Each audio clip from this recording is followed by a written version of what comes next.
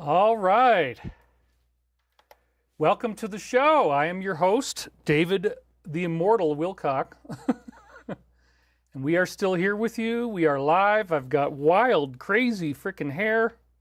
But you already knew about that stuff. That's part of the brand, you know? It's part of what I do to make this more interesting for you, is to have this really wild haircut and be willing to push the envelope, you know, go beyond what your expectations were. Sorry I was 4 minutes late. Come give you Trama a hug. You guys already want the comedy characters. Your shirt is awesome. Pink, I got it right, says Ronk Vogel. So yes, Vogel, you are correct. You are the winner, the first one. And I am happy to be here today. We have one hell of a show for you guys. It is a very exciting time. We've been talking about the Alliance, which represents the U.S. military, foreign militaries, intelligence services. And what are they doing? They are fighting for your freedom. They're fighting for your future. And some very exciting turning points have happened. I was briefed on this back in 2009. And it's a very exciting thing to see everything that I've been talking about. It didn't happen quite the way I thought it would. You know, I've had many, many other times that I thought that something was going to happen. But why did I call the show Blue Beam Blues? What's that all about? Well, this is getting really interesting, you guys. It turns out that the Alliance sources, and we'll talk again about who they are, but I do believe they are from the most highly credentialed and vetted intel sources available from the Alliance, this positive group that's trying to defeat evil on Earth. You know what? They are saying that we are going to see a blue beam event, and they use the word near. Now, near could mean less than 2 weeks. I'm going to make a credible case in today's show that I think that we may actually see some sort of fake alien event, maybe in less than 2 weeks. I mean, near is not a word that's easy to define. You could have different opinions on what that means. But the point is, it's not far away. We're dealing with something that's close at hand. We're dealing with something that's going to happen probably pretty soon. So it's a great day to be here. I am still completely sober, and it's finally paying off. Instead of it feeling like a bad thing, it's a good thing. Now, again, I received this... The reason why I started using it again is I had this inch-thick subpoena, and it's attempted... I'm not going to show you anything more than that. Okay, I flipped the page over. That's how clever I am.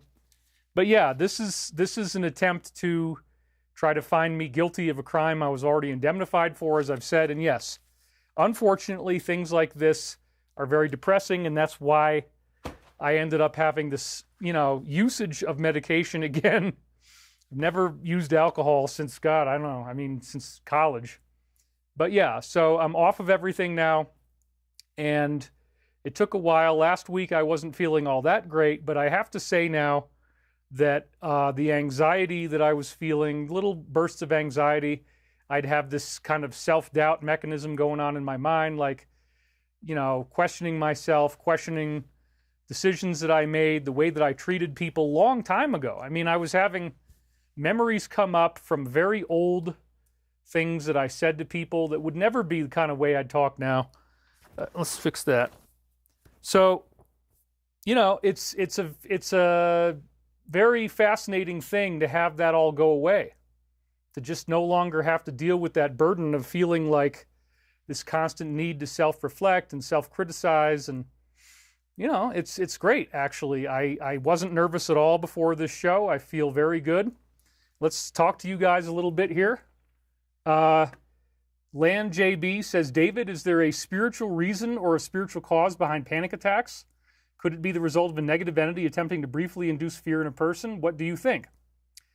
Yeah, definitely the negative is very important. Whoa, Richard Whitney, as you can see over here, he just donated $150. That's pretty incredible, and he is one of our best supporters. We got to get this guy a car.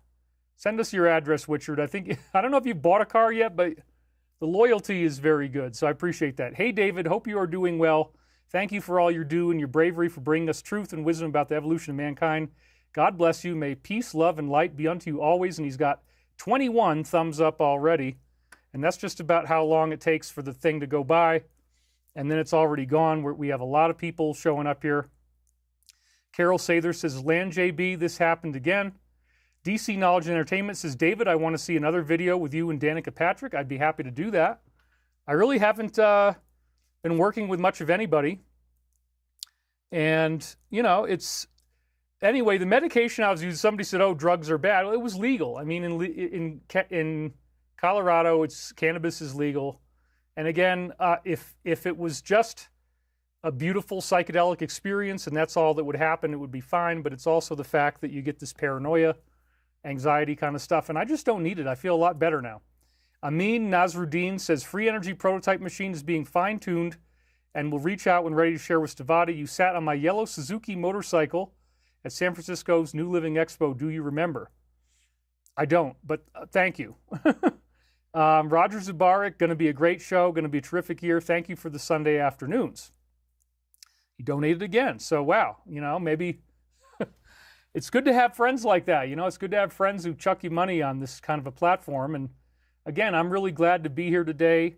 Margie Chisholm says, God made cannabis and it heals. Yeah, I mean, look, it's not, somebody says marijuana is not a drug. Yeah, it definitely is. But anyway, it worked for me for several years after I had to get my teeth done. You know, I had ground off all the enamel on my molars due to, you know, the same kind of deal, just like fighting this battle and being broke for so long causes anxiety. So I did have a tooth grinding issue. I lost the molar. Okay, look, I know you guys think weed is okay and you don't want to be challenged on it. I'm not telling you not to do it. It worked really well for me. It helped pretty much cure a post-traumatic stress situation that was ongoing. But, you know, I really do feel fine without it. So please don't criticize me for not using. I'm not sure why that makes you guys mad, but I remember that when I was using it, I'd get really defensive and I'd be like, look, you know, you can't tell me what to do, da-da-da. Anyway, that's not the real point, and I don't have the time to go opining about my, you know, sobriety issues. I want to tell you that very, very exciting changes are upon us. You know, this was not what the DS expected. They did not expect this November to work out the way that it did. Now that it has, it appears that the whole thing was planned this way, that the Alliance already knew that their guy was going to be able to get in again because certain forms of destructive behavior were blocked from happening. We still don't know how, but there was a landslide that was very unusual, very unexpected. And, you know, now we're in a whole new timeline. And there's really interesting things happening. I'm going to run through some of the most poignant, noteworthy events of the last week. I did watch the inauguration. It was amazing. You know, I got very emotional about it. And they mentioned the Golden Age. We'll talk about all that. So these are very exciting changes, but they're telling us that Project Bluebeam is coming. They're telling us to expect this fake event that's going to try to terrorize everybody. And I really do believe that we're headed into that. So as I was saying, I am transforming personally along with the planet. And that's, you know, I've had to dig myself out of the hole of, you know, whatever I was feeling, whatever I was thinking. The higher forces are the ones that really pressured me not to do this anymore. And so, you know, I didn't really want to do that, but I'm like, okay, you guys are making such a big deal out of this that I'll go along with it. And, you know, I am one of those people who are in the 59% right now who don't have enough savings for a $1,000 emergency. We are essentially a paycheck-to-paycheck nation. So I do want to thank my benefactor. I'm not going to say too much about him. He doesn't want to be identified. Obviously, we have very incredible opposition. But he did save my butt once again and gave a very generous donation that has allowed me to be able to survive. The product sales that I have, your donations are great and they're very important. They do keep me alive, but it wasn't enough because of the legal bills of fighting this subpoena, because of having to have my tooth finally fixed, and also the ongoing expense of having an 8-person customer service team to handle one troll. That's literally what we have to do. We have one guy that's doing all this, And we have 8 people. And so now when I'm going to post something on X, I have to write a letter to them first. And then I copy the link and I put it in there. And this guy is so active that as soon as I let them know, as soon as I post, within 60 to 90 seconds, he's already attacking us with various pseudonyms. And so, you know, that's expensive. I don't have the money to post very often because I need this army of 8 people to fight this one kid who keeps doing this. So thank you very much to my benefactor. You know who you are. We're not going to make you public. You don't want to be public. It's a good idea. And somebody said something happened in Antarctica. Well, I don't know about that. But anyway, please don't distract me too much today, you guys. I got to stay on track because we have one of the most exciting shows that I've ever put together. We are finally in the stages of this where it's coming to a head. Everything is reaching its apex. We're reaching a conclusion. We're not stuck in this weird, like, I wonder if they're ever going to do anything. It is definitely happening. And in the meantime, the sobriety is working very well for me. I'll just run through that slide because it's in there. And I've never had such a loss of anxiety. In general, it's really, really great. They do call it cannabis use disorder, and I do think it's unavoidable. And for me, it only took a short time. I was sober for more than 6 months this past year after Memorial Day. And then all of a sudden, I got all this anxiety again. Another thing on the personal level, very important, is that my right hip finally has no noticeable pain in it. When I'm sitting, when I'm walking, I don't feel that pinch anymore. And that is a result of very hard work of over 3 years of bi-weekly massage therapy. And I'm having, it's incredibly painful. Right now, if you were to look at my back, I've got black and blue marks on my back, red cup marks, this round plastic cup that gets pushed on there, and it creates a loosening of the knots in your scar tissue in the fascia that's around your muscles. So I've been working very hard on this because I had an accident when I was a kid. I fell from probably 30, 50 feet up from bullies who threw me down Monkey Hill on a saucer. I hit the thing like a ramp, and I shot 50 feet through the air. My saucer shattered on the ground, and it created incredible damage to the soft tissue in my right leg and other parts of my body. And so finally, I am actually pain-free after all of these grueling, excruciating treatments. I'm very happy to say the right hip is pain-free, so that is amazing. And this has happened just since I did my session on Friday. There are no more acute areas of scar tissue left to be healed. As I just said, I've been doing 2 sessions a week on the table. I'm now doing it for 3 hours at a time, and I've been doing it for over 3 years. So I'm getting 6 hours of this torturous pain a week. My feet are now staying much warmer because I have good circulation. So this is another really, really cool thing that's happened to me, is like when you live out here in this kind of freakish cold, your feet get really cold really quickly, but now that's happening a lot less. I do have a new donation. Master Rob, David, thank you. We love Sundays, especially with your live show. I'm also missing my favorite self-identifying grandma, Tramma. How is she, him, it, Gammy? Well, we'll get to all that. You guys always want to lure me into these things, but again, comedy takes time, and I want to really make sure that I don't get too far behind on this, because once again, we are going to end up needing 5 hours if I don't really, really stay on track here. But I will do some comedy as we go. Scott Quick donated. Thank you, David. Keep up the great work. Blessings to you. And then Beverly Adams right there donated, says, I am a medical deep tissue massage therapist. My husband is a chiropractor. We have miracles daily. She got 12 likes. Don't get distracted, David, says Glenn. Yeah, I agree. And Deborah Oulette says, David, you're right. Cupping does work. So does chiropractic and acupuncture. Yeah, so this is really cool, and it's pretty amazing to be pain-free, to walk around that way. I never really knew what that was like. I'd always kind of slouch around Quasimodo. And so Archangel Michael, as you know, I have a contact. We'll talk more about that. But I have heard from my angelic sources, if you want to believe that this will help me to be more psychic, because the fascia is part of the antenna for your psychic ability.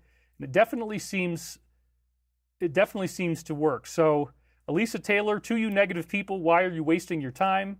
Well, I don't know. I mean, they do, but we have a whole customer service team, 8 people that are ready to take down whatever comes up that's nasty. And then we had Amy Reedy as Bjornson says, stay strong, no weed, stay healthy. Well, again, I don't have any problem with people doing it. And if it's legal in your area, you know, and if it helps you to get through trauma like it did with me, I mean, it's very traumatic to get an inch-thick subpoena like that from a police officer in your driveway. That's what happened.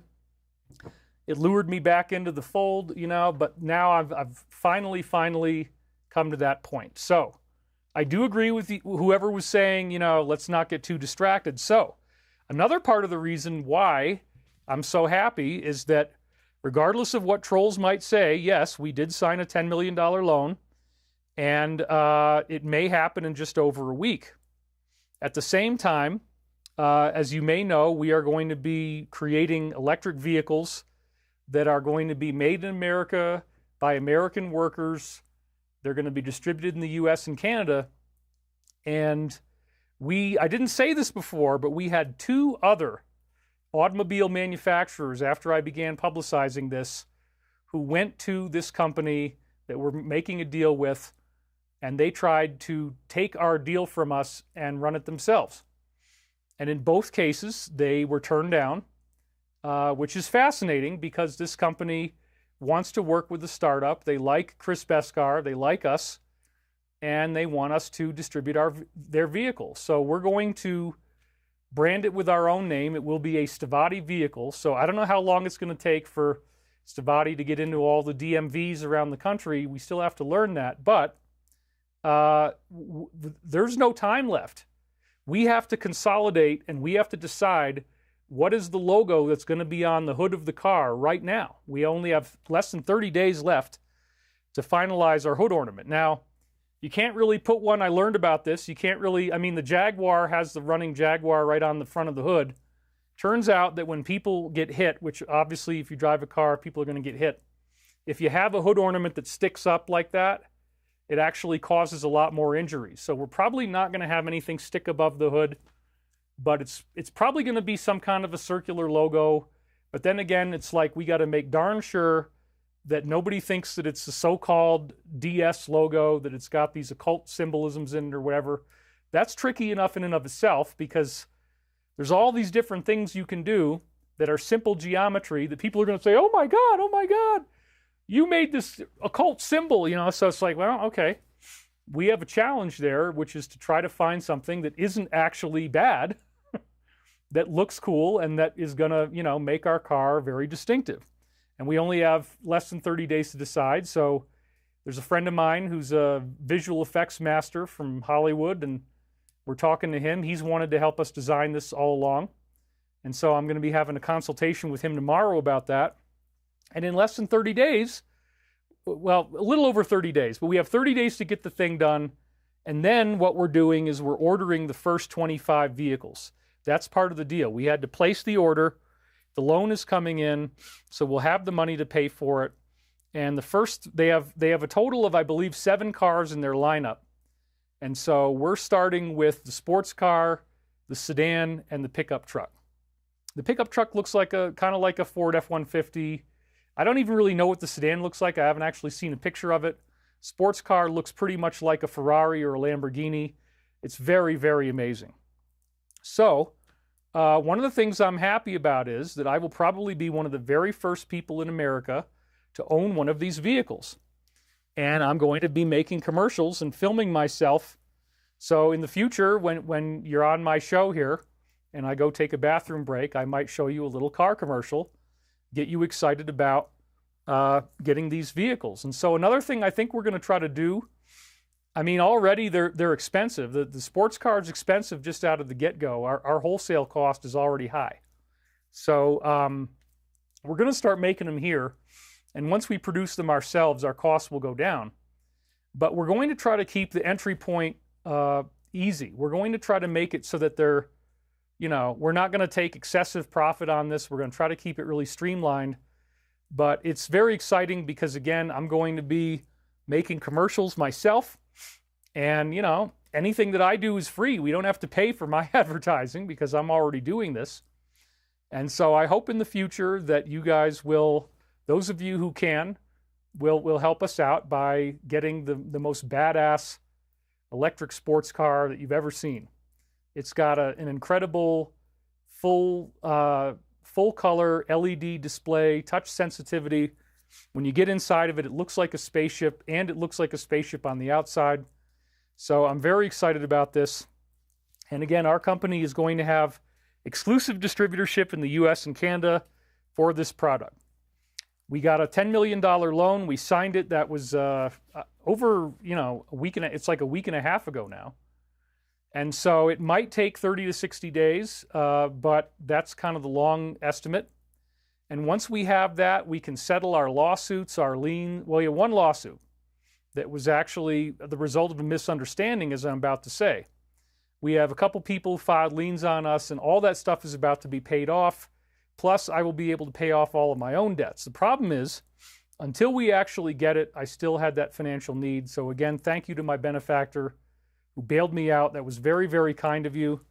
And, we're probably going to get him a sports car pretty quick, at least when I can afford to, as his reward for having helped me so much. And it's going to be the most badass looking thing you've ever seen driving around in this car. So it's very exciting. And again, only one party sued us, and we were supposed to go into depositions this past week. We only had 2 depositions, and then we had, actually after the first deposition, we had a breakthrough, and now they are moving to settle with us once we get our loan in. They need capitalization, and they actually believed that they were being scammed by a fraudulent company. Why? Because, again, we have this one guy who's doing all this stuff, and these people have now confirmed that his online trolling caused them to believe that we were what he said, which is con artist, grifters, fake company. Until now, they did not realize that these attacks were fake. So this is just one of many, many, many hundreds of examples of what he was doing. This was a picture of Chris and me in front of our factory, which we're probably going to be doing some of the cars there at some point. There's another possibility we're going to do it in Irvine, California. But anyway, he impersonates us. So this is him impersonating Chris Beskar.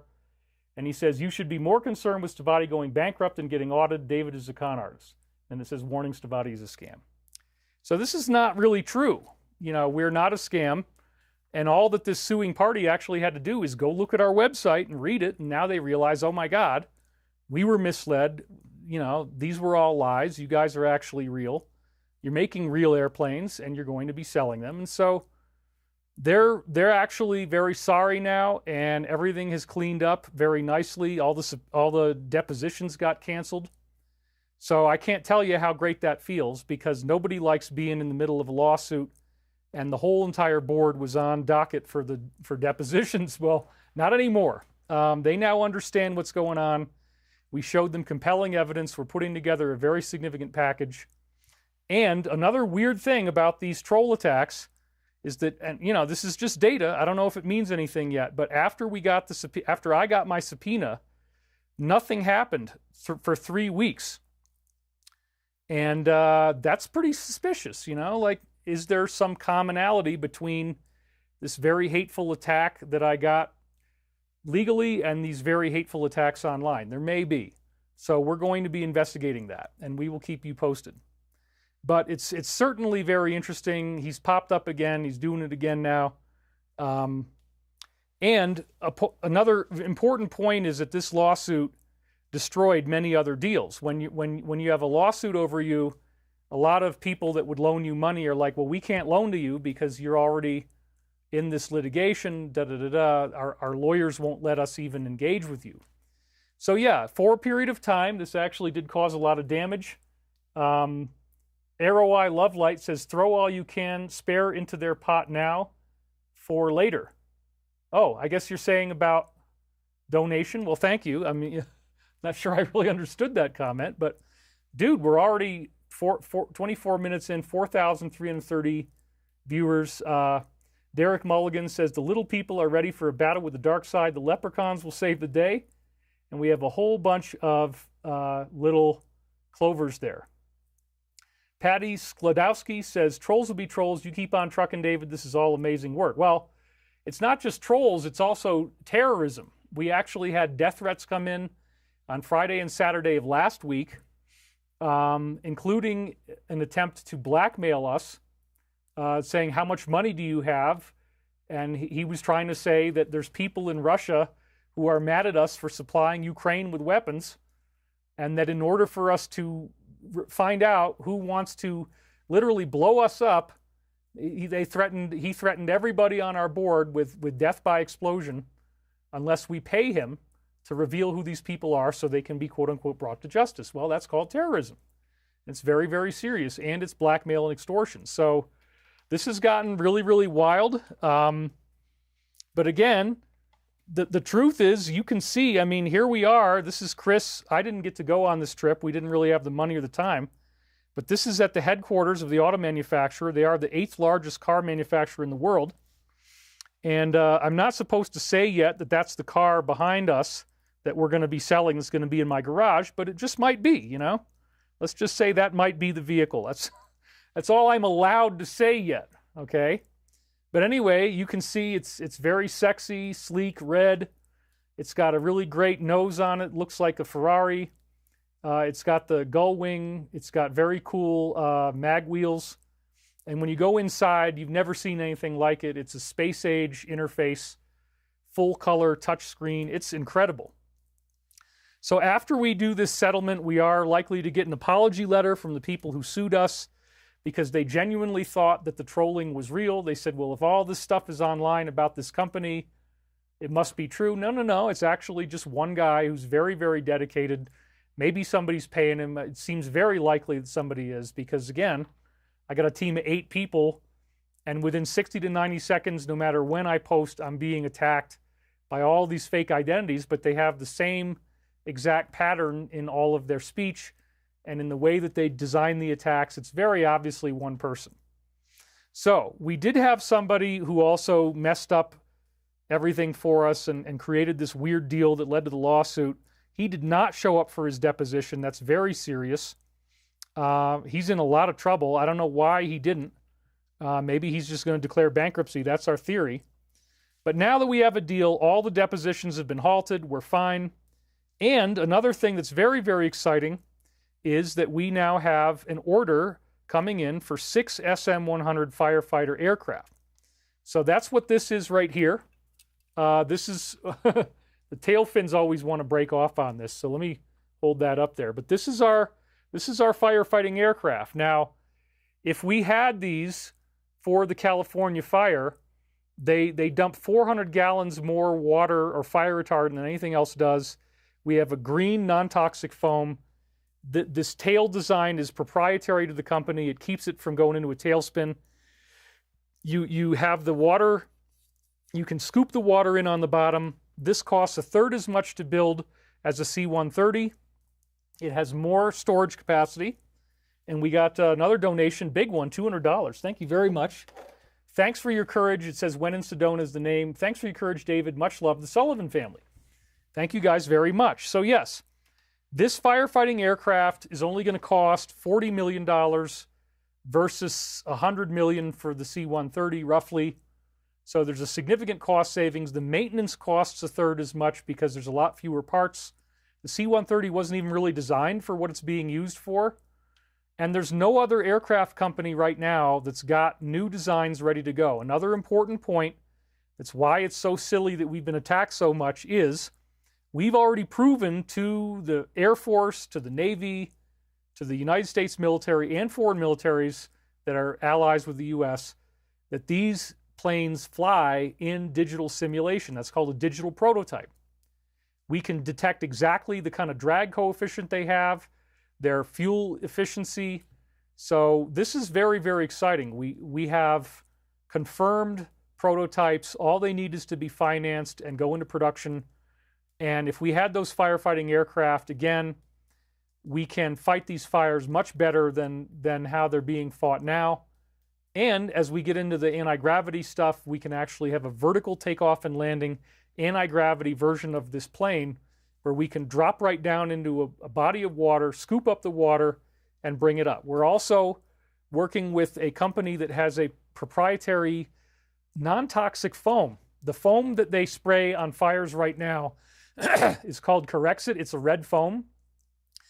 And it was horrifying, knowing what I know, to look at videos from the Palisades fire and watch people having a plane go overhead, and they're filming themselves, and they're not running for cover, they're just breathing. Well, if that plane flies overhead and it drops that red foam on you, that is highly, highly carcinogenic. When we had the Cold Spring fire here, and I guess it was 2016, red foam was sprayed on my house, and it was still on the generator I have out there, and then it leached off the generator into my firewood pile. And unfortunately, I had a rabbit come out, and I called him Nuclear Bunny because he had 2 sets of ears. He had ears coming out like this in the middle, and then he had smaller ears like there was another ectopic twin growing inside his head or something. So it actually looked very interesting. It looked like, you know, like he was wearing jewelry or something, but that bunny died pretty fast, probably from predators. So I got to see firsthand the genetic mutations of bunnies living in my woodpile because we'd been sprayed with Corexit. So this is not a joke. We have a product that is completely non-toxic, that works apparently just as well as Corexit, but you could eat it, you could drink it, it's not going to hurt you. And we can have multiple containers of this where we can get up to maybe even 20 rounds of water that we put in, and then we blend the foam inside the tank of the aircraft, so we can do multiple runs with firefighting foam. This is simply something that we must have. And again, we have a very interesting order that's come in, 6 of these firefighting aircraft, and we've already signed the deal. The deal is official. We hope the investor is going to perform, and it seems like he will. He is out of Australia. I guess that might be a little bit too much to say, but I'm willing to say that. So after the Palisades fire, the need for something like this has never been greater, and the order of our firefighting aircraft is bundled into a much larger contract. I won't go into detail, but the whole contract is, you know, sizably larger than the percentage of it that goes to our airplanes. So the first tranche that we're expecting, which could be in as little as 8 days, is supposedly $42 million. And, you know, this is going to launch our company. It may even come in before the $10 million loan. So from that proceed, we will be able to, you know, close out all of our debts, including my debts. Everybody on the board has now been made aware that, yeah, David is 7 figures in debt. He's $1.1 million in debt to the IRS. So all that's going to be canceled out. It's not like I'm going to get rich, but I got to tell you, knowing now how close this is and that this is really going to happen is a very good thing. So after the fires in the Palisades, we posted something about the firefighting aircraft and how these aircraft are far less expensive than the C-130. They hold more capacity, and we need to build these like crazy because wildfire risk keeps on going. So our dedicated troll had this to say on our X page. Lilith, mother of demons. Nothing like exploiting a recent tragedy for investments. Good for you. So as I'm saying here, nothing says credibility quite like calling yourself Lilith, mother of demons. You know, that's obviously somebody you want to listen to.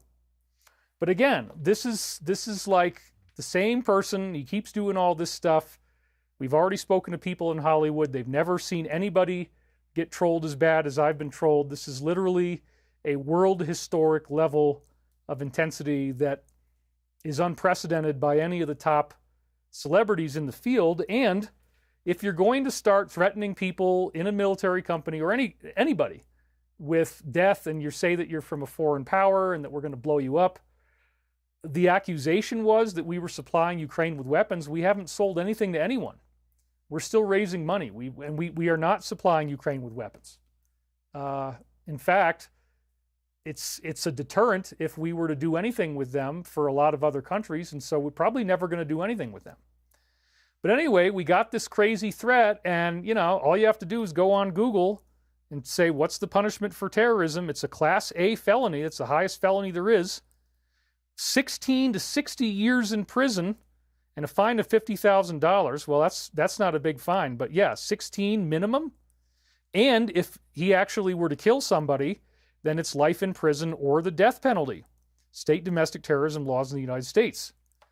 So, dude, this is really serious. It's kind of amazing that somebody is so dedicated to this that they're willing to do Class A felonies where the minimum sentence is 16 years in prison. But that's already happened. And so, you know, I feel really sorry for this guy. I think he wasn't loved enough as a child. I don't know why he's been so hateful to me for 7 years. It just never stops.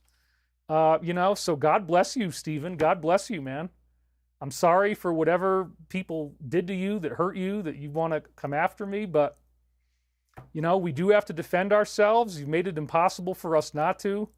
So we've already made complaints with the federal agencies. We've already made police complaints. We're working up a big evidence dossier. And obviously, because of the severity of these threats, I am obligated to report them publicly. If somebody's going to go that far, we do not want to try to cover this up or keep it secret. It's very, very, very serious. So at the same time, we have much bigger deals coming in after Chinese New Year. That's what we've been waiting for. It's like January 29th or something like that. The good part is that even though the negatives created delays, the magic is still happening. So I'm asking you now, I haven't done this before, but our two official pages would be Stavatti Arrow and David _ Wilcock. That's where we are on X. So please follow us on these, because I don't ever promote the Stavatti page. I haven't promoted our Stavatti page in the past hardly at all. And we want you to care as much as our enemies do. So if we only get like 4 comments and one of them is Lilith, Mother of Demons, and we're trying to save the world with a firefighting aircraft and we're accused of profiting off of a catastrophe, no, it's like, this would be a really good thing to have so that this kind of stuff doesn't keep happening. So again, we want you to care as much as our enemies do, so go to Stavatti Arrow and David _ Wilcock, subscribe, and if you ever see wild, toxic hatred on the page, then you know where it's coming from. There's no reason to think it's anybody else. This guy has very consistently demonstrated a pattern, and, you know, I don't know what else to do here except we got to move forward with the federal government and with terrorism charges, and it's a big, big deal. We're getting at least 2 attorneys involved in this, and he is going to receive a lawsuit. There's no question whatsoever. We've gone way too far down the road. The only reason it hasn't already happened simply is we could not afford it. That's really all it was. But we've already put together a lot of evidence, and we're working up the dossier. We are in contact with federal agencies, and it is moving forward. So you're going to learn about all this stuff coming up. You're going to find out everything. I don't know what else to do. You know, we can't just ignore it. Obviously, it's very, very bizarre and very scary, but, you know, whatever. Okay, so congratulations. You ruined a bunch of our deals. You kept me poor for a really, really long time. Congratulations.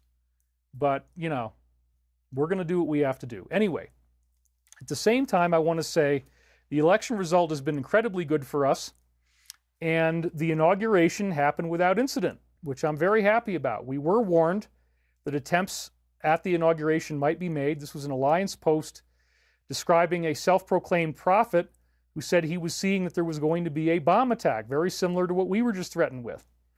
And it said he foresaw large trucks with 50-gallon drums and a dump truck packed with fertilizer, strategically hidden in underground garages, ready to detonate.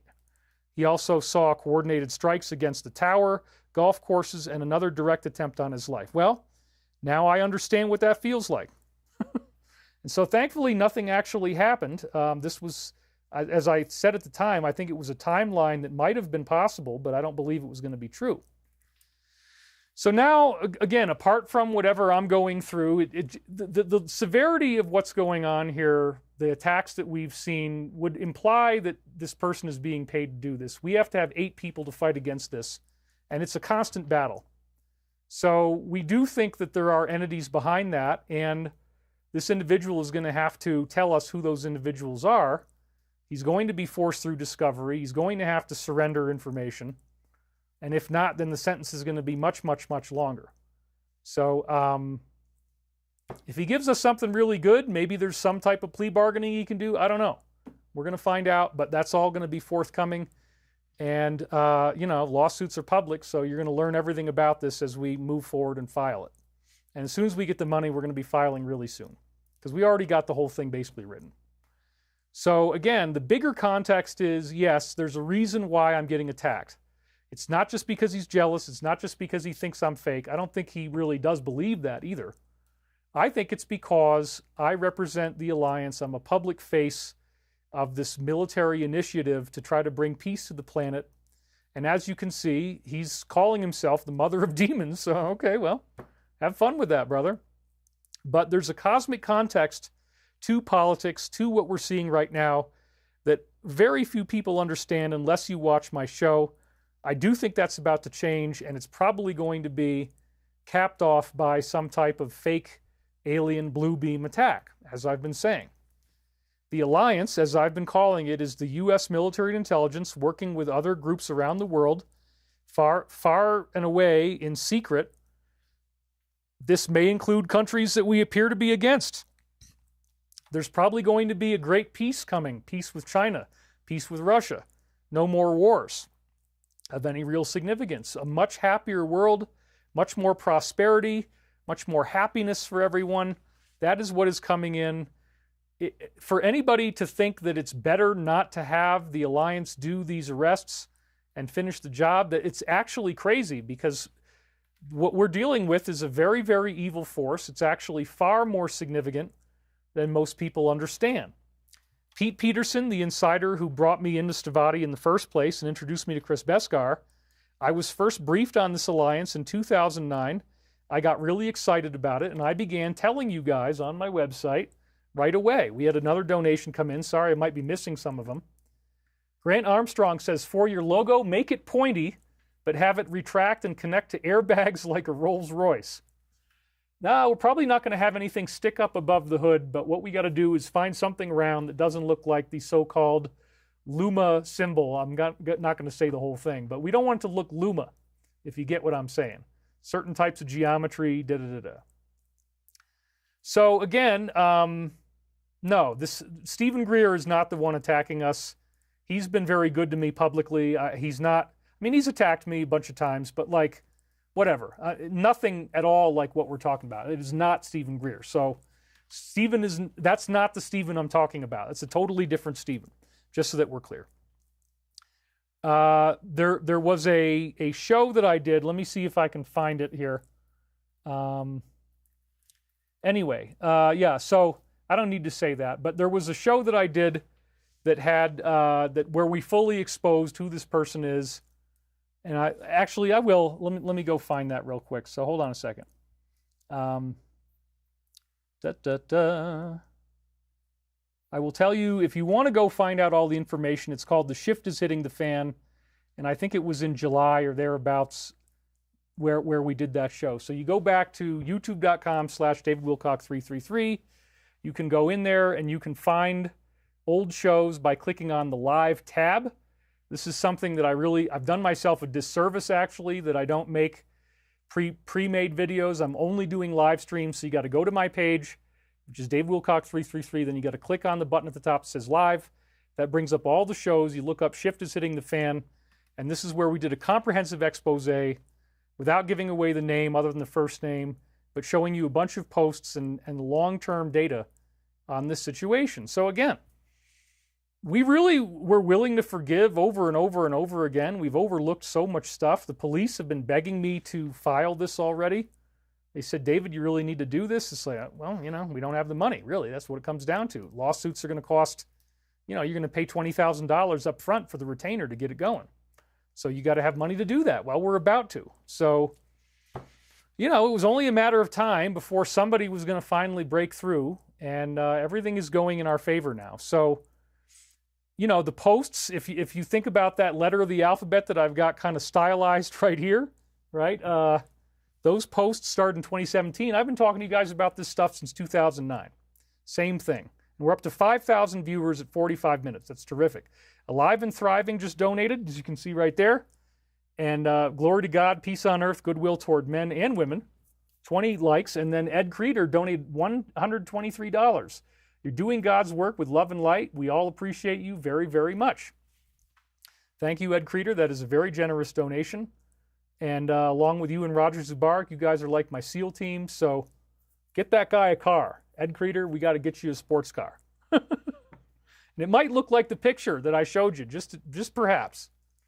Anyway, thank you guys for helping out. I don't want to be like Elvis and start giving out a bunch of Rolls Royces, but when people have been this loyal, you know, we'll find a way to make it good.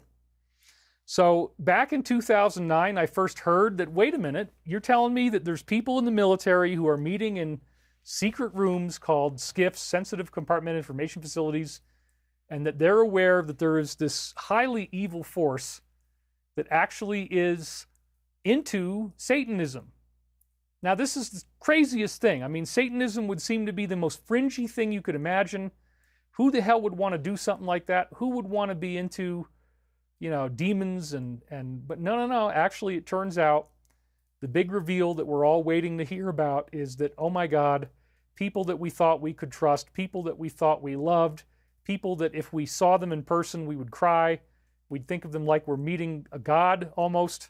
That's kind of how people get it when they're around celebrities. They have this gushing reaction. Well, no, it turns out that the people that you thought you could trust and the people you thought you loved are actually very evil, very dangerous.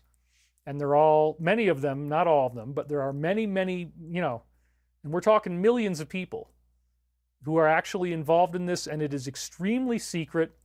And the Alliance has known about this since Howard Hughes in the 1950s researched why he was losing aerospace contracts. I sure know what that feels like. And he found out that the people that were blocking him from getting any deals were involved in this weird cult. And he used couriers, female sex workers, to get this information out of people. They would sleep with them, they'd have pillow talk, and then the guy would reveal something, and she'd go and bring it back to Howard Hughes. This led to a 3-inch thick binder called The Plan that described how they were going to take the country back, and Eisenhower was aware of it. It was being built during his time, started to be built, and then Kennedy was aware of it. And this also was greatly augmented by the arrival of a human extraterrestrial called Valiant Thor. That's the name he gave himself. He looked normal, but his lifespan would be, I guess, 900 years. And he had strange organ systems. He had a 4-chambered heart. I think he had 4 lobes to his lungs instead of 2. Very strange stuff like that. So not a normal body at all, but looks completely normal and human when you meet him in person. And he spent 3 years, starting in 1957, hanging out in the Pentagon and briefing everybody. And we now also know that he spoke in front of the UN, and he really pissed them off, and they covered it up because they got threatened and they didn't like it. So I heard about this back in 2009, and I began promoting the Alliance back then, fully 8 years before the posts began. So I am essentially the marathon champion on this. Now, Benjamin Fulford was talking about it before me, so that's part of why I knew to respect this information, because he had some great stuff that he said, starting in, I think, 2006 or 2007. So I was on the lookout for this. I'm like, well, there's got to be some kind of resistance to this horrible thing. I mean, I learned about, you know, no, the government really does have bad intention. You know, there's some really crazy stuff going on. And everything we've seen projected against 47 since, you know, 2015, that's all the projection of the way they really are. They're projecting their own evil onto him. They want to make him look like he's responsible for this. But as I've said many times, and as the Alliance has said, he was asked to run because he had his own money. He was not financed by special interests, at least not to any significant degree. I mean, yeah, he did Pizza Hut commercial, things like this, whatever, but nothing of any significance that stopped him from collaborating with the Alliance. And they trust him, and we are very, very happy that he got in there. And when I try to explain, I mean, my father called me up on the inauguration on Mondays. Tell me how to not be terrified right now, David. Like, well, there's lots of reasons why you shouldn't be terrified. This is actually what we wanted. This is not a bad thing. It's actually a really good thing. And we got into it, you know, so he gave me permission to use the Angry Daddy voice, and that's why I now have that character. So I'm glad that he did, because he finally can, you know, not get mad about it. And anyway, the Alliance is very real, and this election was nothing like what you thought. There's a whole different thing going on here that most people don't know about. So if you're new to this, welcome to the rabbit hole. It is very deep. It is very exciting. And again, the final stage of this is a very comprehensive expose of the stuff that is going on. And there may be major, major shakeups in this administration. It may even be completely rearranged. There may be all these new people that come in who you didn't even know about before because they weren't public before. We don't really know what's going to happen. I might very well be invited to be a part of it. I hope that whatever I do is not going to force me to stop working with Stavatti.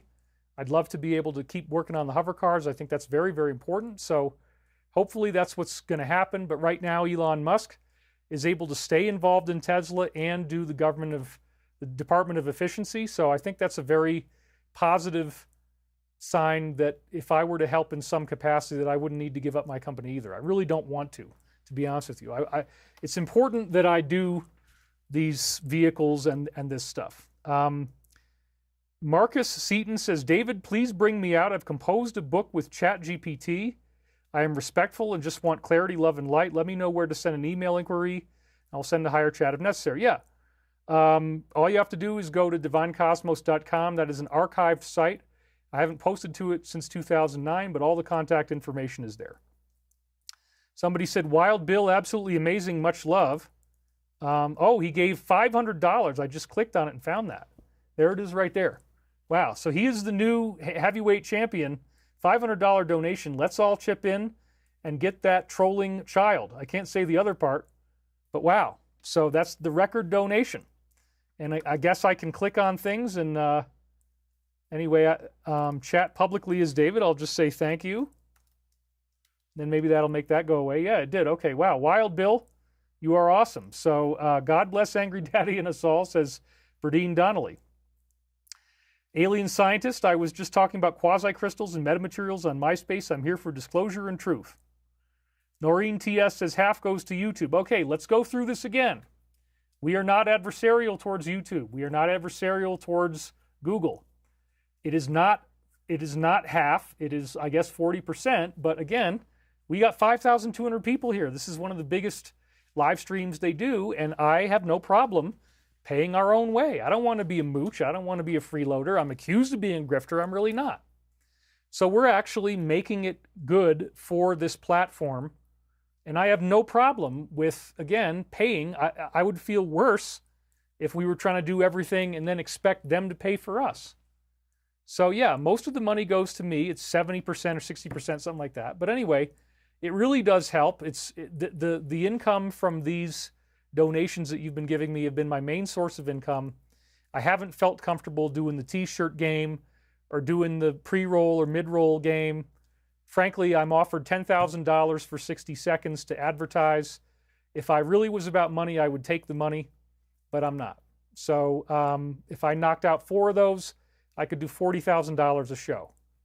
I haven't done that at all. Why? Because when you get advertising money, the advertiser says, we don't like it.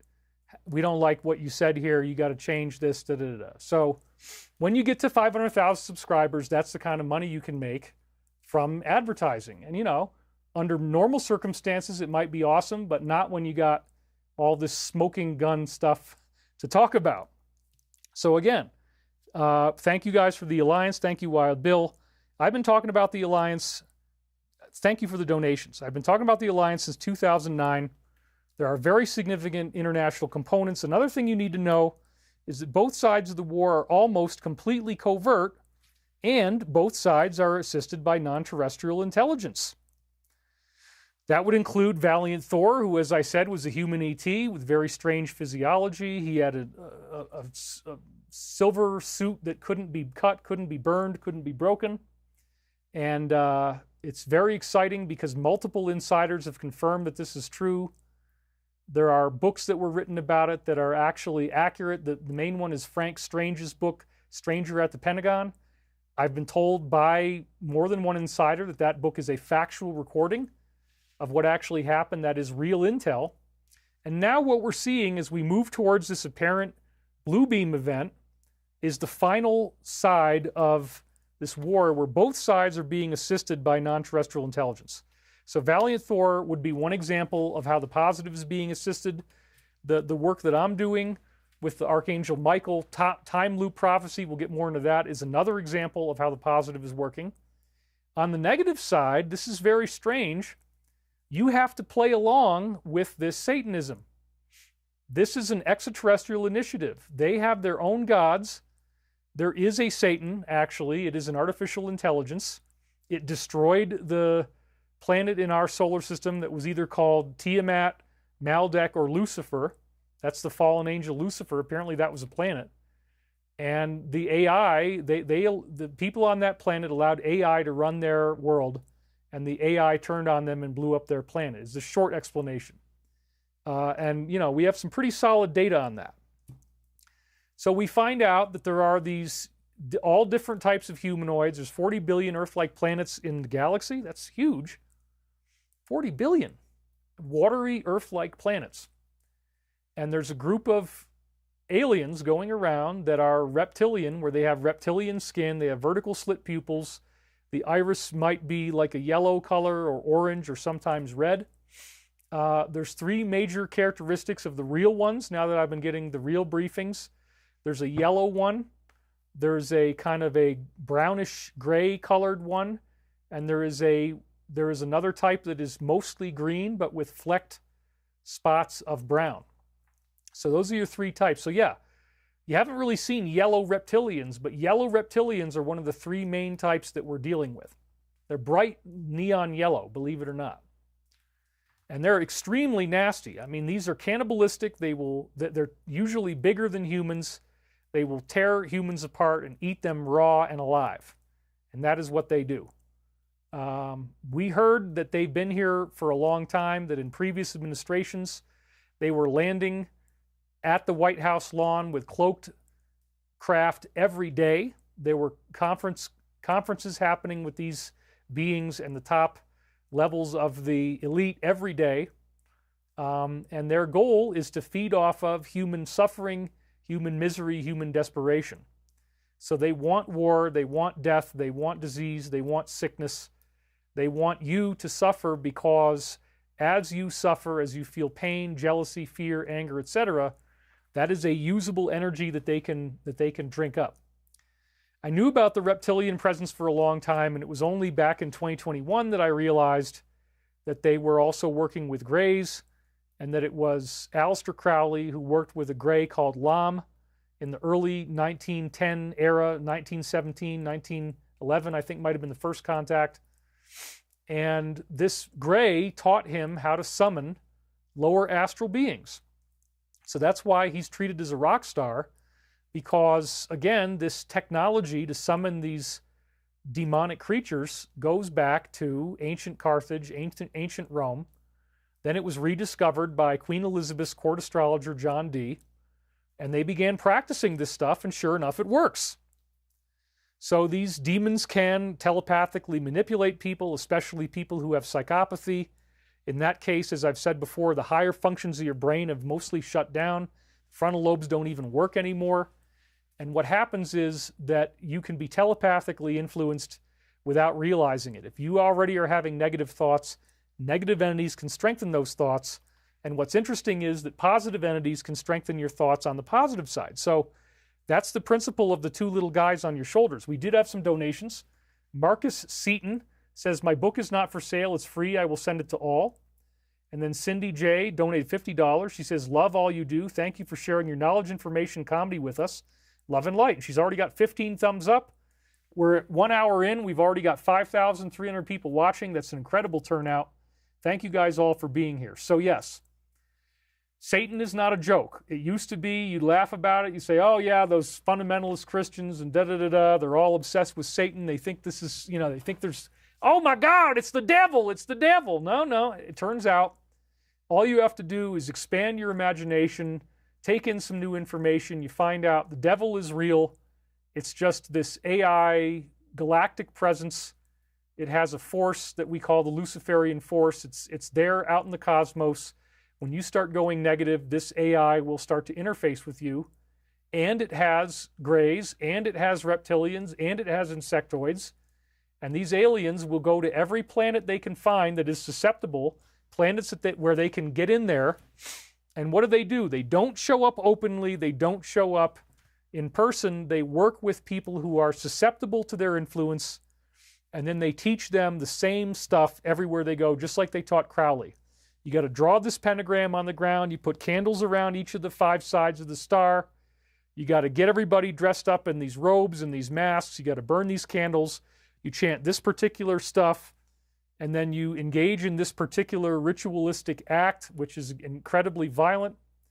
You don't quite kill somebody, but you almost do, and then the demon comes in and finishes the job. And so I really didn't want to believe this. I'd heard about demons for many years. I'm like, no, dude, people don't, that's not real. Come on, give me a freaking break. But when I finally found out that the Alliance understands this and they take it very seriously, and then I found out, oh my gosh, you know, this is actually real and people are seeing this, that's when I wrote Michael Prophecies, started to put all this together, because I realized if this is real, it's very serious, because it's like a big show. I would definitely not recommend you watch the movie Hellraiser 2, but it's a whole manifesto on summoning demons. And so the Cenobites that you might have seen, there's the pinhead guy, remember him? And he's got these needles all stuck in his head, and he's all bald and white, and his eyes are completely black, and he's, you know, doing this thing with his teeth. Cenobites represent demons. And so sure enough, Hellraiser 2, there's a guy in there who's a Nazi, and he really wants to see these creatures, and he has a mattress that somebody was killed on, and sure enough, he's able to go into the Cenobite world, and he actually, at the end of the movie, becomes a Cenobite. But it's considered one of the goriest and most horrific movies ever made, so I do not recommend you watch it. If you have the stomach for it, whenever there's the scenes of people with no skin, I just skipped over those. I didn't want to put myself through that. But if you can handle it, it's going to teach you a lot of stuff about what's really going on. It's very, very horrible, though.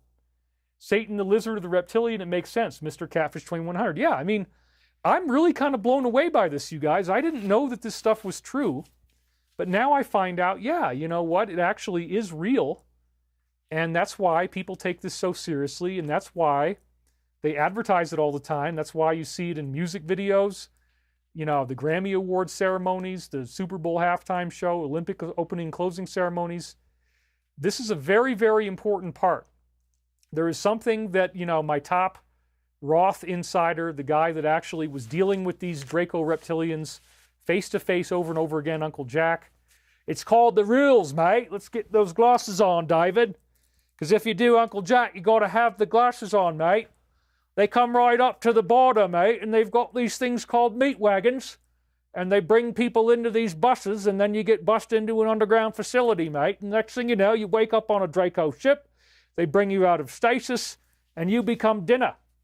And so he told me that the Jason Society, the 1950s, found crashed alien craft, and they got in there, and it literally is like just dead bodies everywhere. Body parts, hands, feet, arms, legs, heads, all rotting and smelly, and they just let them pile up. And it's so you can't imagine the horror when you go into a reptilian ship of what you're going to find in there. And that's the part that they said, mate, we can never tell anybody this, you know, because people are going to be so scared. So they actually, I was told, have these things called meat wagons, where people who are coming in illegally are actually bussed in, and, you know, the next thing you know, they're in stasis on a ship, and eventually they get woken up, and that's what's going to happen. So it's very, very horrific. And again, you know, it's a really good incentive not to want to do anything like trying to sneak in somewhere, because if you try to work outside the cracks, then you can go missing and nobody's going to know.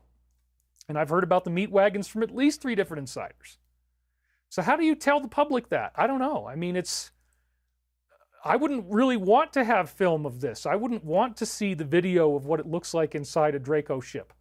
I wouldn't, you know, I mean, maybe it's better that we don't get to know all this stuff, but I think we're going to find out, and it's going to come in a series of waves. But yeah, this is an alien menace, and Satanism is a technology that works well, because apparently there are these beings that we would think of as demons. They only normally exist in kind of a thought form reality in the Earth's astral planes, but if human beings authorize them to manifest into physicality, they can for brief periods of time through this technology I was mentioning. There are other ways as well, including the whole skinwalker thing.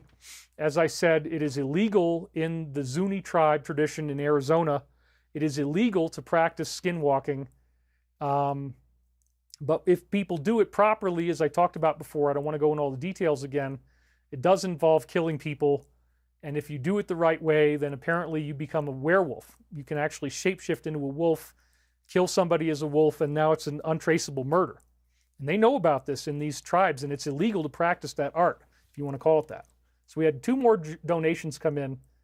These are the days, yeah, I mean, so this is the thing, dude. When you find out how real this is and how scary this is, and that, you know, satanic beings really exist, it's like you want to go in the opposite direction. You don't want to be a part of that. So Alive and Thriving says, these are the days of the armor of God. Pray. Pray when fighting. Pray alone. Pray with others. Pray by night. Pray by day.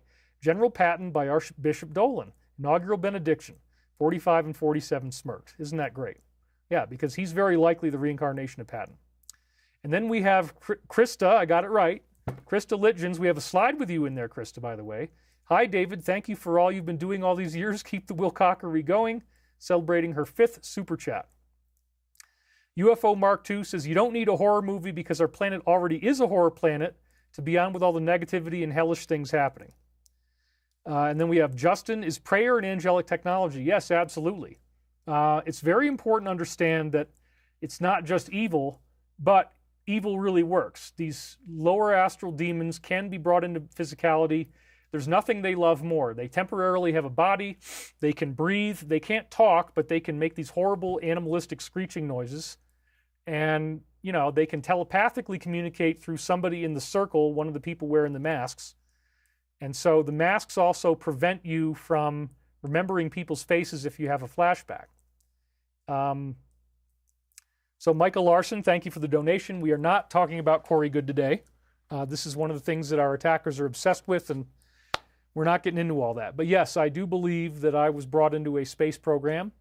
Michael talks about it extensively in the Michael Prophecies. You can read it for yourself.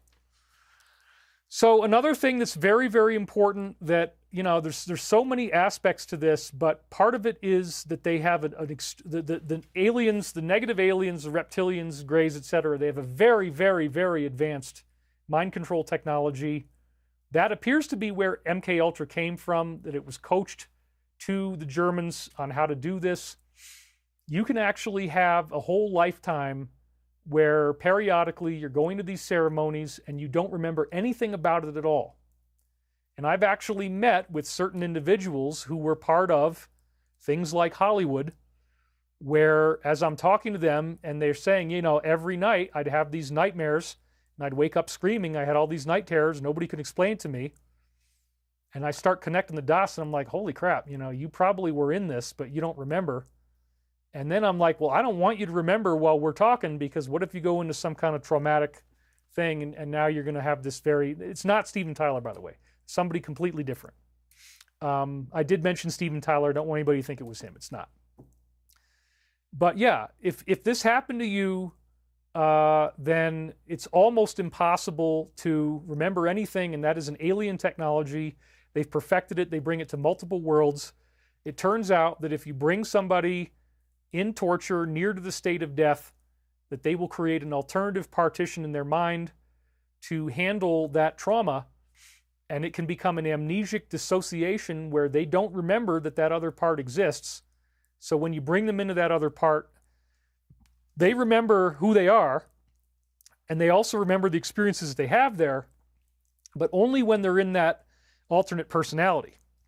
When they come back to their waking self, they really have no idea that anything happened. So if you grew up in a family where you had contact with the elite, and this could be military elite, this could be government elite, corporate elite, showbiz elite, there's a good chance that this might have happened to you and you might not remember anything. And people are waking up, and there's some very compelling testimonies about it that have come out, and there's a lot more whistleblowers coming forward.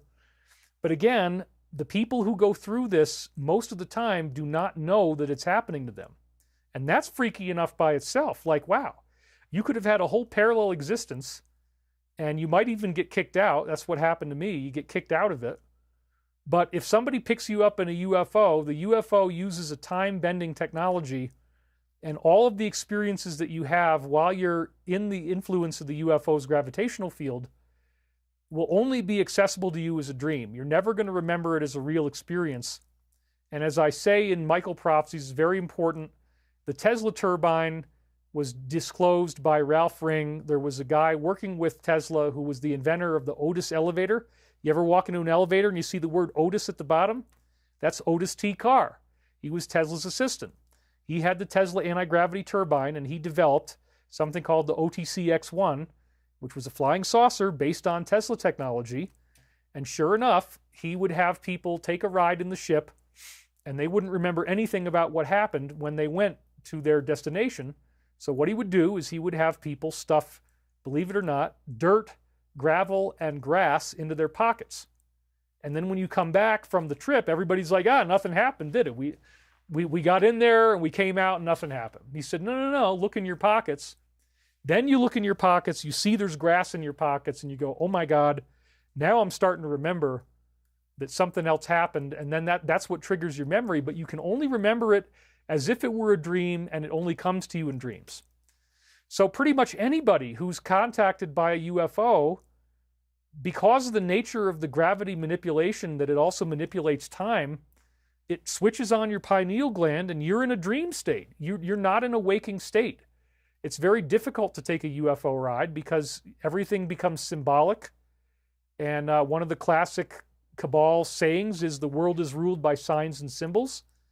They use these symbols to trigger what they call hypnosis because, again, if you were a victim of these kinds of programs and then you see those symbols that you saw in the other parallel lifetime, on some subconscious level it triggers you. And mainly what they want is for you to be afraid. They don't want you to ever want to look at it. So if you have somebody who's been a victim of this kind of stuff, they may be completely unwilling to talk about it, completely unwilling to accept that Satanism could exist. They get all nervous, they get all anxious. As soon as you bring it up, they're like, no, I don't want to talk about this. Because in some cases, that might be that their subconscious has this memory. And then when you're constantly showing people the symbols, you're triggering those memories. So this really is a cosmic battle between good and evil. And the negative ETs, as I said, their main goal is to create and control a global elite of humans. That's the rules. They need to tell you what they're doing before they do it. The positive behaves the same way. Jesus had to be predicted in the book of Isaiah as the coming of the Messiah, and he fulfilled that promise by riding into Jerusalem on a mule, on an ass, which you don't really want to call him an ass anymore. That has a whole different connotation now. But Jesus fulfilled the messianic prophecy. They had to tell you what they were going to do.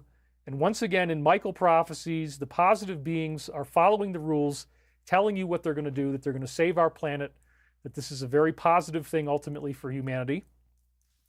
And so the negative ETs, in order to follow the rules, they have to manipulate humans. They can't just appear openly unless enough of the planet is negative and is actually adhering to their philosophy of selfishness, greed, manipulation, control, and violence.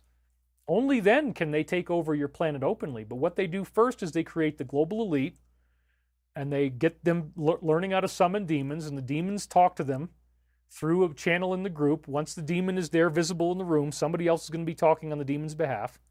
Or if you have a person who is negative enough and they go into an anger tantrum, they may actually be verbalizing the very thoughts and words of a demon that is actually attached to them. Now, this sounds crazy. And yet every culture has demonic stories that you can go back into the history books and look. Skinwalkers in Native American tradition. You got Santeria and voodoo. You got all kinds of scary stuff that happens in Celtic magic traditions. You got Egyptian magic. You got the Carthaginian Roman stuff. Jesus was throwing demons out of people's bodies. That's one of the weirdest parts of the Bible. Why is he casting out demons? Because they're real. The Bible is a historical account. But again, the positive part is that the positive angelic ETs give you spiritual teachings, and it comes primarily through telepathic thought transfer from higher intelligence. What do they want you to do? They want you to be more loving. They want you to be more positive. This is one of the most important things I can tell you about this stuff. First of all, demons will never appear in person unless you do the ceremony properly. It is literally like a safe that has a 5-part combination that you got to put in just right, and if you're off by even one number, then the safe is never going to open. There is an IP address, there's a combination lock, and you have to do it properly or it won't work. And the proper way was taught to Alistair, as I was saying. So when you dial it properly, you'll see something in the room, or at least you'll hallucinate that it's there. It also feels like it's really there. It can communicate through other people, and it can make sure that you're able to get wealthier and more powerful and more famous because there's other people doing this in other places, and the demons are talking to all different people at the same time, so they're the go-between, and they can set you up, and they can create secret societies, and you learn how to interface with them, all this kind of stuff. In fact, one of the original teachings of Albert Pike, who was the founding father of, bringing the Eastern and Western, the American and European Masonry together, was called the Palladian Rite. That's where you become the glove of Lucifer, your telepathic conduit for demonic energy. But in the positive sense, this is where religious scriptures have come from. People are usually experiencing dreams or visions of some kind. They have angelic beings appear that are covered in light. They may get these shocking visions of dangerous future timelines where we're going to be destroyed.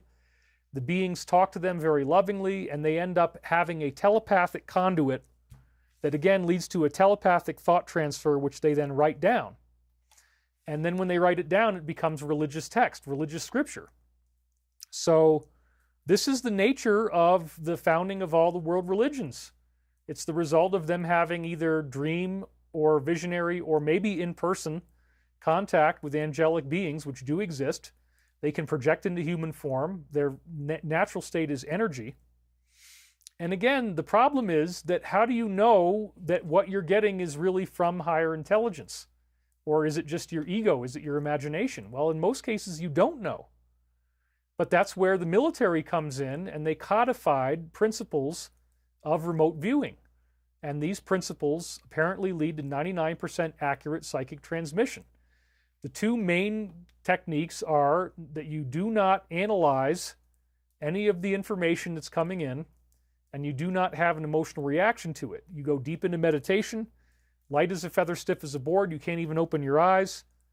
And then in that state, the thoughts that naturally bubble up in your mind without any conscious effort, you just get these thoughts appearing. Those are thoughts coming from your higher self.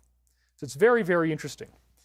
I learned about this on the Edgar Cayce, on the Art Bell show. Edgar Cayce's coming in a minute.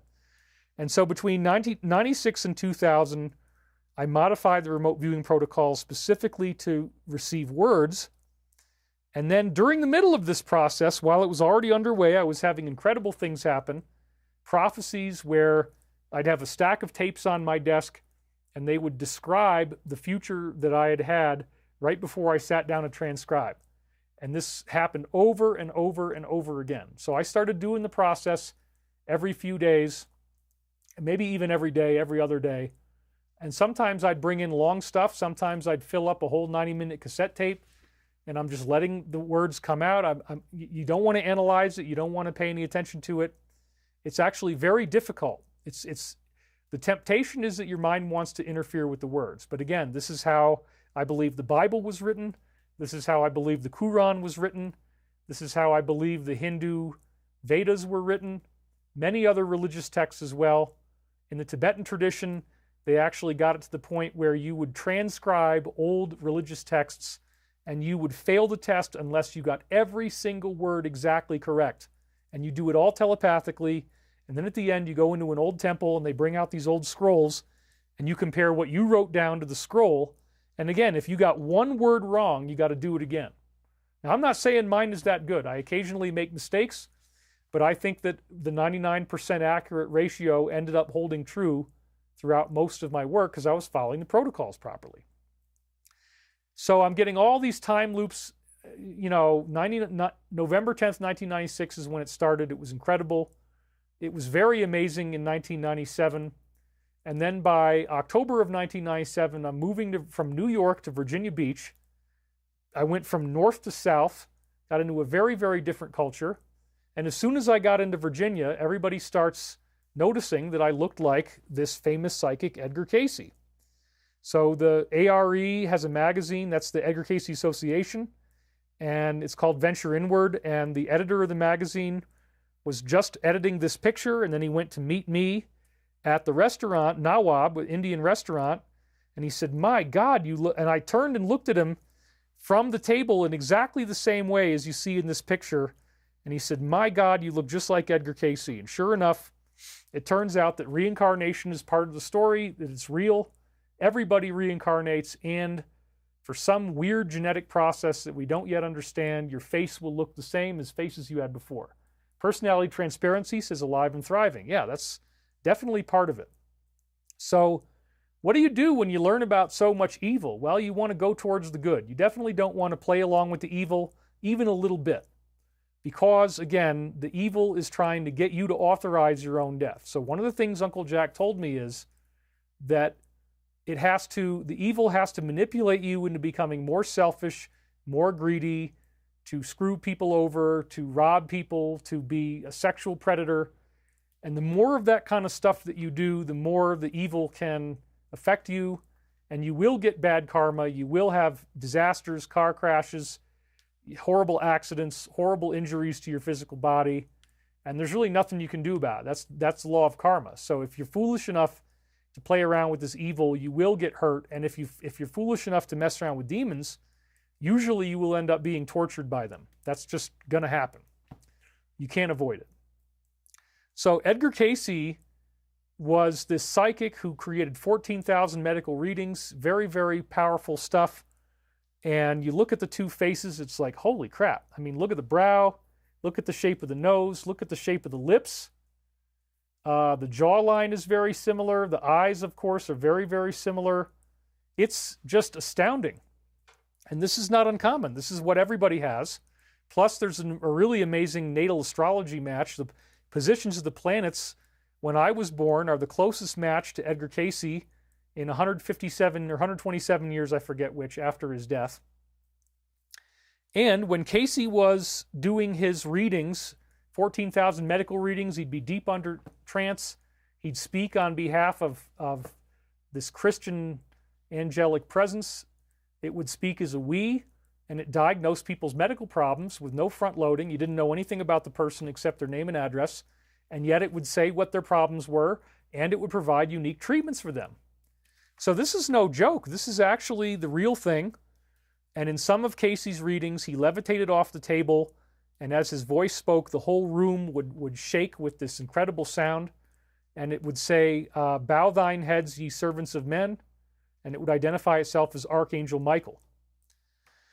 So, no pressure, being the reincarnation of the guy who could levitate and shake the walls with his voice. I realized right away that if Cayce could do it, then obviously Jesus had the ability as well. We're not saying Cayce was better than Jesus. We're not saying Archangel Michael's better than Jesus. But if you read the Bible, Archangel Michael is Jesus' highest angel, tasked with the utter and complete defeat of Satan. So if Cayce was channeling that source, that's pretty exciting. And then in my case, in 1999, I found out that Archangel Michael was the source that was speaking through me. And so it's not just me. There's actually 35 different ancient traditions that have all predicted that there's going to be some type of amazing event that triggers us into ascension. When this ascension happens, the evil is completely destroyed. There's no more demons. There's no more Draco-reptilians. There's no more grays. There's no more insectoids. Even one person who has ascended fully can defeat all of those beings. There's no way those beings can fight against it. And they know this. So the negative is working very, very hard to prevent us from ascending. It's doing everything it possibly can to stop this from happening because it knows that once it does, not only do all the alien beings that are here get defeated, but all the demons in the Earth's inner planes get defeated as well, or they transform and become human, is really usually what's going to happen. So 35 different ancient traditions all talked in various ways about a 25,000-year cycle that is written into the physics of our solar system. And at the end of the cycle, the sun has a flash, and we go through this amazing metamorphosis that is the fulfillment of biblical prophecy. Jesus says in John 14:12, as I do these miracles, as I do these things, so shall you do them, and greater things. Greater miracles in Jesus? Okay, you got feeding 5,000 people with 1 loaf of bread, 1 fish. You got turning water into wine. You got walking on water, raising Lazarus from the dead, levitation, the voice of power. That's why they called him the Lion of Judah, because he would roar like a lion, casting out demons. Greater powers than Jesus? Yeah, that's what Jesus told you to expect. You will do greater things than I have done, for I go unto my Father, Mother God. Turns out there's 35 different written ancient religious traditions that all predict that there's going to be some solar emanation and that this is what's going to happen. And it appears the year, according to Michael, is 2025. So you remember this from last week? Vicky Verma, who's a really great UFO researcher, says full disclosure this year was planned decades ago. This is a video from the year 1999, ironically, right in the same year that we're doing this time loop now. Because again, I have these tapes. There was 21 tapes that I never transcribed back in the day until 2006. They didn't end up in Michael Prophecies. They're right in here. And now these tapes are actually prophetic of our present. And if you haven't been watching the show, I'm reading these week after week, and they are dazzlingly time looped into the present. They know everything that's going on. They know that 47 won in November.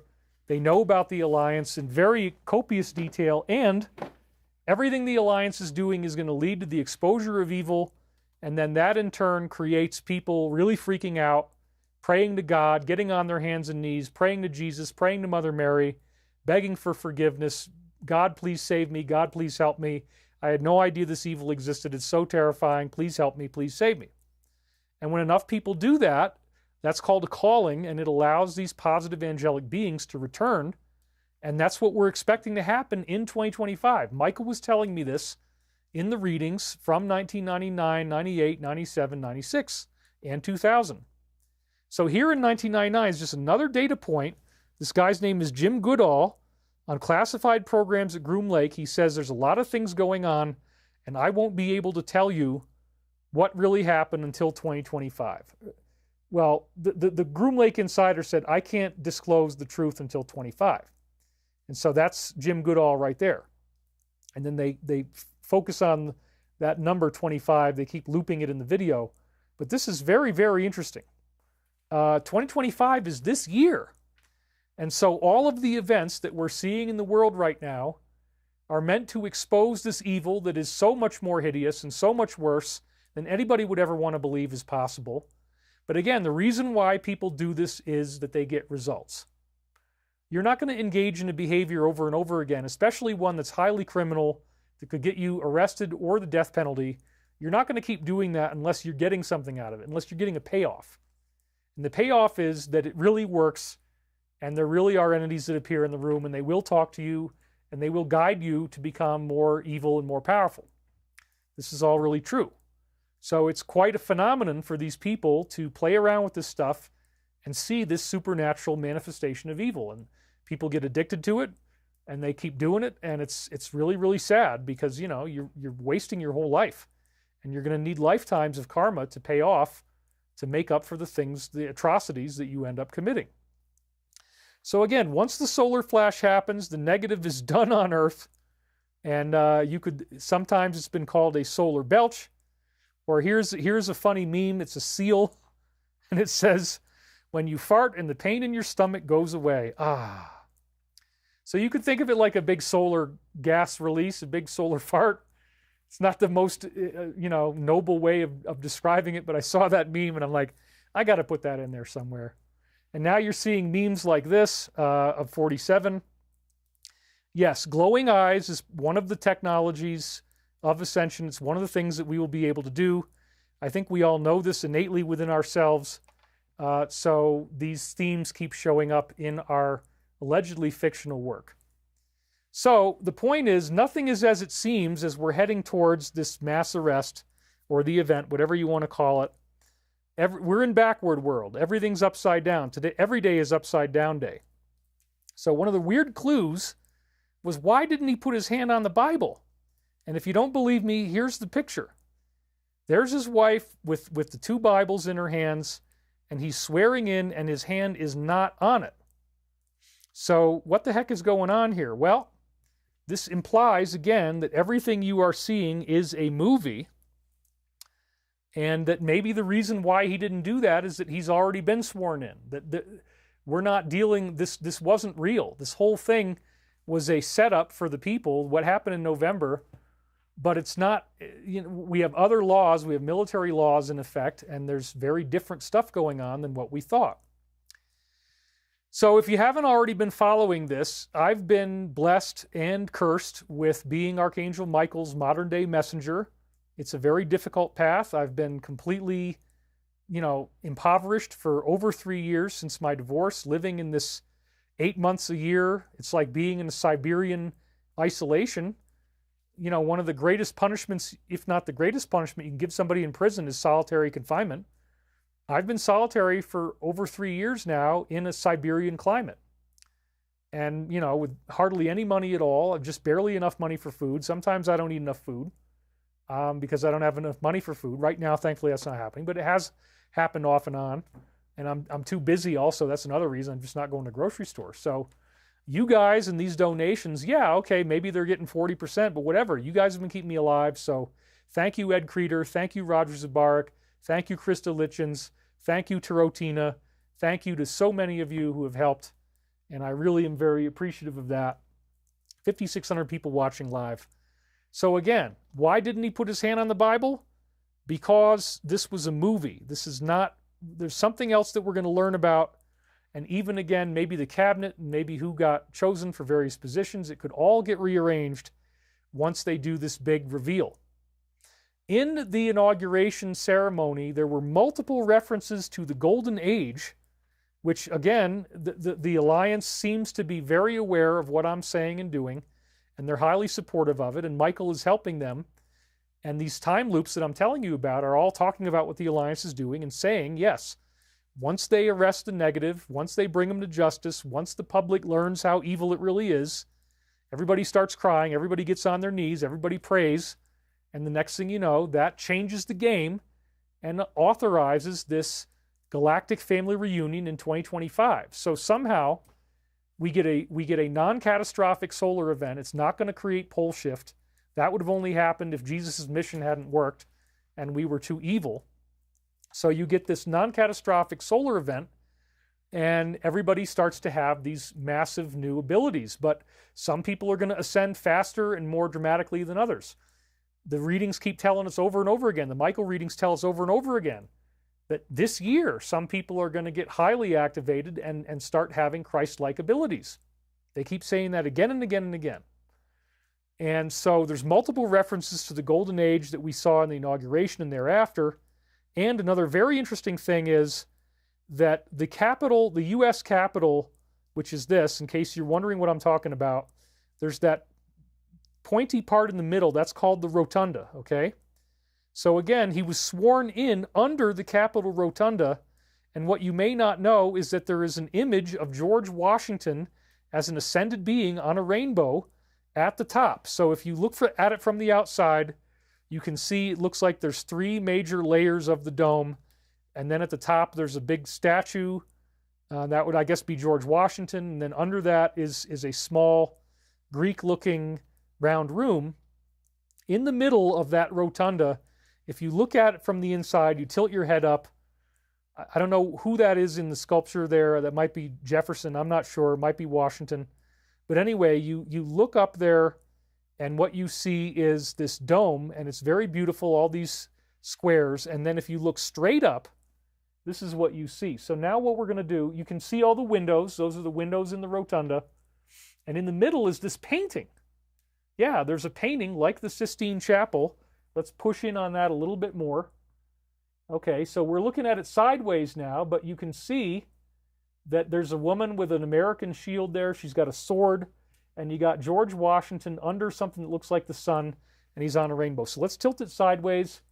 This is a full-color rendering of what it looks like. And so he is on a rainbow, and that represents that he has become an ascended being. He is now with the angels.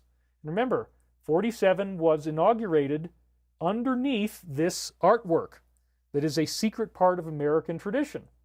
So there he is on his rainbow with the angels. He has now become an ascended being. That's what America was for. That's why we value freedom.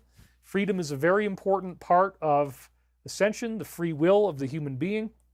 So here's another picture of it, which gives you a much better view of the detail, where you can see the woman with the American shield. She's got the American eagle next to her. And there's that rainbow again, goes all the way across. And now George Washington is lighter than air. He is sitting on a cloud. He is an ascended being. He is on the rainbow. So the Founding Fathers were obviously Freemasons. It isn't all bad. At the time, it wasn't. I mean, now it's probably pretty sketchy. But back then, they had to use the secret society to maintain their secrecy. It got infiltrated by the negative over time. But they knew about these prophecies of this coming solar flash golden age. So Washington on a rainbow symbolizes his activation of what the Tibetans call the rainbow body. This is the conclusion of human evolution, at least in the biological stage. You now can levitate, which means you could sit on a rainbow, you could sit on a cloud, you can fly. You have a stunning ascended abilities. You can shoot lightning out of your hands. You can shoot lightning out of your eyes. It is very, very exciting stuff. And so superhero legends like Superman, and then all the other superheroes that you've seen, these are all reflections of the kind of abilities that we're going to have. The ability to fly, the ability to have telekinesis, Star Wars with a Jedi, and then Obi-Wan Kenobi is killed. If you strike me down, I will become more powerful than you can imagine. He comes back as a glowing being of light. That hits the Ascension prophecy right on the nose. So these negative philosophies believe that they are going to be the ones to receive this. They are going to become the light beings. They are going to be gods. They will dominate over the rest of us. That's actually not true. These are Christian prophecies. These are Muslim prophecies. These are Buddhist prophecies. These are Hindu prophecies. 35 ancient traditions all saying we are going to become ascended beings. Michael is confirming this, and he says that in 2025, we get the non-catastrophic solar event, we get an ascension type of experience, and we get a galactic family reunion where these angelic beings from all over the cosmos now return. And not only do we get to meet them, which is going to be incredible, but we get to visit their cities and their ships, which are way better than anything we've got. So there's some very, very exciting stuff going on in the future. Again, the rainbow body symbolized by George Washington, and they swore him in underneath that painting while making multiple references to the Golden Age. As we were talking about last week, the secret translation of this is golden race. So, is this new administration going to deliver on anything, or is it just going to be more of, nothing ever really changed, as business as usual? No, they're definitely going to deliver. How do you know? Well, on the 19th, we heard that he's planning on releasing all of the JFK files. That was this one right here. He dropped a bombshell. This is an Alliance post. You can find it on X by looking for that. Announcing his plan to release every single file. It's all going to be released. This massive disclosure, notice they use those words, are also going to include files for RFK, MLK, and other unspecified figures of significant historical interest, and he promises it will happen in the coming days. And then they also set it up on the 14th with this strange leaked audio recording of Clifton Carter, a DNC executive director, close associate of LBJ, implicating that LBJ was the one who ordered the assassination. The recording suggests that LBJ did the whole thing, that Mac Wallace was the guy who actually did it. I don't know if you've ever heard that name. I hadn't heard that name before. This is an unusual timing, given that we are apparently going to get the entire files declassified. Now look at this. Before his untimely death, JFK was working to have said group register as a foreign agent. This new theory, which was leaked by somebody, shifts the blame from said country, and places it on LBJ. So said country, again, I pray for them. I wish for their healing. The people are not bad people. I don't believe in any type of weird conspiracy like that everybody's in on something. That's just ridiculous. But at the top levels of this leadership, going back for decades and decades, Apparently, this is kind of the heart of darkness. There's been some really nasty stuff going on. And again, I'm totally willing to forgive everything, and let's just get a turnover and a healing going on, you know. But the Alliance keeps making this point over and over again. Right now, it's just hearsay. It's an allegation. We don't have proof of anything, but it would appear that the DS, as we've been calling it, is very strongly affiliated with this, and this is their line that they must not cross. They cannot allow these documents to be read by people, because when that comes out, they will be implicated and it's game over. And so if they're going to do a Project Bluebeam, they'll probably do it before this happens. Well, let's talk about that a little bit more. As I was just saying, the release of these files would be the final red line for the DS, the point of no return. Everybody's going to go, oh my God, wait a minute. These guys were the ones that ordered that assassination, these other assassinations? These guys are doing all this crazy stuff? Well, there definitely needs to be a turnover in leadership there. Let's get some people in who are not evil so they can be healed. That's what I want.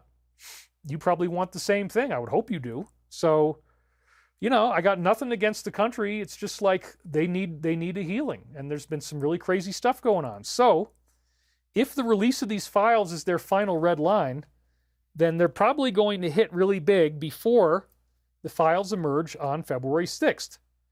So let's talk about some other stuff that's going on. We're going to come back to February 6th and why is it that date. Another shocking thing that you may or may not have seen is that 3 different major health agencies have now been ordered to stop all communications. They're federally enjoined against communication. If somebody's suing you, you go through a litigation hold, which means they say, do not delete any of your documents, preserve all your documents, because they're going to be used in discovery. So here what we're seeing is, let's start on the bottom. It says, just in, he says he has ordered a blackout at these health agencies. They cannot publish scientific reports, update their websites, or issue health advisories for now, which could include masking, could include lockdowns. Who knows what the hell it would be. Oh, there's some new thing. Well, now they can't. They're literally not allowed by federal law to say anything. That's huge. I mean, just try to stop and think for a minute about how huge that is. These major agencies are completely blocked from saying a word. So Wyatt here speculates it means he was likely made aware that these agencies were planning to sabotage him by making several quick announcements. They were probably going to issue some sort of health scare or something of the sort, and this federal order has likely sabotaged all of that. I believe this is true, but that's not all. We also see that the money is being cut off. These were 2 posts from Insider Paper. He will not impose tariffs on said country if they become our 51st state. I know people are really, really freaked out. Some people, we've had them in the comments, oh my God, you know, there's a lot of national pride. I get that. I'm just reporting on it. I don't even know if I have an opinion yet. But the idea is that they're getting hundreds of billions of dollars a year. They're being supported, and, you know, he's not going to impose tariffs as long as they're willing to go along with this. Now, we've heard for years that there might be a reunification of North America. That's nothing new. Then we also see Rubio saying almost all U.S. money that we're sending to any countries is being stopped except for 2 countries. And, you know, one of those 2 countries, again, maybe there's a reason why they can't cut it off yet. It would be too catastrophic if they did that now, based on what we were just saying. Then on the 22nd, in their secret TG posting system, they say Project Bluebeam is near, and then I added, panic at your discretion. So this goes to this post.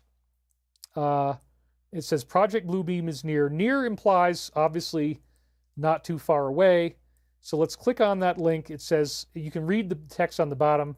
Multiple current and former senior members of the U.S. government military intelligence community claim to have direct knowledge of aliens and non-human beings. They are set to reveal an 80-year cover-up. Let's read the rest now. Let's click on it. Here's what we're going to see. This is now on Twitter. 80-year cover-up of intelligent non-human life and a secret global race among nations to reverse engineer this technology. And it's being hailed as the greatest discovery in human history. Wow. That is so exciting. I mean, that's everything that my show is about. And as I've said many times, I believe that a major part of the alliance that is behind 47 is the group that has this technology that did the reverse engineering. They have capability for surveillance that's way beyond anything that can be beat. They have quantum surveillance technology. There's no way you can stop them from hearing what you have to say if they want to hear what you're doing. So this is extremely exciting because I've been covering the alliance, and now they've totally emerged from the cosmic closet, and they said, yep, this is the way it's going down. We're going to get a disclosure, and this apparently is coming out in some type of a film with multiple insiders coming forward. Then, the very next day after they said Blue Beam is near, the very next day, folks, they gave a 15-day window for the release of these files that are apparently going to implicate said country. And here it was, as a headline, Thursday, January 23rd, signing an executive order releasing all the files. A lot of people have been waiting for this for years, decades, and everything will be revealed. That means the D-Day, if you count 15 days after the 23rd, is Thursday, February 6th. That is not far away at all. So we may actually get our Blue Beam Blues before February the 6th. Because again, once the information comes out, it's game over. The cat's out of the bag. So you better believe I'm excited, folks. We are not going to continue sitting around twiddling our thumbs waiting for something to happen. And then even better, this is so mind-blowing. Right at the same time, we find out the Department of Defense is going dark for, wait for it, 10 days. And this was I learned this from our own Krista Litchens. And she says, hi, David, I will be there. And then she linked to this. It is dasting. I don't know what dasting means. Dashing or fantastic. I don't know what. Something went wrong with that word. But anyway, the DOD just announced they are going dark for, wait for it, 10 days. So here is the actual document. You can see right at the top, it's Office of the Secretary of Defense from the Pentagon, stamped with a stamper, January 24th, 2025, memorandum for senior Pentagon leadership, commanders of combatant commands, defense agency, and DOD field activity directors. In order to refocus communications for the DOD around the Commander-in-Chief's priority of reorienting the department around core missions of keeping America safe, fielding the most lethal force on the planet, and fighting and winning wars, all DOD components will adhere to the following temporary social media guidance. Wait for it. Social media posts from official accounts at all levels of the department are temporarily suspended for 10 days, effective January 25, 2025, which even kind of hints at the importance of the number 25. We're in that magic year, 2025. Everybody has to stop saying anything on social media for exactly 10 days, starting on January 25th, which brings us right to February 4th, which is literally only 2 days before the release of these files. Oh my God. And if you want to read the rest, you want to pause a little bit. I don't have time to do it all. But it says, inform service members, military families, veterans, base partners, visitors about activities, da-da-da-da-da. So it does not apply to normal base installation activities. Stephanie Simonson says, can you believe it, David? Everything you've been saying for years is right here in our headlines. Love and grateful for the work you've been dedicated to for so long. Yes, it's very exciting, you guys. This is the 10 days of darkness, as I was saying. And so, whoops, let me get onto that slide. This is the 10 days of darkness from posts 88 and 97. So let's look at that really quick while we're here. Post 88, it says 10 days darkness, scare tactics. Now again, this appears to be, our original interpretation was the 10 days of darkness was how long it would take for the top people to be rounded up, and they're probably going to offer violent resistance. And so as a result of that violent resistance, make sure the hair's wild enough as we're talking about this stuff. Let's get it really nice and wild, okay. That's a little too much. I think we're going over the top now. We don't want it quite that wild. We got to keep it somewhat reserved. It's not a military haircut. I am not a typical ally of the military with this kind of wild hair. Let the purge begin, says Alive and Thriving. Absolutely. The bot purge, specifically. So, All the way back when Peterson was telling me about what they were going to do with the arrests in 2009, he said it might take a period of time, perhaps 10 days. Because, you know, there's going to be people shooting at him. There's going to be soldiers at the front of the building that don't want you going in there. They're going to do everything they can. They're going to try to create, apparently, the Blue Beam event, scare us with a fake alien invasion. They want to do riots in the streets. All this kind of crazy stuff is stuff that they want to do to try to stop this event from taking place. And I do believe that, folks. So it's really, really wild. And the posts, again, have referred to this 10 days of darkness. So it shows up in 88, and they say media is using scare tactics. The Ds are falling. The Rs will either walk away or be removed because there are bad seeds in both sides. And then they're talking about how Saudi was at the head of this whole thing, then the US, then Asia, then Europe. It's in that order. Saudi had the most money, so they were really the ones in charge, which still, most people don't understand. They want to call it a European conspiracy. It's really not. Then it says disinformation is real, distractions are necessary. Then we have this other post, which again was 97, okay. Allison Carr, thank you for the donation. Post 97, disinformation exists and is necessary. 10 days, darkness, war, good versus evil. And then there was another one, which may or may not be related, but again, good versus evil, 10 days of darkness. This would imply the arrests. How long does that take?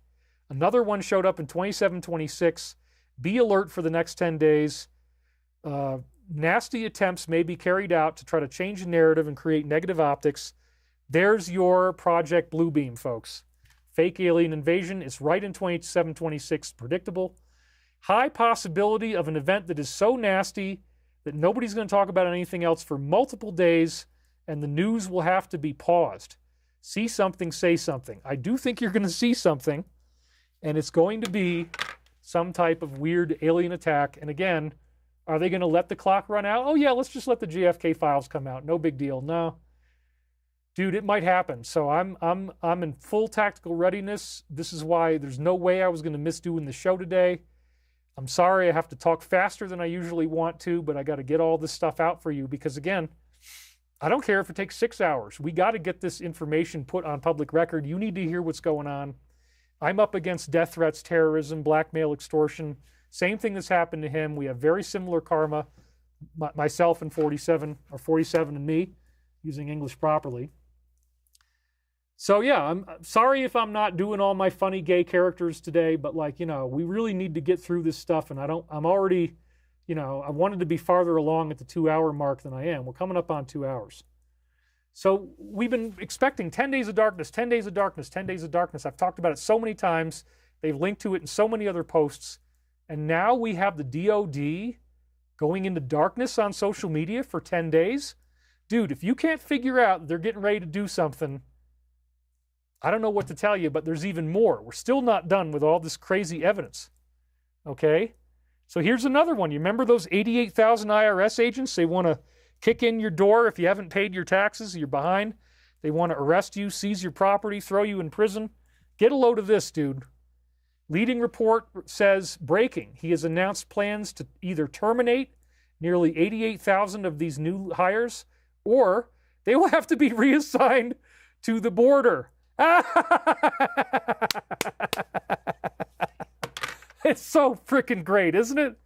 And April Newcomb has said, I'm so glad I didn't miss this live. Hello from Iowa.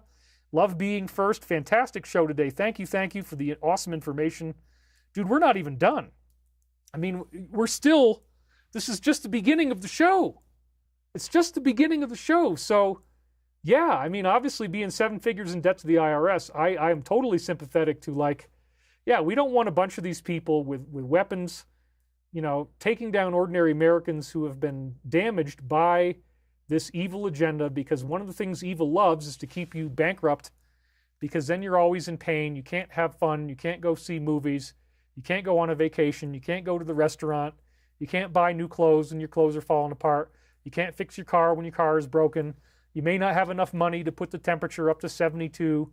You may have to keep your heat at 68 during the winter. You may not be able to travel because you can't afford gasoline. Living in poverty frickin' sucks. Believe me, I know. I've been doing it for over 3 years now. If I was a grifter, then I'm not a very good one, because how did I end up so broke? And why don't I ever promote my own company on X? Well, again, Stavatti Hero is, please go sign up for that, subscribe to that. That way, when we get trolled, you can write your own stuff so that it doesn't just look like we're hated by everybody, okay? Because that's what they want to do. If you don't care and they care more, that's a problem. All right, so this is huge. The 10 Days of Darkness, litigation hold on the health agencies. Is there anything else? Yeah, dude, we're still not done. Because it looks like they've already built a structure in front of the White House where this is all going to come to a head. Oh, you don't believe me? Oh, David, F you. No, wait a minute. Shannon Campbell posted this, and let's see, I can't really, oh yeah, so she had 2,600 likes, 155,000 views. When is he going to talk about this structure in his front yard? There it is up close. I mean, it's got lights hanging down so you can see that it could run during the night. It looks like there's surveillance cameras everywhere, and you can see there's like a lean-to or gazebo on the right where people could all be gathered in a group. This is exactly what you would expect to see as a setup for a trial where there are people watching the trial. So under the lean-to on the right would be all the world media and the cameras, and people are being prosecuted. Now, does it mean that anybody is going to receive the death penalty? Maybe not. I mean, it could be designed to scare them into thinking that, because maybe when they're scared of that, they're going to do more useful things that then get them in more trouble. I don't know if that's what's going to happen or not. They might just be getting prison sentences, but this would be a way to have people getting walked along the stage on either the top or the bottom row. Justice is being served. They go into their sentence, and it goes on from there. And if you still don't believe me, this came out a few days ago. The General is another one of the Alliance sources that we can trust. And it says, and I quote, "A large courthouse is under construction at GB where trials will be held and individuals will face accountability." Well, apparently it's not just GB. It's also the WH as well. Gary says, yes, it could be turned into the gallows. Mindy Newman says, wow. Cindy Mark says, it is exciting. How long have I been waiting for this? Patience is a virtue. This is very, very exciting. So, yeah, and also Rosa Iverson says he's also announced that regular income tax will be eliminated. Well, we don't know that for sure, but he has said that that there's going to be an external revenue service and we'll get money from tariffs. So this is very exciting, you guys. I mean, 10 Days of Darkness has come true. They're not posting out of the DOD for 10 days. The health agencies are on litigation hold. There's this strange setup for trials in front of the White House. There's like, it's just freaking on like Donkey Kong. And we're going to get the truth about the JFK by February the 6th. And we're being told there's going to be a fake alien invasion, which means we're no longer alone in the universe. And it's no longer going to be, for some people, a laughing stock to talk about UFOs. Phil Kasubris, all these events may line up with our planetary alignment at the end of February. He donated $50, as you can see right there. Thank you very much, Phil Kasubris. So, dude, I am so excited. I don't even care if we talk for 7 hours, 8 hours, whatever it takes. I got to show you all of these things because so much stuff is going on right now. It is totally mind-blowing. So let's keep going. So then, boom, trials will be held. Individuals face accountability. You're darn right. I cannot wait. Even people in California, the farthest of the far left city in America, I would say even more than New York, because, you know, Madison Square Garden had a big rally. LA is probably the most far left you could ever get, but they are waking up. And this is why, because there was this huge fire. Whoops, sorry. That was just a little accident. Rental price gouging and scamming, fueling the flames, pun intended, for wildfire victims. It's a dire situation, devastating for those who lost everything. They're all scrambling to find a place to rent. Last week, we heard that, in fact, the destroyed properties are being bought up way too cheaply. People are getting ripped off. Former investment banker Ross claims that these employees are already targeting homeowners with cash offers to buy their properties, that these fires did not occur in a natural way. Dams and hydrants could not have run dry unless somebody was interested in making that happen. They are exploiting the desperation of displaced residents, acquiring as many homes as possible, with even larger scale actions apparently on the horizon. And of course, what are they doing? They're fact-checking. insisting they are not purchasing anything. So there it is, and he's talking all about it. So here they are, doing their fact check. You can see that right there. We do not buy single-family homes. We'll continue to set the record straight. That's not what he's saying. It's just the opposite. And I had guessed in my show when we were talking about this, without any other information than psychic ability, I guess, that they'd come in somewhere between 10 and 20%, even though it's not really a loan, it's a purchase. It's still technically a bank loan that they would purchase your property with, so it is a loan. 10 to 20% loan to value, LTV, very common thing in my business. We're always talking about loan to value. And part of it is that we have a facility that's been valued at, $30 to $40 million for that military facility I showed you earlier. Well, we're trying to get loans on that property. In fact, we did get one, and we're waiting on the appraisal. So what we get is a 50% loan to value. So if they say that the property's worth $40 million in the appraisal, then we get $20 million. If the property's worth $30 million, we get $15. If the property was declared to only be worth $10 million, we'd only get $5, et cetera, et cetera. But again, we're expecting it to come in, and now our lender has gotten one of the highest, most prestigious valuation firms out of San Diego to process this for us. I'm not going to say who it is because our little buddy would immediately be calling them, oh, they're a grifter, they're a fraud. Well, no, we're not going to tell you who they are so that you can't do that. But we've got one of the best appraisers, and the lender wants us to come in high.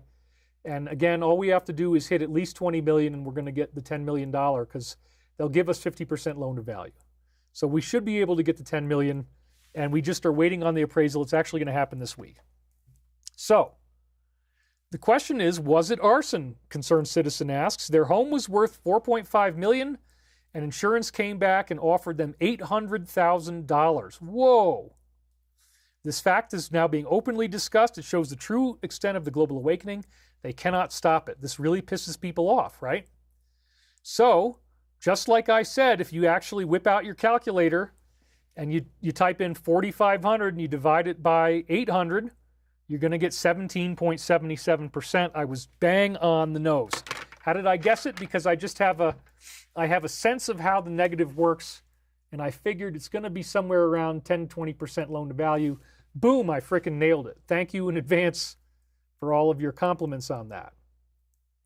It's about to be a Fifth Element Stargate ending, hopefully, says Lucid Heart Mantra. Yes, it is. So this is very fascinating, folks. If you still don't believe me after all of the evidence that I've just shown you, you're worse than the people in Los Angeles, dude. They're even waking up. What was the top post on Topanga Nextdoor on Friday? Believe it or not, it was in my email. This is the very top headline. If anyone gets approached by to buy their house now, I hope you I hope you video it and put it on Nextdoor. And look at all the twos, 122, 222. That's a synchronicity. It happened to be at that point when I got there, and I love numbers. These 5 repetitions of the same number 2, which is a good statement on what this means. And so I started to read all these posts, and now we can easily estimate it's going to take 10 years to even partially rebuild, literally 10 years to even partially rebuild Pacific Palisades, which is so sad. So this is Perry Wander. I mean, he made it public, so he didn't say anything that's going to get him trolled. I didn't cover up his name. Maybe not in Malibu, but in the Palisades, with 5,000 homes gone, it will take 10 years to rebuild less than half of the homes. 10 years to rebuild, and then he should have put a period there. Less than half of the homes out of 700 homes that burned in the Woolsey fire have been rebuilt. And that was like, 7 years ago now. So after 7 years, less than half of the homes have been rebuilt. That's only 350 homes, and now we're talking about 5,000. Someone wants to walk away from that nightmare. No one should judge them if they want to sell their property, walk away, rebuild their life somewhere else. State of California will let you take your property tax basis with you anywhere you want to go in the state. As I read through all these, and I don't want to keep outing people by name, but what we find out is that if it takes you 7 years, 10 years to rebuild your house, and in the meantime, all you've got is a burned out, wasted piece of land, you have to pay holding fees to hold onto your property. It's the equivalent of property tax, but it's called holding fees. And those holding fees are so high that you can't even make profit on, even if the insurance pays you out to rebuild your house, you're going to lose most of that money on these holding fees. It's totally insane. So you cannot afford to rebuild your house. And we also saw that over 60% of the people in the Palisades make $200,000 a year or less. You can't even buy furniture for $200,000 a year. You're living pretty much hand to mouth in LA. Gas is expensive, food is expensive, everything's expensive. So this is not going to go away. We already know by gaming out the Woolsey fire, it's going to take 10 years for people to rebuild, and then if that, because you got to have a lot of money that most of these people don't have. 60% of them make 200 grand or less. They're not even going to be able to pay the holding fees for all those years. And we find out that just to get the permits, wait for this. This is so freaking crazy. It takes 18 months to get a permit to freaking clean up the burnt material on your property because they're saying, oh, it's hazardous material. 18 months just to start cleaning up the damage. A year and a half before you can get the permit to clean your property? People are still not being allowed back into their homes. And I've been reading this on Nextdoor. Still now, when we were in the Woolsey fire, thank God it came within a mile of the house I was living in. We didn't get burned down then. But now everything that I used to live around is gone. The people, we were gone for 10 days. We couldn't get back to our place for 10 days. The people still don't know if their house burned down. They still can't find that out. They're hanging out in a hotel or in a rental or something, Airbnb, or maybe they went home, went back to another state. They still can't get back to their property to even see if it burned down or not. That's just freaking crazy, you guys. It's so sad. And LMG Philanthropy says Legion just got played perfectly by their own demons. Sounds like Maui all over again, says Flubber Lane. 6 + 6 + 6 = 18 months. Yeah, I hadn't thought about that. Adam Carolla talks about permits in California on his YouTube channel. It's insane. They're going to be forced to sell one way or another. Linda Kopnick says with the IRS, would have to be a transition, putting tariffs in play, eliminating the IRS, pay Caesar what is due to Caesar, no bad karma. Yep, it's so obvious they're not even bothering to hide it. So this was the top. 47 says he's going to end the 18-month permits for Southern California. That would be heroic. No permits required. That's right. He had the big argument with the mayor, and he said no permits. 18 months. Come on. I mean, yeah, maybe it's hazardous. Maybe there's burnt plastic, whatever, that kind of thing. One of my insiders texting me right now. But that's the far, far left, man. And they're waking up. They're aware that people want to buy their houses because you can't cover up a disaster like this. This is the biggest disaster since the Great New York Fire, 1848, biggest in 150 years. So that is waking up even the people who are the most asleep. It is quite, quite shocking. And here he is. If you still don't believe me, this has 4.6 million views. Look at the bottom. He just admitted on live television that something hit them and caused this to happen. It looks like, I don't want to say what it looks like. We won't talk about what hit it. It is a bad, bad situation. What do you think he's referring to? Well, we know what he's referring to. And it has to do with, again, probably it's the drone thing. I mean, they're lower in the air than satellites, so you can target everything very specifically. It appears that if something is painted blue, that, it reflects that light. Maybe it's a blue laser, or maybe this thing has an optical sensor that's looking for that color and says, don't shoot the beam over there. But this is a World War III level military attack. It's not a random event.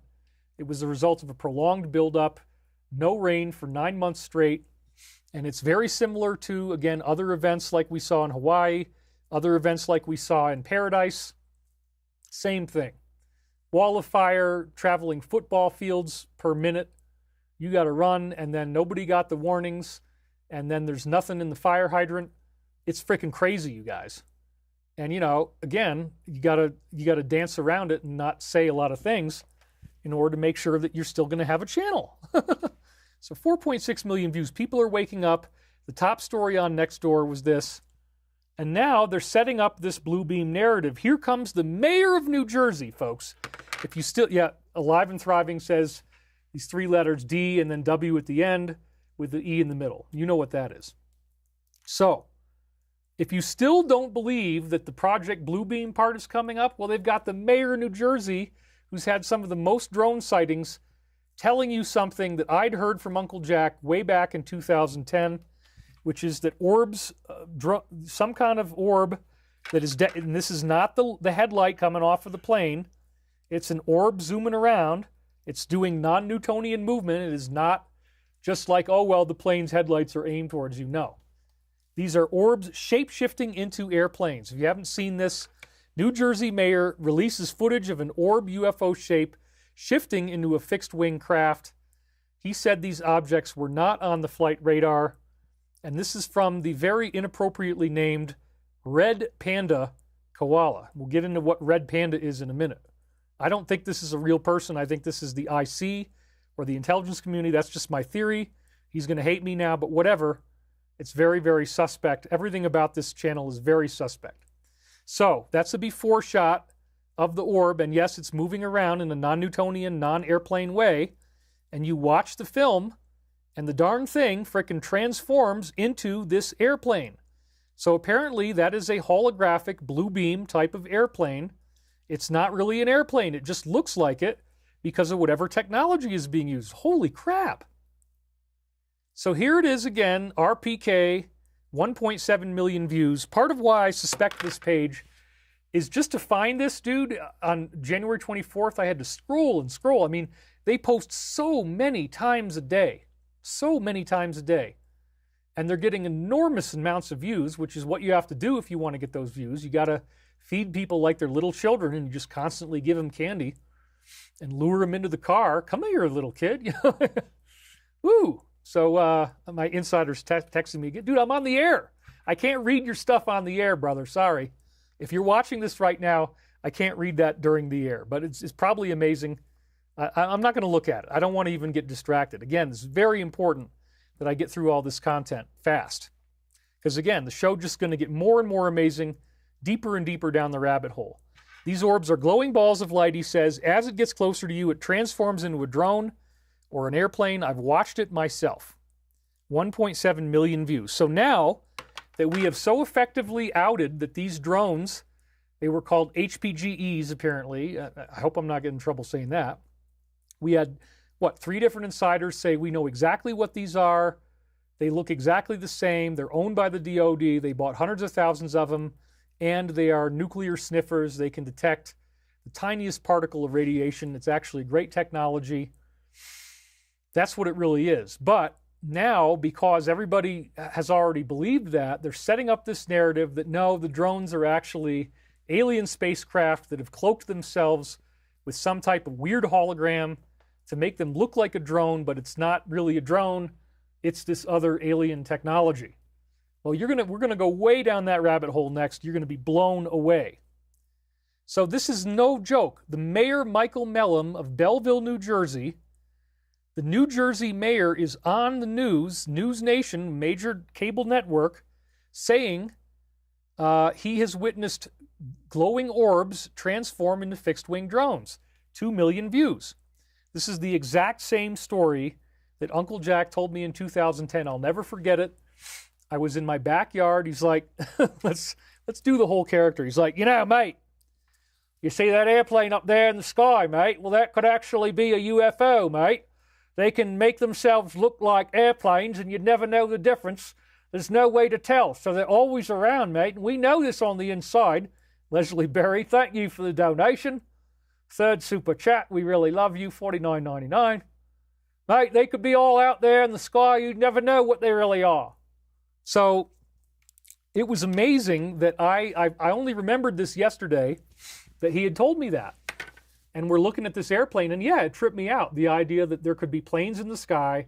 They've known about this all along, apparently, that there are some types of UAPs that transform into conventional-looking airplanes.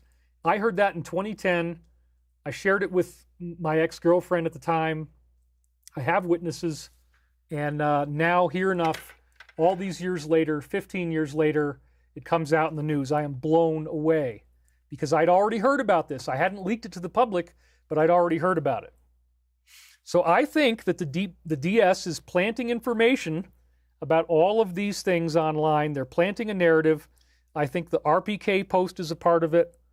And I think this is all setting us up for the fake alien invasion. They want us to be totally terrified before these JFK files come out, which means that at least one major part of the DS, one of the three sides of the triangle still standing with the country we mentioned. Again, I pray for their healing. I want to love them. I mean, I'm supposedly the reincarnation of King David, right? So that makes it very interesting for me. So yeah, I want to see them heal. But if there's people in leadership that have been controlling the power and doing nasty stuff for a long time, they don't want this to come out. They would literally destroy the planet before they would be exposed. And so LA was a very big disaster, and they might be trying to do other stuff. The Blue Beam event might involve weapons that create new disasters that are very nasty, that are going to make people really sad. I hope that doesn't happen. And that's why I'm willing to bravely expose this stuff, regardless of threats of death, blackmail, extortion, terrorism. I'm not going to let one kid stop me from talking about this. He'll probably make videos about this anyway and post clips from me talking about him like he usually does. He's completely set himself up for the 16 to 60 year sentence now. Maybe he can plea bargain if he makes a deal, but we're going to need to know who was paying him. And I think we know who it is already. It's pretty obvious. So they're setting up the Blue Beam event. They're hoping that you're going to go back, find this piece of writing that, again, the red panda. What the hell is the red panda? Oh, okay. Find this and believe it. They want you to think that these human-built drones that whistleblowers have already exposed are actually made by some type of extraterrestrials. So I believe, just like the Alliance has been telling us in their posts, that we are seeing a complex product of the intelligence community being released. So what does that name symbolize? Well, it could very well refer to a bloodied abuse victim. And if you don't know anything more about that, then congratulations. It's not something that you really want to live with. What does that particular bear indicate? Well, you don't even want to know. It's really, really awful, but it has to do with bruises around your eyes. And so if it's red, then that means that you're covered in blood as well. And remember, that's the rules. They have to tell you what they're doing. So if they're going to set something up where they want to destroy the planet, they use the code names and then they're laughing at you because, oh yeah, red panda, red panda. Ain't nothing good about the red panda. That's a pretty bad name to have picked in case, you're not guilty of anything. Get money out of politics. Nose Louts says, pray for a bloodless transfer of power. Absolutely. I hope that's what it's going to turn into. So anyway, yeah, you guys all know about this. I'm reading your comments. I can't say them out loud. Yes, pandas are cute. I don't disagree, but that's not what we're talking about. So government intel knows all about him, blah, blah, blah. Yeah, I mean, you guys get it. You guys are very intelligent. This is a very intelligent audience. We have 6,500 people watching now. We're 2 hours and 15 minutes in. If you're trying to stay up late in overseas, I will probably again take a break around the 3-hour mark. I've been drinking water very slowly so I don't have to pee too badly. But I'm making good progress. So, I'm not going to keep saying it because it's disgusting, but RPK, the same post that's got 100 posts a day on X, that's posting every 5 times an hour, all day long, and they're getting massive numbers of views, which is probably because they're paying to tweak the algorithm, because you can pay for advertising. Well, I can't anymore. I'm not allowed to promote on X. I used to be able to pay $500 and I could get my posts seen by a lot of people, but it mysteriously turned off while I was in Canada and I can't get it back up again.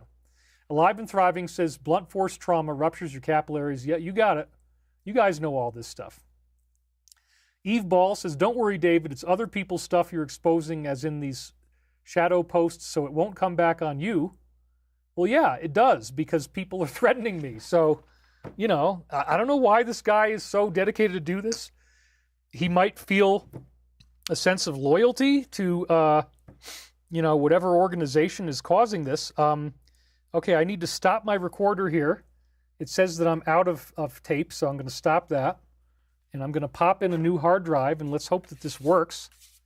Let's see if it does. Hold on a second, folks. Because I do make high-definition recordings So let's see if this is going to happen. It says it's green. I don't know if you can see this on camera 1, but I have this thing over here called a hyperdeck. So boom, I'm turning it back on. And it is recording. We are back on. So I only lost a few seconds there. Great. This hard drive is cached. Let me, I copy it off of the hard drive. So this is the one that was bad. I'm going to stick this one over here. I'm going to pop this in here because we filled a hard drive, folks. That's how much jabbering I do on the internet. Now that I've got it plugged in, it goes into the USB port. I can load this stuff in. So I'll put that right back there. I'm glad I saw that before I ran out of space. 6.5 thousand watching and only 2,200 likes. We can do better. Come on, fam, says Rosa Truczynski. Yeah. You want to smash the like button, smash the subscribe button, please do. I think this is the best. What is it about people saying I'm fat? You guys, when you sit in a chair, your stomach looks fat. I am not fat at all. I'm actually losing weight. Forget it. The trolls are so crazy. I don't even understand it. If all you're getting out of this show is that you think I look fat, God bless you, man, because you really need help. Okay? Whatever, you know.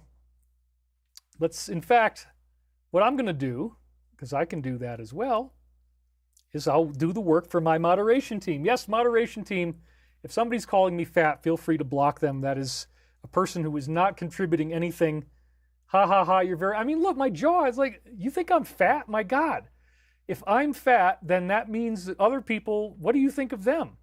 And what does that say about the state of your mind? Whatever. I mean, you know what? I'm weightlifting. I'm building up really great muscle.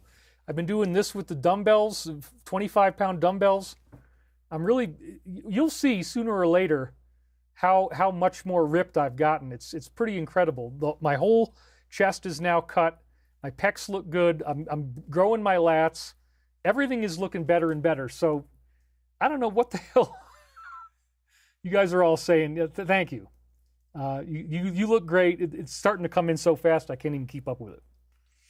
But yeah, the horrifying thing is I know what. Relax, David. Trolls are trolling. You look great. Da, da, da, da. What about the chemical smelling fog? Well, that's another thing. So let's get back to RPK for a minute because they talked about this. They showed some post from a couple years ago. The fog is coming. The fog is coming. So they're trying to make you think that the drones are evil aliens and that they're going to gas us and we're all going to die. I don't believe that at all. I'd love to see David's body, says Day of God. Well, you probably will. I'm going to wait a little bit more, but, you know, it's sizably different. Anybody like ex-wife, ex-girlfriend who saw me in the past, you'd be way more impressed if you saw my chest now than what it used to look like. I have completely transformed the way my body looks, and I'm proud of that. So, again, RPK, which is, you know, this very strange name to say the least, has put out this alleged insider testimony that is very, very fascinating. If you want to go look at the original, it was on 4chan. You can hit it through this Twitter link, which is kind of a big, you know, you just have to copy it down. Or if you want to do it on 4chan, it's thread number 396-52509 under the X subheading. That's another way you could find it. So, dude, this was sent to me by Corey Good. He sent it to me. It's like, okay, wow, you're right, dude. This is a pretty noteworthy event. It's pages and pages and pages of somebody claiming to be an insider. But what are they saying? They're saying the same thing the New Jersey mayor is saying. The drones are not really drones. They're these other UFOs that then transform to look like the drones. And I say, no, we already know that they're made by the DOD. This is just a psyop. This is just a fake out. They want you to be afraid of them because everybody can tell that they're man-made. So they're trying to distract you. So believe me, after all the years that I've spent in the UFO community as a UFO researcher, one of the most famous ones, the only other guy who's as famous as me would probably be Dr. Greer or Luis Elizondo. And I respect both of them greatly. And I thank everybody who's made commitments. All of us who are doing UFO research have been up against trolls. We've been up against all kinds of accusations that we're con men, grifters, liars, frauds, etc. So anyway, I'm used to seeing UFO LARPs. LARP is a live action role play, LARP. If you haven't heard that term, it's actually quite funny. And LARPer would be somebody who's posing as a real insider when he's really not. So this guy says he's a LARPer, and believe me, this has all the hallmarks of a planted intelligence operation. You got the Tic Tac craft they show in 2017. It looks like a flying egg. News Nation now shows you the flying egg being grabbed onto by a helicopter and carried on a 150-foot tether.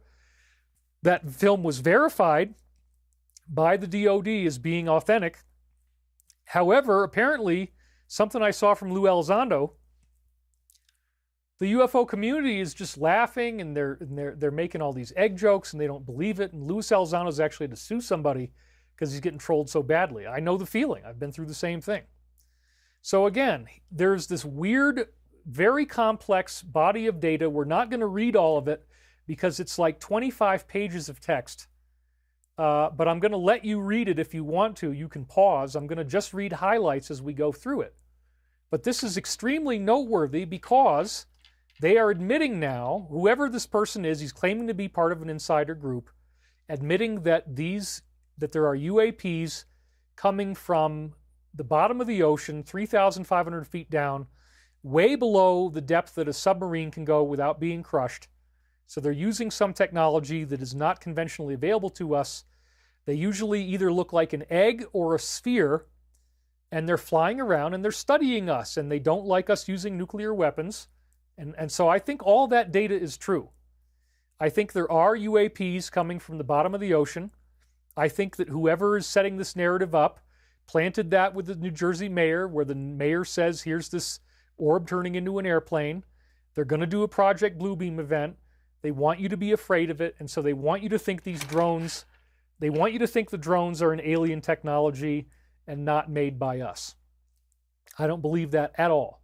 I think everything that you're going to read here is a planted intelligence product. I'm very adamant about that. And even the name of the guy that planted it, it's like Red Panda. Yuck. So here we go again. RPK. I don't want to keep saying it. From 2012 to 2013, says this alleged whistleblower, I worked in naval intelligence. Again, this is planted disinformation, in my opinion. They want everybody to find this and think that it's true. Focusing, and what they've done is they've constrained the whole UFO discussion to a very, very narrow thing. They're not talking about grays. They're not talking about flying discs. They're not talking about boomerangs. You got spheres and eggs. They come from under the ocean. They fly out. They don't want us to have nuclear weapons. Oh my God, it's so scary. But you got to read this because it's amazing stuff. It's just that I don't believe it's all true. I do believe these UFOs exist, but I don't believe they're evil, and they're combining two different things together. Their own drones with real, positive extraterrestrial craft that are protecting our planet from deep within the ocean. Here we go. And I am going to kind of blow through some of this because, again, we're already at the 2.5 hour mark. If I read all this, it's going to take an hour. So we're not going to read it all, but I'm going to get to the highlights, and if you want to pause, you can read the rest. So this alleged whistleblower says, from 2012 to 23, I worked in naval intelligence focusing on advanced underwater detection systems as part of an unidentified submerged phenomena program. Advanced underwater detection systems. Unidentified submerged phenomena would be USP, like a UFO, but it's under the water, or what we used to call an unidentified submarine object, or USO. Here it's called a USP, unidentified submerged phenomenon. I'd like to start by saying that the drones that we've been seeing, there's the PSYOP, folks, because they're just cheap drones. They've got 200,000 of them or more in the DOD, and they're scaring us with them, but they own it. They don't want you to think they own it. They want you to think it's something else. I'd like to start by saying the drones we've been seeing aren't U.S. experiments, Chinese technology, or extraterrestrial. Another 4chan UFO LARP, again, live action role play, somebody faking supposedly. This one seems pretty interesting. I don't know what NGL means. Probably you guys know that. You're dorks. You know what that means. I don't know what that means. So, again, right from the beginning, he's telling you it's fake. They have to tell you what they're doing. So the very first thing he says is, I am LARPing. which means, okay, it's not really true, it's a lie. LARP means a lie. They can't do much to me now anyway. And we already saw that 2012 to 13 naval intelligence underwater detection systems looking for unidentified submerged phenomena, or USPs, unlike UFOs. Our work involved close collaboration with the DoD, leading defense contractors whose names you can likely guess. I'm not going to guess them. The program's objective was to investigate anomalous underwater activity in specific areas of interest. My recruitment came after I got a PhD in oceanographic engineering. My role was to analyze sensor data, identify patterns in these phenomena. So what they want you to do is think that you found something cool and that this is classified and this guy is a maverick and he's risking his life and this is all dangerous to him. This is obvious intelligence community planted product. It is as phony as mashed potatoes that come out of a box. You put butter in that stuff, it's still going to taste like cardboard, dude. I'll keep this as concise as possible. That's not true either. It's 25 pages long. I'd like to start by saying the drones we've been seeing aren't US, Chinese, or extraterrestrial. The objects we are seeing are based on Earth. While they're not entirely sure what they are, we know where they come from. The objects we see emerge from subterranean and submarine exit points, as I was saying. And we've already had insiders reveal exactly what they are. Uncle Jack was telling me that, yes, there are drones that can turn into what look like airplanes. They cloak that way. I heard that 15 years ago. My ex-girlfriend could totally attest to that. During my time in the USP program, my team analyzed data from nuclear submarine fleets equipped with next-generation quantum sonar arrays. See, they like to dazzle you with all these fancy terms so that you think it's real because, oh, well, it sounds credible. I mean, this guy knows all this stuff. These tracked objects emerging from and returning to depths far below the sub-crush depth of 2,400 feet. Their movements defied physics. I'm talking about vertical ascent and descent at 75 to 90 degrees, constant velocity, no cavitation, and no acoustic signature. By 2014, we identified consistent emergence points called threshold points that were not random.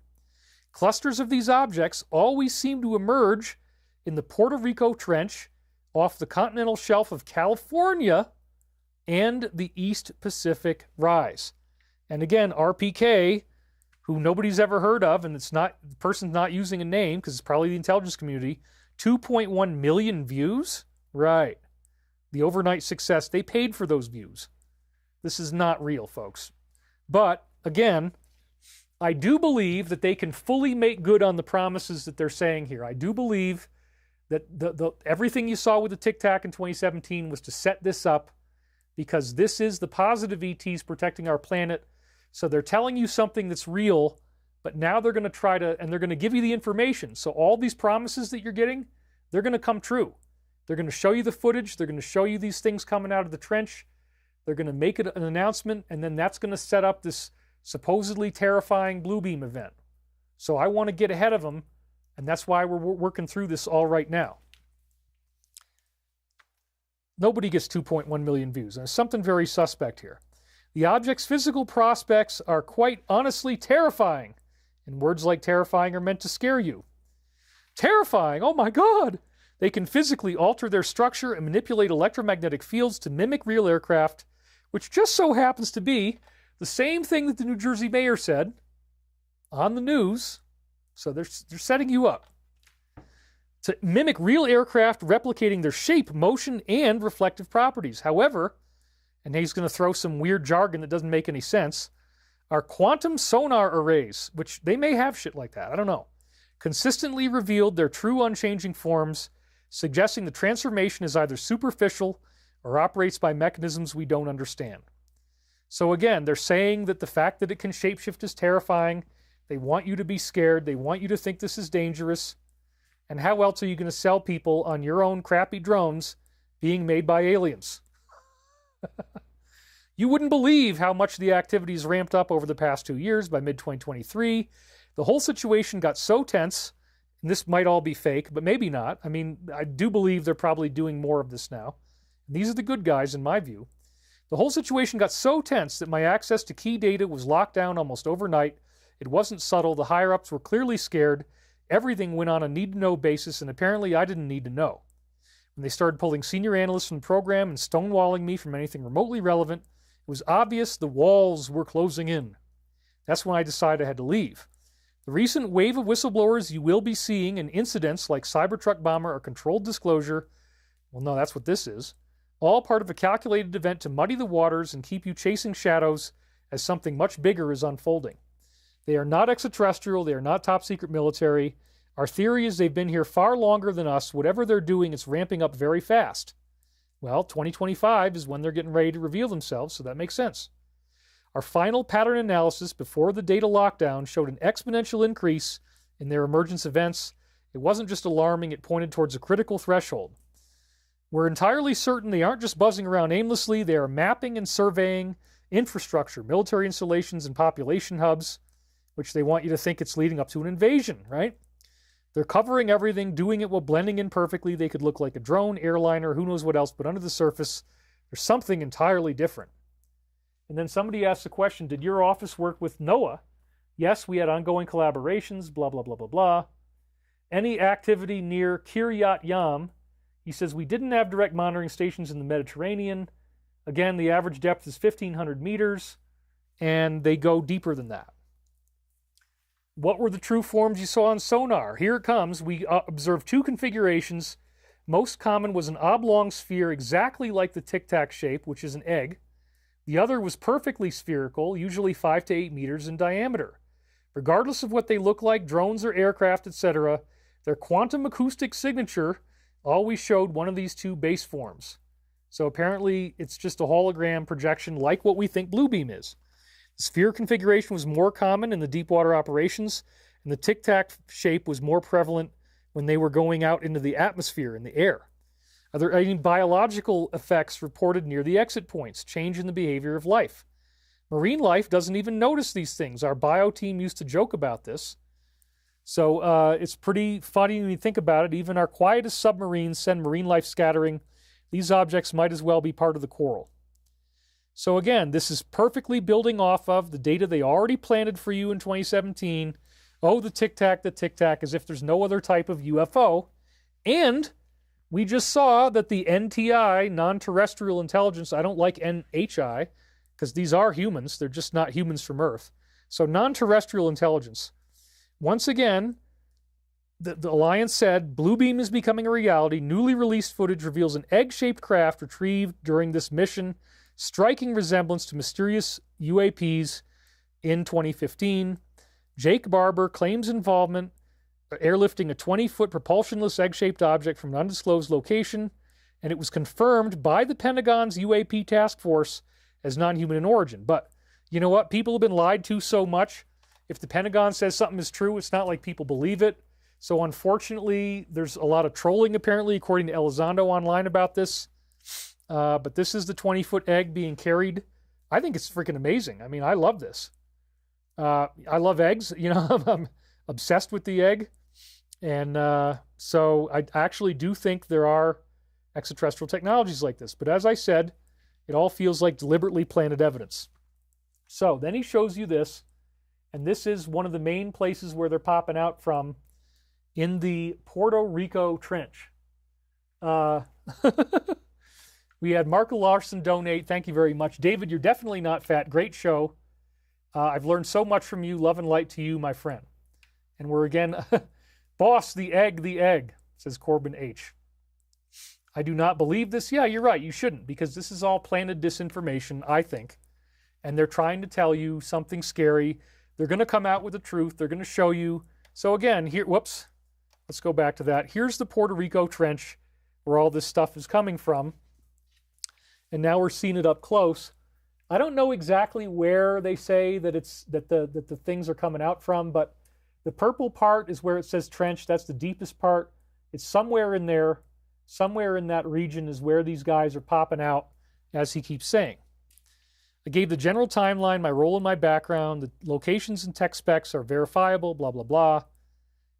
Pay attention to anomalous readings around the Puerto Rico Trench's western slope. Okay, so let's go back and look now. So we got east on the bottom, west on the top. So I guess it's up around where it would say landslide and tilted platform. That appears to be where they're coming out from. The western side, something like that. And we had another donation, Alexis Omnis, thank you. Got to keep moving here. There's so much stuff to cover. I'm going to use my glasses for a while so my retinas don't burn, because I got to stay on the air until we're done with all these slides. So I'm not going to dox myself further, drop specific details. And then he says, this is a LARP. Yeah, I totally agree with you. I totally agree with you. This is an intelligence LARP. They have to tell you what they're doing.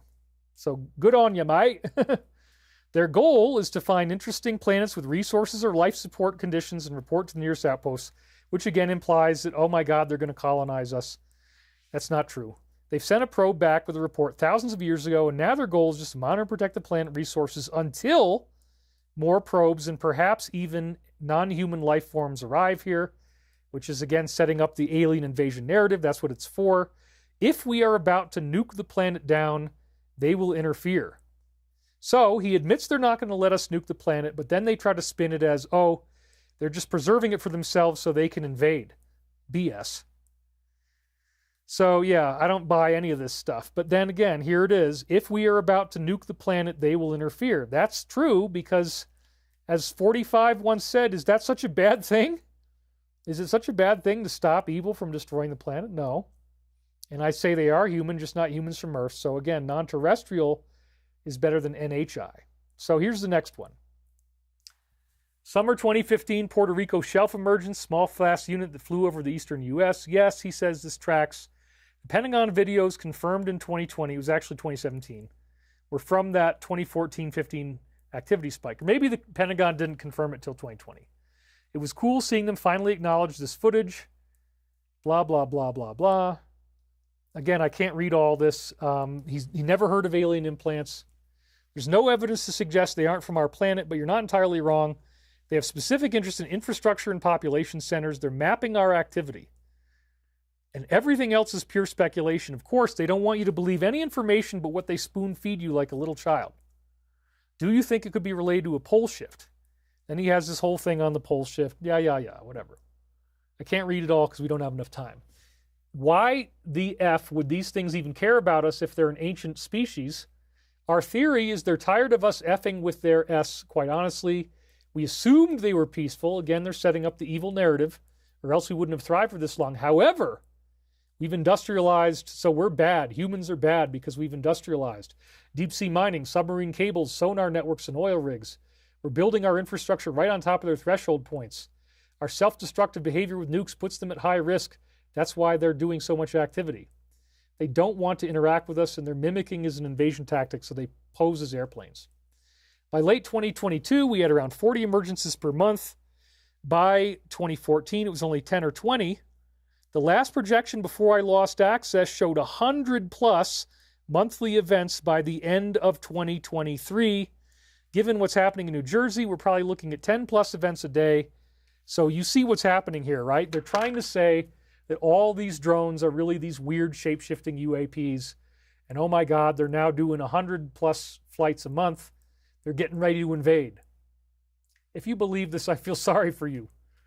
I'm trying to help you so that you're not afraid. Did other nations track this? Of course, that's actually why it's impossible to contain. Russians, Chinese are not dumb.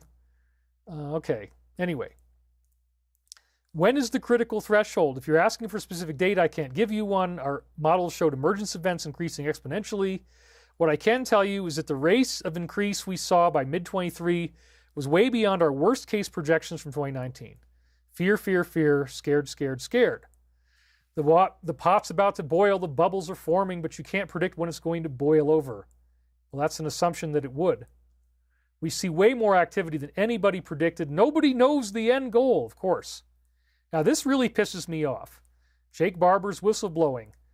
I am laughing my ass off, he says. I'm good to see people still fall for News Nation, Ross Coulthart, Dr. Greer's grifts. Give them ratings, for like and subscribe their YouTube channels and buy all their books. So again, let's be clear on this because I'm so tired of this. If you do UFO research, you are not a grifter. Why do I say that? Because artisan researchers have had patrons for millennia.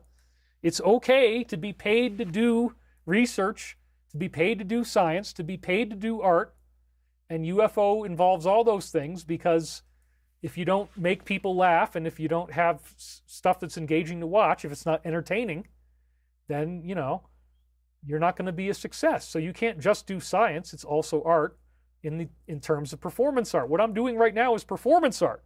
That's why I got this crazy up-close camera, man. This is all part of the game.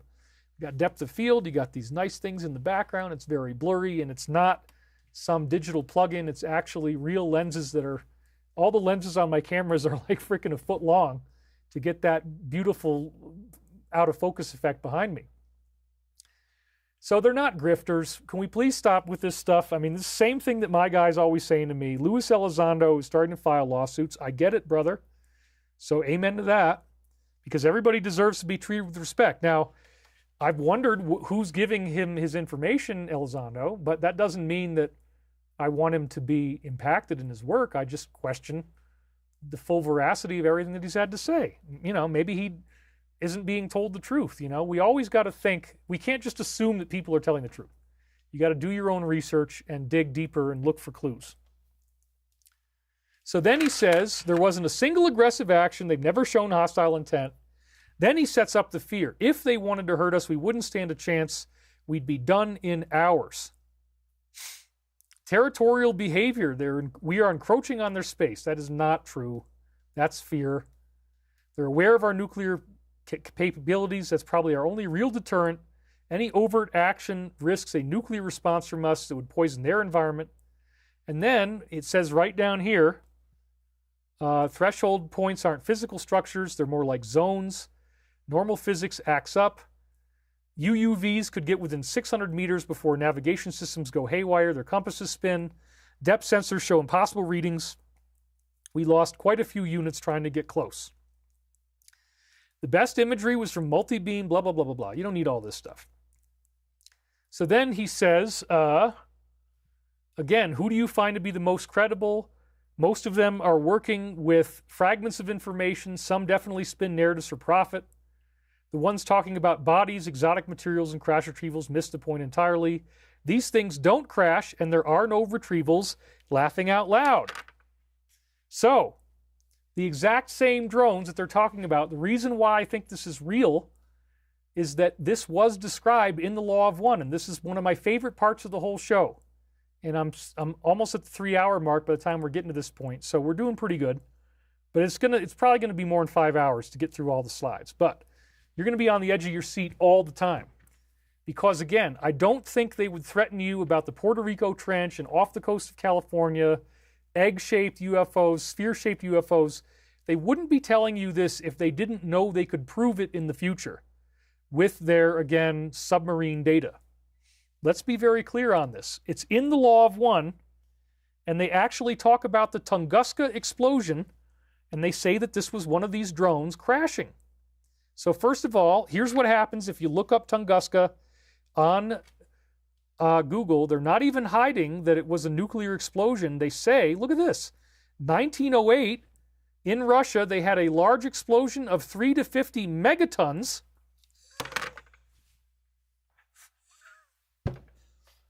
"1908, we had a nuclear explosion." Well, wait a minute, the nuclear bomb wasn't invented until 1945, 47, whatever, Manhattan Project. That's 40 years late, 40 years early. It's if you click in Google, they're now saying, well, it was a meteor, it was an asteroid, it came in and it blew up and it had a nuclear explosion, but it didn't hit the ground or create a crater.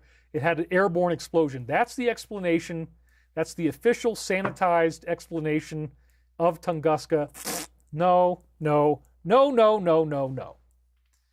And you can read all the rest there. It was June 30th, 1908 on the Podkamyenia Tunguska River. I can't pronounce all that. So here's what the Law of One actually had to say about Tunguska. In a meditation a few nights ago, I had an impression of a question about a crater in Russia. I believe it was in Tunguska. Can you tell me what caused the crater?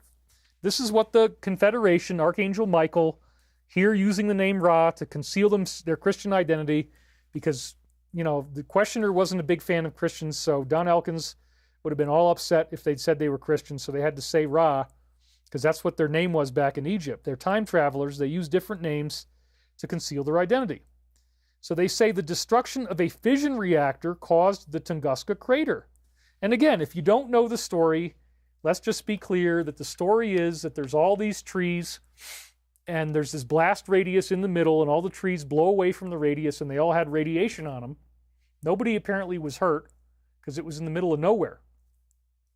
Now they're openly saying a 3 to 50 megaton nuclear blast. They're not even trying to hide that. But the question is, what blew up? Well, the Law of One says it was a spaceship. They specifically use the word drone. Whoa! Because the only 2 times that the word drone appears in the Law of One is in session 17, as we're reading it right here. And the drone had a fission reactor in it. So then he says, well, whose reactor?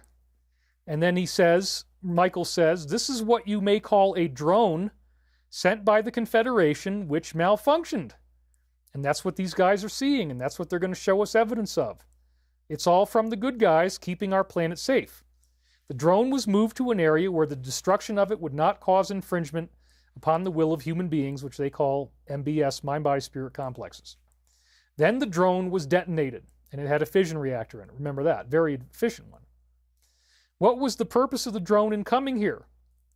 And the answer is, it was a drone designed to listen to the various signals of your peoples, to make sure we don't blow up the planet. You were at the time beginning work in a more technical sphere. We were interested in determining the extent and the rapidity of your advances. This drone was powered by a simple fission motor or engine, as you would call it. It was not the type which you now know, but it was very small. However, it has the same destructive effect upon your third-dimensional molecular structures. Thus, as the drone malfunctioned, we felt it was best to pick a place for it to blow up, rather than attempting to retrieve it, for the possibility of this maneuver being this way looked very, very minute. Now, what they don't say is that the reason the drone blew up probably was the Draco reptilians shot at it, and they only had just enough time to very quickly warp it over to Siberia and have it blow up. They couldn't do anything else. It was probably the result of a war with these negative aliens that caused this, and they had to blow it up over Siberia, which causes nuclear explosion, as Google has confirmed. Was its danger both blast and radiation? And then Michael says there's very little radiation as you know of it in this particular type of device. There is a localized radiation, but it is such that it does not drift with the wind, as would the emissions of your somewhat primitive nuclear weapons. Then he says, I believe an analysis of the trees in that area has shown they have radiation. Yes, it does. Google's confirmed it now, right? Is the reason for this being such a low radiation level in the trees, is this the reason? Is it because of the explosion of the drone? They said, yes, this is correct. The amount of radiation is very localized. However, the energy which is released is powerful enough to cause difficulties. So again, there you have it. They're trying to say this is negative. They're trying to say it's an alien invasion. But the Law of One already talked about these drones. They did blow up that one time in 1908, June 30th, and they had to do it safely. But the reason they're here is to prevent us from blowing up the planet, not because they're getting ready to do an invasion. So we already heard from the Law of One on this, and it's freaking amazing.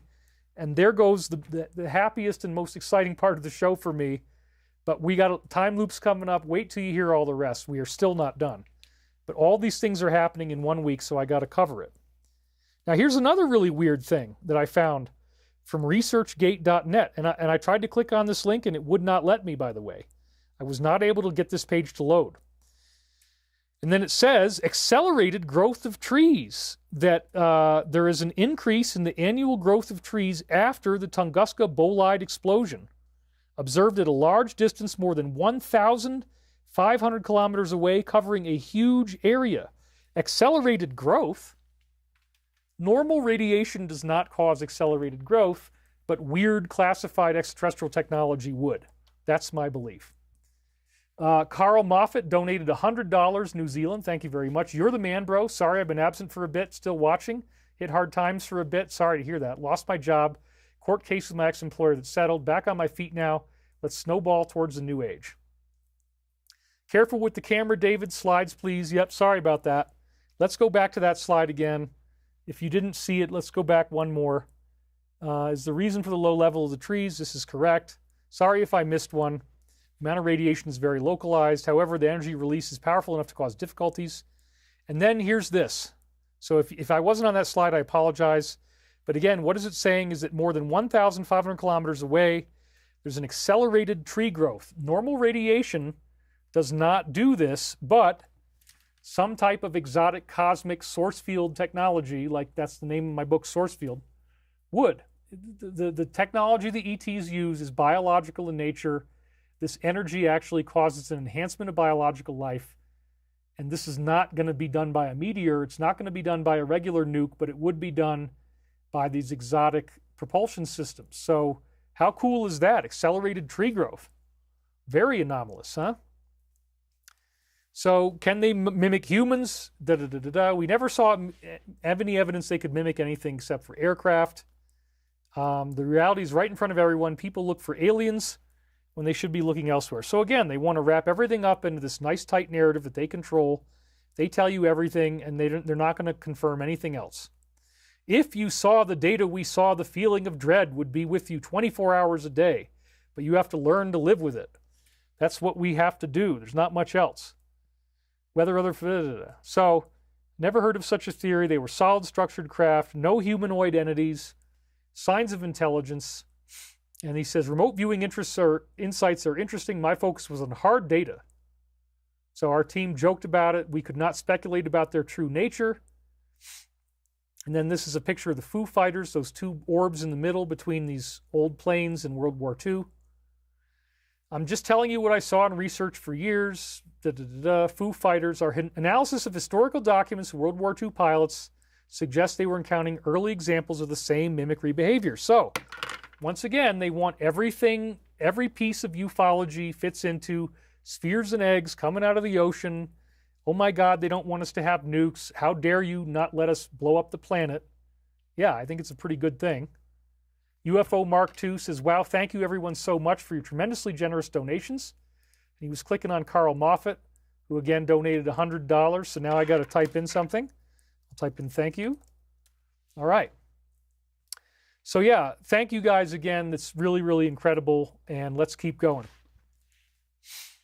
I stand on the data I saw. It would be cool to say they're demons or gray aliens from Neptune. I don't know. So again, they're trying to rule out everything else. No indications of extraterrestrials. These things are not leaving Earth. I've heard all types of theories, time travel, AI. We'd get in trouble if we theorized about what they were. And then he's talking about the quantum sonar arrays. This is just a bunch of geek speak here. When they mimicked aircraft, they could perfectly replicate the visual appearance, but they still gave off a quantum signature, the MRI seeing through your skin to reveal your bone structure. No matter what they looked like visually, the arrays showed their base forms. And blah, blah, blah. This is a bunch of geek speak again. Advanced engineering, not supernatural, but there were people in the project who believed this. Technological camouflage rather than multidimensionality. Well, Law of One already told us what they are. Let me break down exactly what we confirmed. Two consistent physical forms, tic-tac and sphere, emergence patterns and depths. This is all repetitive now. Movement capabilities that defy physics, no aggressive actions, no marine response, systematic coverage of military installations, infrastructure, population centers. Yeah, because the Confederation, the positive ETs, do not want us to blow up the planet. They can mimic aircraft, just as Jack told me in 2010. Exponential increase in emergences to 40 plus per month by 22. The rest is speculation. And then they say that the quantum signature had time inversions. Their signature would appear milliseconds before the objects themselves. And you can read all that. Again, different time periods. So this may be where it was coming from, where the arrows are, the Puerto Rico Trench. That might be where they emerge. So there's apparently some big base down there where these are existing. He says the Hudson River is not deep enough, that they're not extraterrestrial, comes from quantum acoustic analysis. It's like finding a submarine with gills. The engineering was clearly made to be in the ocean. The critical threshold, and he says 2014, 15 of them a month, 2018, 25 sightings a month, 40 and 22, and now there's over 100 per month. So you can read the rest there. And let's see if there's anything here we need to say. It's kind of more just the same stuff. You can read all that. if you want to. We are absolutely destroying their habitat. In over 10 years of monitoring these objects, we never encountered, we never encountered, let's go back to that, a single aggressive action. But they're trying to say that it's still very dangerous. Info was need to know. This is, again, very repetitive. This is another place, I guess, where it was appearing around Greenland, interestingly enough, right? That's where we're trying to get a hold of Greenland now. Pentagon videos just happen to be videos that went public, but we have an extensive catalog of footage that will never go public, at least not yet. Well, they already know they're going to release it, so they're just setting you up for it so you can be scared. That's what they're hoping. So, some of the footage is legitimate, blah, blah, blah. Most of it is BS, but some of it is real. The really compelling stuff never leaves our facilities. They've never had any successful two-way communication with them. Well, the Law of One told you exactly what they are. Keep calm. We can't stop whatever is coming. That's fear. There's no point in panicking. Do not live in fear. Well, no, he's telling you to. In other places, base off the coast of Malibu, no data on anything like this. They can move at speeds and manipulate electromagnetic fields. They're undetectable. Dark objects around the Puerto Rico Trench. They have particular interest in our critical infrastructure. Again, he said the same thing before. Spheres, not cubes. Never saw a cube. The perfect sphere is about 5 to 8 meters in diameter. That's their true form. That's the 20-foot egg that they just showed us on the helicopter. How interesting. No information about an actual manufacturing facility. Areas of localized anomalies. And then they'd see local magnetic anomalies in a zone. Then it smooths out into a perfect circle, gradually intensifying over hours or days until they reach a resonance point. And so, right here, he says that there was no cavitation acoustic signature, and sometimes several emergences would occur. Multiple objects would use the same point for several hours before the zone goes back to normal. So very interesting stuff. An egg is pretty close to a sphere, and then he disses Ross Coulthart again. We've never once in 10 years detected a crash or malfunction. They don't crash. There are no crash retrievals, period. Go back and look at Tunguska. So again, Ross Coulthart is a brave and terrific researcher. This LARP is attacking others in order to gain credibility when in fact they're probably all working off of the same data that everybody's being given by the same folks. They just don't know that it is. So again, he shows this picture. The yellow mark, I guess, is where they're coming out. And you can see again, it's near Puerto Rico there. When they say they don't follow the magnetic field, they don't passively track the pole movement. You know, I don't think we really need any more of this. Quantum arrays say, it's all again very repetitive, they detected quantum field bubbles around the objects. Conventional physics ceases to function, but a mobile threshold point. An object generating these effects could extend the field to encompass a larger volume, theoretically. So, momentary phase matching. By early 22, we saw synchronized effects at multiple sites. That's interesting. So this ties in with the analysis of MH370 that they can create a field that causes things to disappear, apparently like that plane with the 3 orbs around it. Maybe that's going to be part of their narrative too.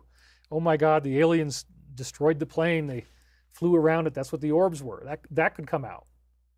So they have systematic survey patterns. The focus isn't on America. It's drivel, so it's worldwide. US, Russia, China, India, they are all paying attention to it. Most militaries have tons of record interactions. So they may be involved with cattle mutilation, but I don't have any data on that. So again, he attacks the planted data to build credibility. He goes right after the 2027 date. As for 2027, people love to pick specific significant dates. The exponential increase, and this is talking about Elizondo's leak, which again, we think is 2025. For all I know, 27 could be the year they finally decide to go one step beyond observation mapping. So they're literally trying to call it an invasion. Don't buy into people, which would include me, pointing out specific dates. Nobody knows. That's why our government is scared. They don't know how to proceed. These things operate on their own timeline. But again, we just showed you 7 different prophecies of 25, the Great Pyramid timeline. We got Saint Germain. We got the Roswell EB, said they're going to come back in 25 and that it's all part of their Galactic Family Reunion, that Wanderer ET souls are helping them get ready. That in the year 25, prophetic pop song specifically references Judgment Day. Luis Elizondo's got it at 27. That's what he's talking about. Then my own Michael Prophecies repeatedly mentioned 25, especially in book 2. And then we just saw the Jim Goodall, which is yet another one. So we got 7 prophecies. So yeah, it's not just speculation. This is real. So here they are trying to stir up fear again. If they want to eliminate humanity, they absolutely could with relatively little effort. They could probably take out every major population center within 24 hours. Now look at this nonsense. We'd have to nuke ourselves.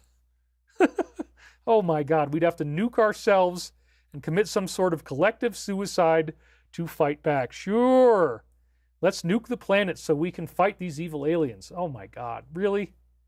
You guys just need to go away. Just please stop this crap. We don't want your Project Bluebeam. Something interesting started happening in late 22. There was flaws in mimicry, wrong shadows. They're trying to make you think the drones aren't really drones. The strobes blink too quickly, too slowly, or in non-standard colors. They're getting sloppy. No, this is all distraction. So, then he's answering some other questions. You can go back and click through all that. Triangles, they could mimic a flying triangle. And then he's talking about Jacques Vallée. The splitting behavior is fascinating. Temporal inversions, quantum signature milliseconds before it appeared, not necessarily the object dividing. They don't go invisible in a traditional sense. They can manipulate electromagnetic fields.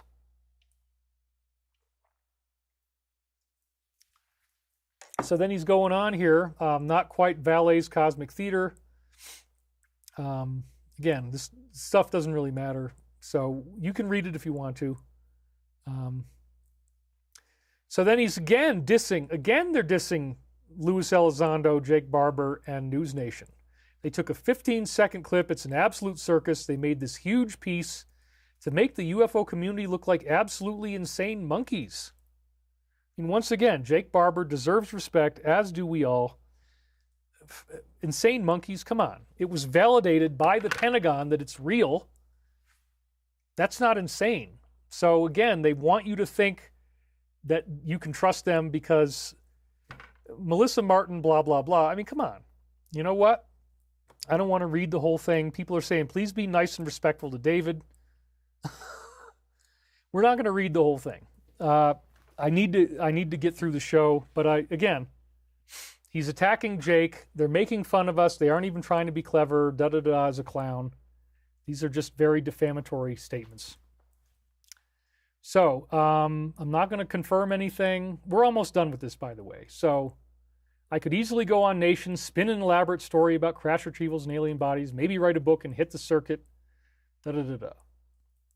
And everybody but him is fake. That's what they all like to say.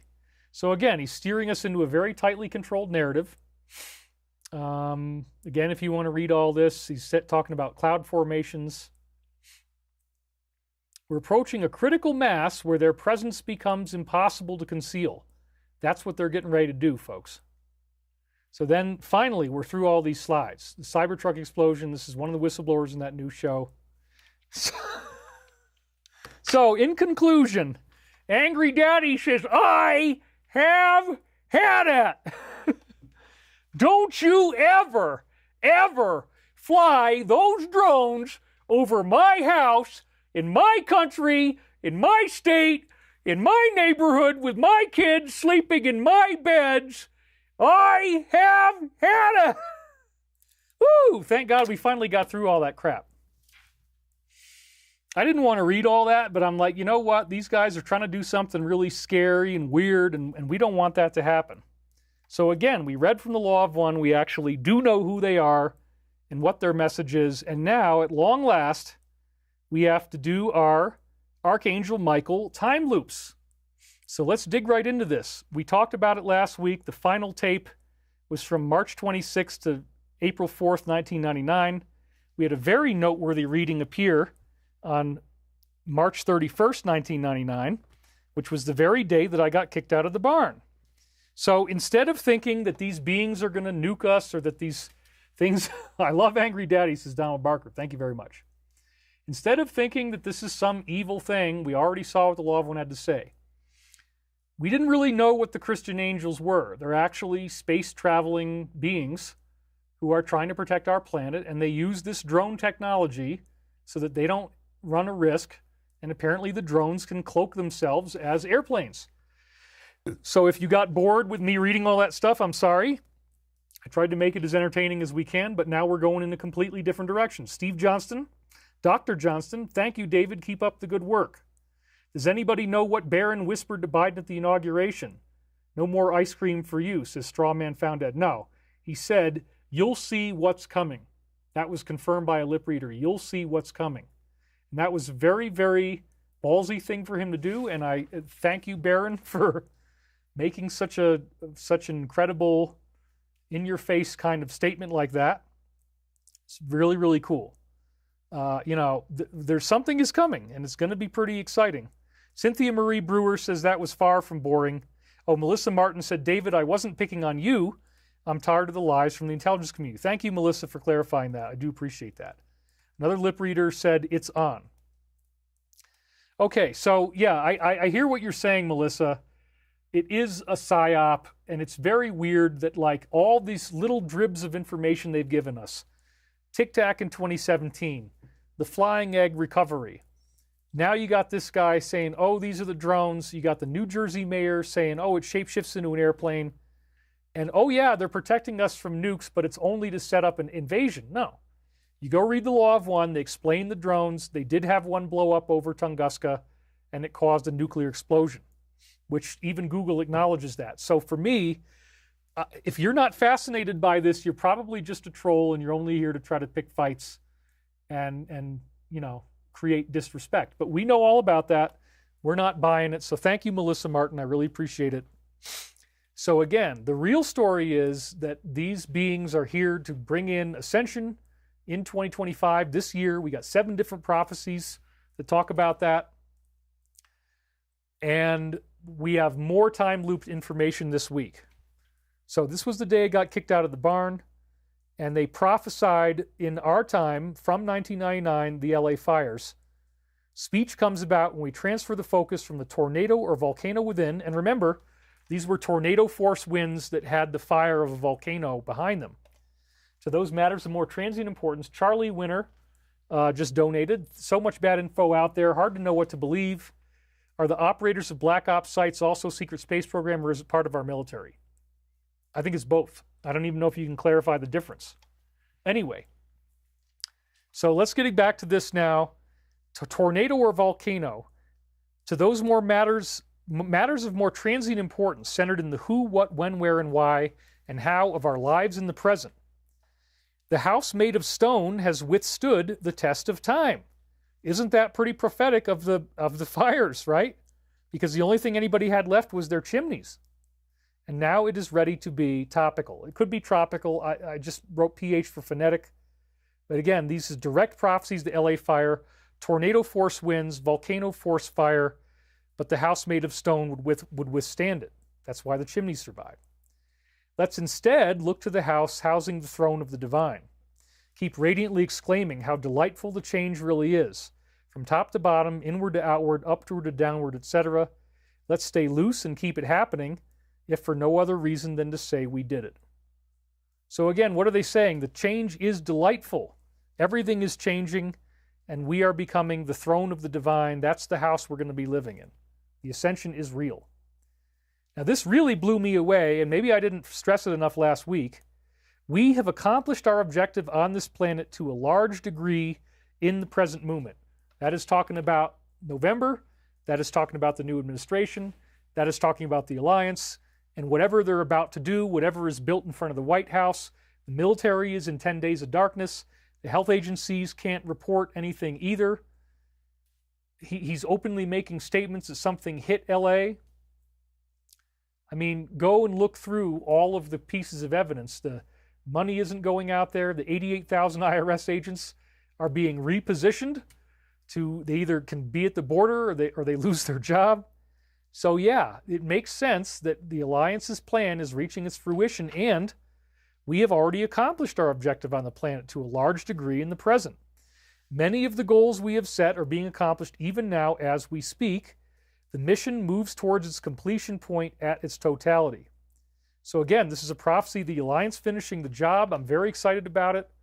These drones are not here to destroy us. They're here to keep us from destroying ourselves. Maya Grafmuller says, thank you for all your important work. Much respect. Thank you, Maya. Ageless saints and sages of old have convened to produce this opportunity for you. When you think about its many products, you understand the ultimate format because of Thanksgiving dinner, the appropriate preparations made thereafter. As I said last week, an apparition of Mother Mary came to me on Thanksgiving. It was quite shocking when I read this. I literally almost started crying. And again, ageless saints and sages have convened to produce this ascension for us. So the ultimate format is how we're going to go through this ascension process. Now again, it is time to move on from the third density. We're going into a whole new dimensional level, a whole new state of human existence. Think not of the past, but the future, the marriage of self to the greater self that is so soon to occur. That's ascension. The dealer deals out another hand of cards. The deck is all the one infinite creator. We feel confident in your ability to make the right choices and decisions. So then I ask the question, is there any chance I could stay at the farm? And they say, no, believe it. And I say, well, I've been through this many times before, getting kicked out, so it still sucks. I still feel the pain the same way. And then he says, look instead for the opportunities within the self. Realize the panic button does not need to be pushed. This is not an alien invasion. We're not all about to die. We don't need to nuke the planet to protect ourselves from these evil drones, which they're trying to say that the drones, these crappy drones they're flying, is shape-shifting stuff from the ocean. Come on. Nobody here believes that. I can tell from the comments. Simply go with the flow, and the pieces will snap into place calmly and smoothly.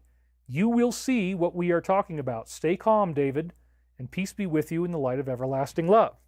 So those are just a couple quick highlights from last week's show. But again, they've already stipulated in writing from 99, they've accomplished most of what they already want to do. The Alliance needs to finish the job. We're in the year 2025. We're right on schedule. 7 prophetic sources saying Galactic Family Reunion, Second Coming of Christ, and Ascension all at the same time. Wow. My life is going to change. I mean, obviously the Alliance intends to bring me out to the public in some form. So I'm very excited about where this is all going. And I think that being sober is a very good thing because I want my mind as clear as possible, no anxiety, because this is going to get really heavy. And I'm probably going to do a lot of traveling too. So now we're going to return to where we left off 2 weeks ago. We were still on February the 1st. And now I'm going to read you the rest that you didn't get to see before. This was a prophetic dream where I was seeing a musical performance in a nightclub, and it was also like a striptease show. It had erotic components, which again is symbolic of the DS, I believe. This guy came back out and he started talking about how someone had lost their gloves and the gloves were valuable. He said, if anyone knew anything about the gloves, to please tell him. Well, I just said, again, the glove of Lucifer, Palladian Rite, that is their teaching of how to channel Lucifer. And so I think that's what they're talking about. The strip club, the music, like the music industry, and then the lost gloves. Again, they wanted to be the glove for this higher negative entity.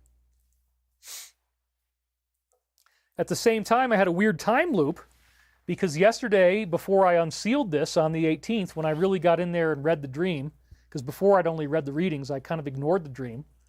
I was going out and filling my water jugs. We have there's a few local springs here. And my gloves became so saturated that it was too cold for me to wear them. And now I'm unsealing this dream the very next day. I don't know why that particular background is not animated. Hopefully it's just that one slide. Yep, okay. So then, after that thing that time looped into me getting my gloves all damaged is where we saw parades and raising to the next center. And as I said before, this was a weird code where you take the word parades, you just take the IS from raising, and now you get Palisades, which is like Palisades. And it also sounds like how somebody from Japan would pronounce it. And they had compared this to Hiroshima, with the guy with the little head on the little legs. So very, very fascinating encoding of the term Palisades. Then we also saw this one last time, 2 weeks ago, Freudian in action. Let's boomerang into the higher realms with your own desire to be a greater and greater service. Put the desire behind you for sexual gratification, which the dream was talking about, the striptease, and you will indeed have come a long way. And this is talking about all of us not being lured in by the DS anymore. Now look at this, unbelievable. This pillar of Clinton's arrival at what? Maybe a trial? Yeah, I think that's what it's talking about. Has indeed been a vast method of cleansing. This also suggests the cleansing of the fire of LA, and it's giving you a hint as to who was behind it. It is both fun for the people on one level because they are ascending, but also very difficult on another because it is a mirror of self.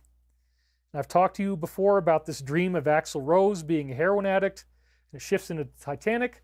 Now you finally, after the 3 weeks, right, I'm finally going to read you that dream. Here we go. It's again very prophetic of the fall of the DS. I ended up in a hotel room with the band Guns N' Roses. Axl Rose was there, as well as the guitar player Slash. They had several large barren rooms in this hotel. At first they had bought a small machine. It was a kid's toy with colorful gumballs in it, and they apparently wanted to get high by eating the sugar. So again, this is just talking about the distractions that they offer us. They want you to be like a child.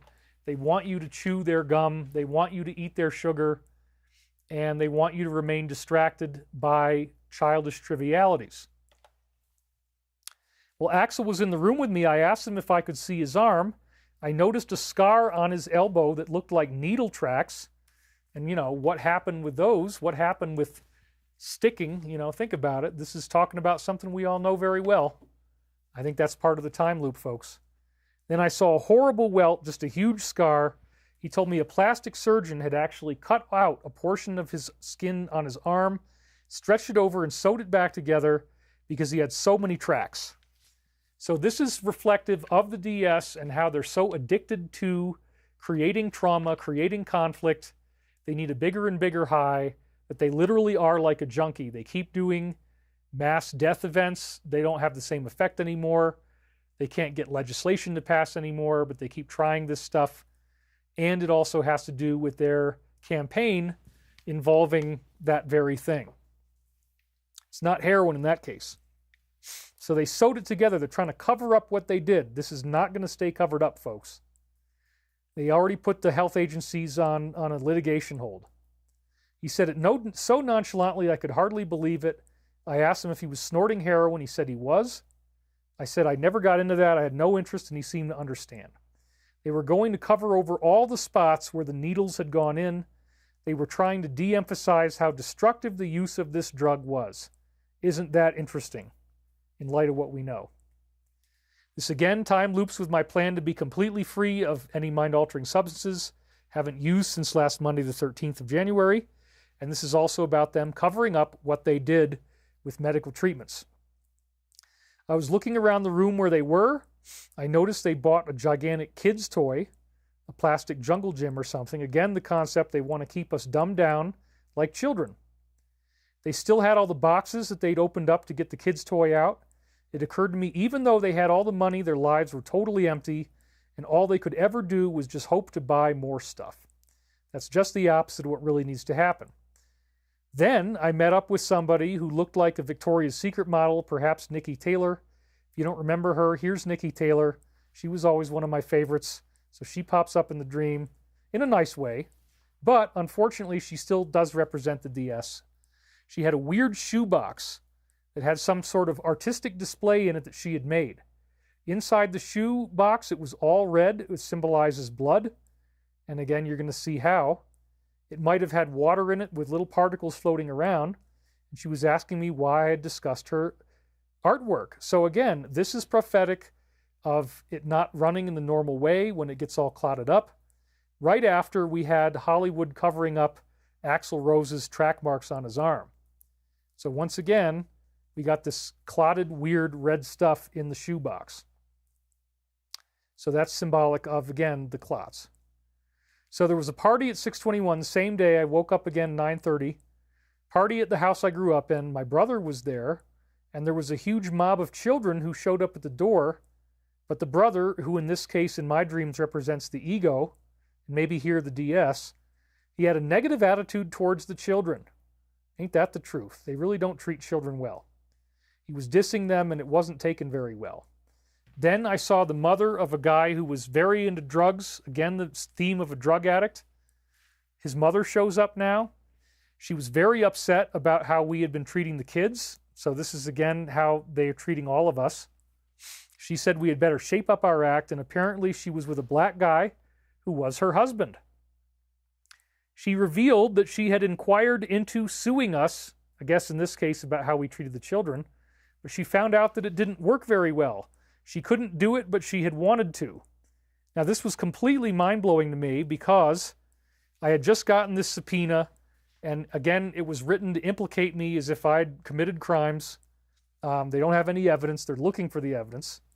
No actual proof was provided. They want to do a fishing expedition, but we are going to give them discovery because there's no crime to be found. They're not going to find anything. But that was amazing. 1999, somebody's trying to sue me, but they couldn't actually do it. Again, I've already been indemnified. The whole thing is just not going to go anywhere. I ended up walking with them back down the street. I got her calmed down. And then I was on an ocean ship like the Titanic. Again, symbolic of how they are sinking and their agenda is failing. They're about to be defeated. The ship was pretty big. It involved going onto the shore and off the shore. Well, this fire happened right next to the shore. It was right on the ocean front. And it's prophetic of our discussion that we were just reading about these drones coming out of the Puerto Rico Trench. It's a ship, it's the Titanic, and it's going onto the shore and off the shore. So again, Michael knew they were going to try this UAP trick, that they were going to talk about his drones. Let's fix that. And it's not going to work. It's clearly showing you that they are sinking like the Titanic, as are their drones, as are their agenda, which is fantastic. There was a girl who I knew from some sort of class. It seemed that we were getting married. The dream goes in a different direction now. It was still a young relationship, but I was psyched about where it was going. I think this refers to the marriage of flesh to spirit, your higher self, your inner feminine coming out. This is an ascension metaphor. I seem to be running back and forth from the ocean ship to the shore for different reasons. Again, the drone metaphor and the Titanic. I was trying to see her along the way, and that continued many times. So as they try to threaten you, as they try to scare you, make a relationship with your own inner feminine. That's what this is about. That's the ascension. Learn to be more loving, more patient, more forgiving, but you also have to defend your boundaries. You can't just be a doormat. Then there was a part where I actually met Bob, and I'm not going to give his name, but he was this musician who I knew, and he was actually kind of a really sketchy criminal character, which came out over time. He ripped people off. He was a real honest-to-God grifter, not like what they call UFO people, but the real thing. He was talking about how he was the I Am Presence. He said he was God. Well, now we can see this is talking about the music industry and the way they see themselves as if they were gods. I met him, and I was also reading an email he had written. He told me I could aspire to become like him if I kept on working on it. Well, this is what they wanted. They wanted to mold society with their celebrities, with their music, into what they wanted us to become. They think they really are God where no God existed. That is not true. That's why they're so mad about these higher beings and want to make them look evil. Once I got together with him, I could share in his prosperity. They always like to bribe you with money. It was subtly worded just enough to make me realize this guy was totally corrupt, and that was the point. And again here, I believe that this is prophetic of people discovering the corruption within various industries and how these people look at themselves as if they were gods. Not true. Okay, now we're on February 2nd, my dad's birthday, Groundhog Day, 6:06 a.m. I was playing drums in a band covering the jazz song Sophisticated Lady, and it sounded very good. I am a trained jazz drummer, so I can play anything. At the end, the teacher was praising me and telling me how great my playing was. Somehow this leads into cannabis in a car, and he was trying to insinuate to me that the cannabis was no good. So this is another time loop telling me to stay clean. I had another dream like this morning, and the messages are very consistent, and it is true. I mean, without the anxiety, I feel a lot cleaner in my body. I'm not having all these self-defeating thoughts anymore. So this was another message from the universe. You got to stop using. And I'm like, okay. Yeah, really sucks, but I'll do it. Now I'm happy that I did. Earlier along, I had kids from the high school honors class, all the gifted children. They were saying they could fly if they could gather together in a circle, and right now in my time, Mountain Time, it's 3:33 p.m. That's a synchronicity. None of them would ever necessarily know how to do it otherwise, but they could do it together. Some of my parallel life memories, alleged memories, were that we got kids together in groups, and when we were in a group that our psychic abilities were enhanced. It does say in the Law of One that one individual purified of all flaws could indeed move a mountain, but that groups of people working together can move mountains with fewer flaws. So it gets back into all kinds of interesting psychic events like the Tibetan acoustic levitation. If you know what you're doing for positive or negative, you can get people together and they can do telekinesis better as a group if they all focus their minds on it together. That's true, according to the Law of One at least. There was one point where all of us did indeed end up dancing in the sky. We gathered in a circle, then we could fly. I started floating all over the place in a restaurant that was like McDonald's or Burger King. I wanted to levitate wherever I went. I was so excited about it, and it wasn't even that hard. So this is clearly about ascension. Some of us will be able to levitate once this happens. Someone started making a comment that what I was doing was similar to the disciples of Christ. And we'll get into that in a second. They handed me a Bible with a red soft cover that went over where the pages would be with rounded tips. This is a transcription note. I transcribed it on originally June 25th, 2006, when I just moved to LA, only a few months earlier, in I guess what it was, February, something like that. So 4 months after I got there. I only remembered fairly recently that Edgar Cayce, my own past life, his family had been members of the church called Disciples of Christ. So this is clearly talking about tapping into my Cayce identity. And my girlfriend at the time, I transcribed this, Sabrina, her parents also were in Disciples of Christ, interestingly enough. In modern times, I believe this is talking about the Ascension and people learning not to eat toxic foods. Hence, I was in this fast food restaurant showing people there's a better way you can fly.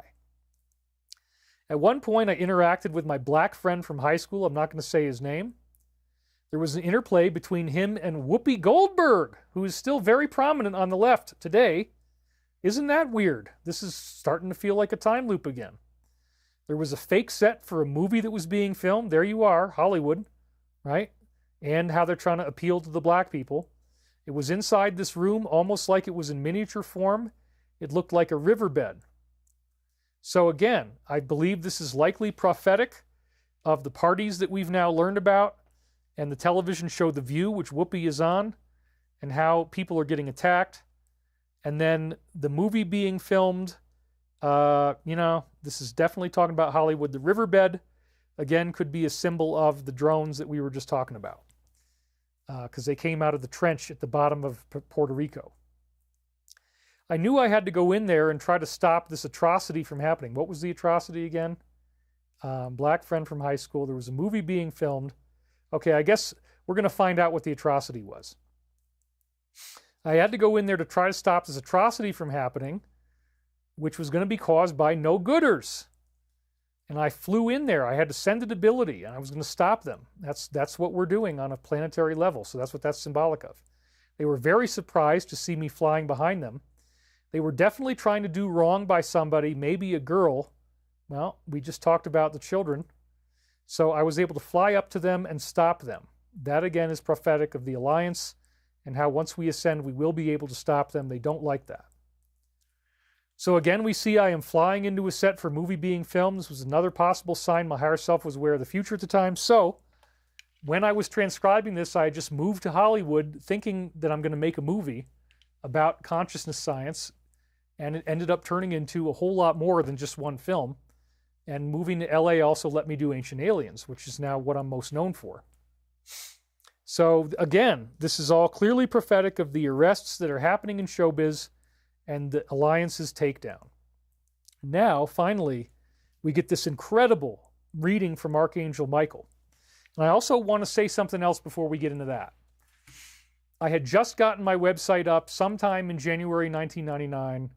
I had clients come in, and one of my first clients was named Don, and he had a very remarkable reading. And then he ordered a reading for his girlfriend, Ruth. I'm not going to give any other names with that, because, people will be stalked if I give out names. That's unfortunately reality. So I had this client, and he got his girlfriend involved. So this was one of the very first paid readings that I had ever done. And for whatever reason, instead of putting it on a client tape, I kept it on my normal dictation tape. It wasn't until after this that I learned to use separate cassettes to tape my readings. So there is a client reading that this is in, and so I had to cut parts of it out because it's just relevant to them. But in between the cracks of the client reading is amazingly time-looped, beautiful, beautiful material for us. So here we go. Michael begins speaking. And this goes on and on. This is an incredible, beautiful reading.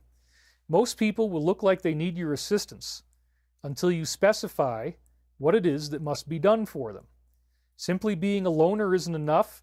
It requires continued contact with the public and the ability to bring this material out to the masses at large. So again, in the time loop yesterday, I said this is a prophetic message for me to get out there. I've been a loner for 3.5 years, and this was them telling me back in 1999 that I needed to get out there and do conferences and not just stay in the house. So this was very personal. I mean, clearly I'm not going to continue to live here alone in the house. There's many, many people who would love for me to do more events, but the threat has been very high. I haven't felt like I've had good security. There's too much riding on everything I'm doing with the aerospace and anti-gravity and free energy, that kind of thing. All the most dangerous technology we're working on. So it's not enough to be a loner. I got to go out there and bring the material out to the masses at large. So that's very, very time-looped with where I am now. A praiseworthy choice would be to take stock of the inventory of your beliefs and belongings. That's another fire prophecy because people lost all their belongings. And decide to choose only those that are in the highest good of all involved and keep them. The rest can be dealt with however you might like, and renunciation is a good method here. So again, I say this is another fire prophecy. People who lost their homes have had to renounce their beliefs and belongings, and we saw now how on Nextdoor, the top story for Friday was, don't let them take your house, and if they do, if they try to, then film it. Very interesting. So clearly this is prophetic. Then at 9:45 a.m., this was the dream that ended up turning into Ruth's reading. And the reading refers to this dream, so I want you to remember these details because the reading is going to talk about this dream. I was in a hotel or a mall coupled with a high school. A woman had been abducted by evil men. That represents humanity and what's happening with the DS, as you'll see. For whatever reason, I felt a connection to her. I wanted to save her. It also seemed moderately connected to a dream where I was flying. I was working like crazy to try to get people interested in finding this woman. A lot of the people I was finding were old friends I had from high school. Again, I just was flying with my other friends in the last dream. It didn't look like the high school anymore. Now it was open, expansive, like a mall. And I was stunned that nobody wanted to help me find the missing girl. And I started to get really angry about it. So, when the high school turns into a much more lavish building, that means your internal dream landscape is transforming, your soul is evolving. If you go back to a place like your high school or something from your past, and it's much bigger and more amazing than it was before, that's a great sign. It means that your soul is transforming and you're ascending. That's really what it's about. Then these guys were starting to try to fight with me, pick on me, and again, this represents the reptilians and the DS. You'll see that in a minute. These guys were like bullies, but I didn't even care. I said I'd be more than happy to turn in their names to the police on assault charges if they tried to hit me or hurt me, and that seemed to stop them. It never even got physical. Well, that's what we've actually done. We actually had death threats, terror threats. We did turn it into the federal authorities, so again, that's talking about the present. Very interesting time loop from 1999.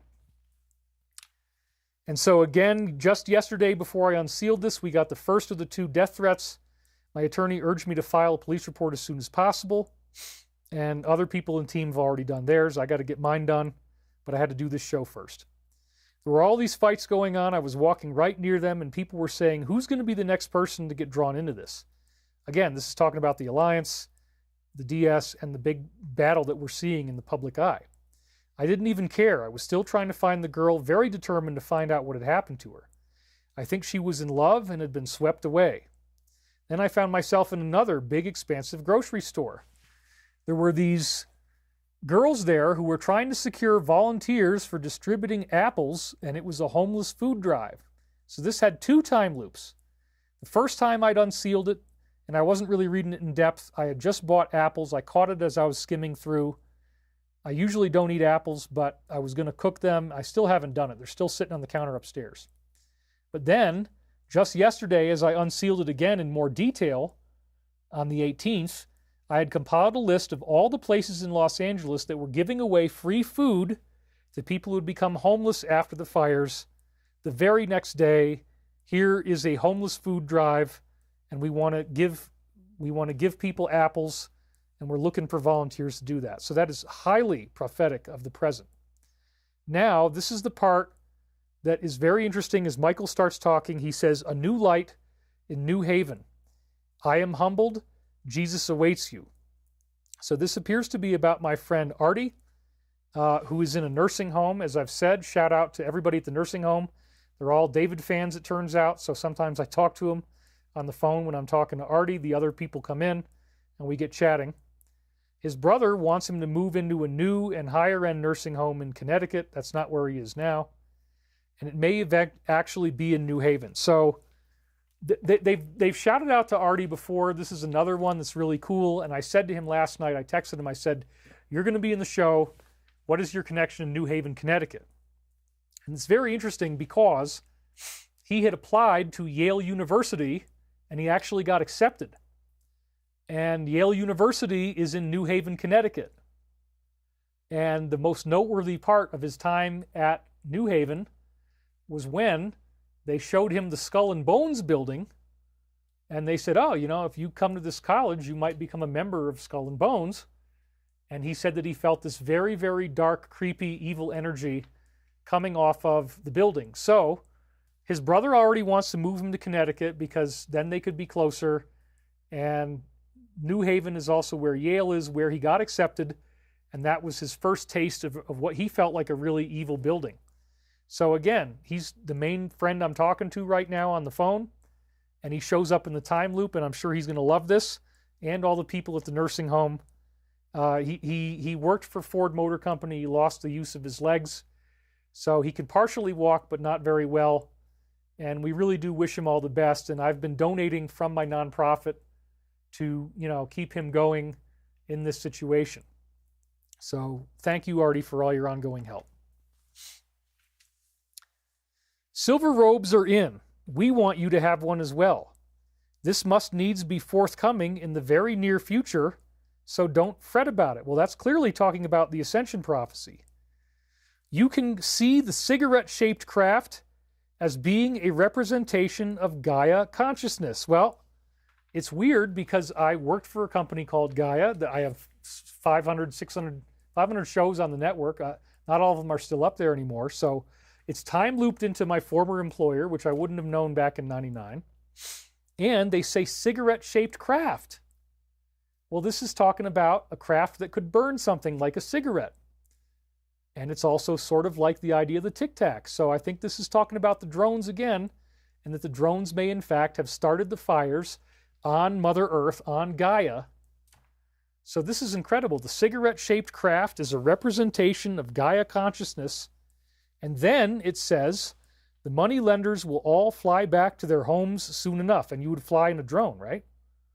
So wow, we know that the money lenders were responsible for this disaster. They did burn the land like a cigarette with some type of craft. And we want you to ascend and have a silver robe forthcoming in the very near future. So I said, when I first unsealed it, this is about the loss of homes in the LA fires, which had just happened right before I read this, and the drones burning them up like cigarettes.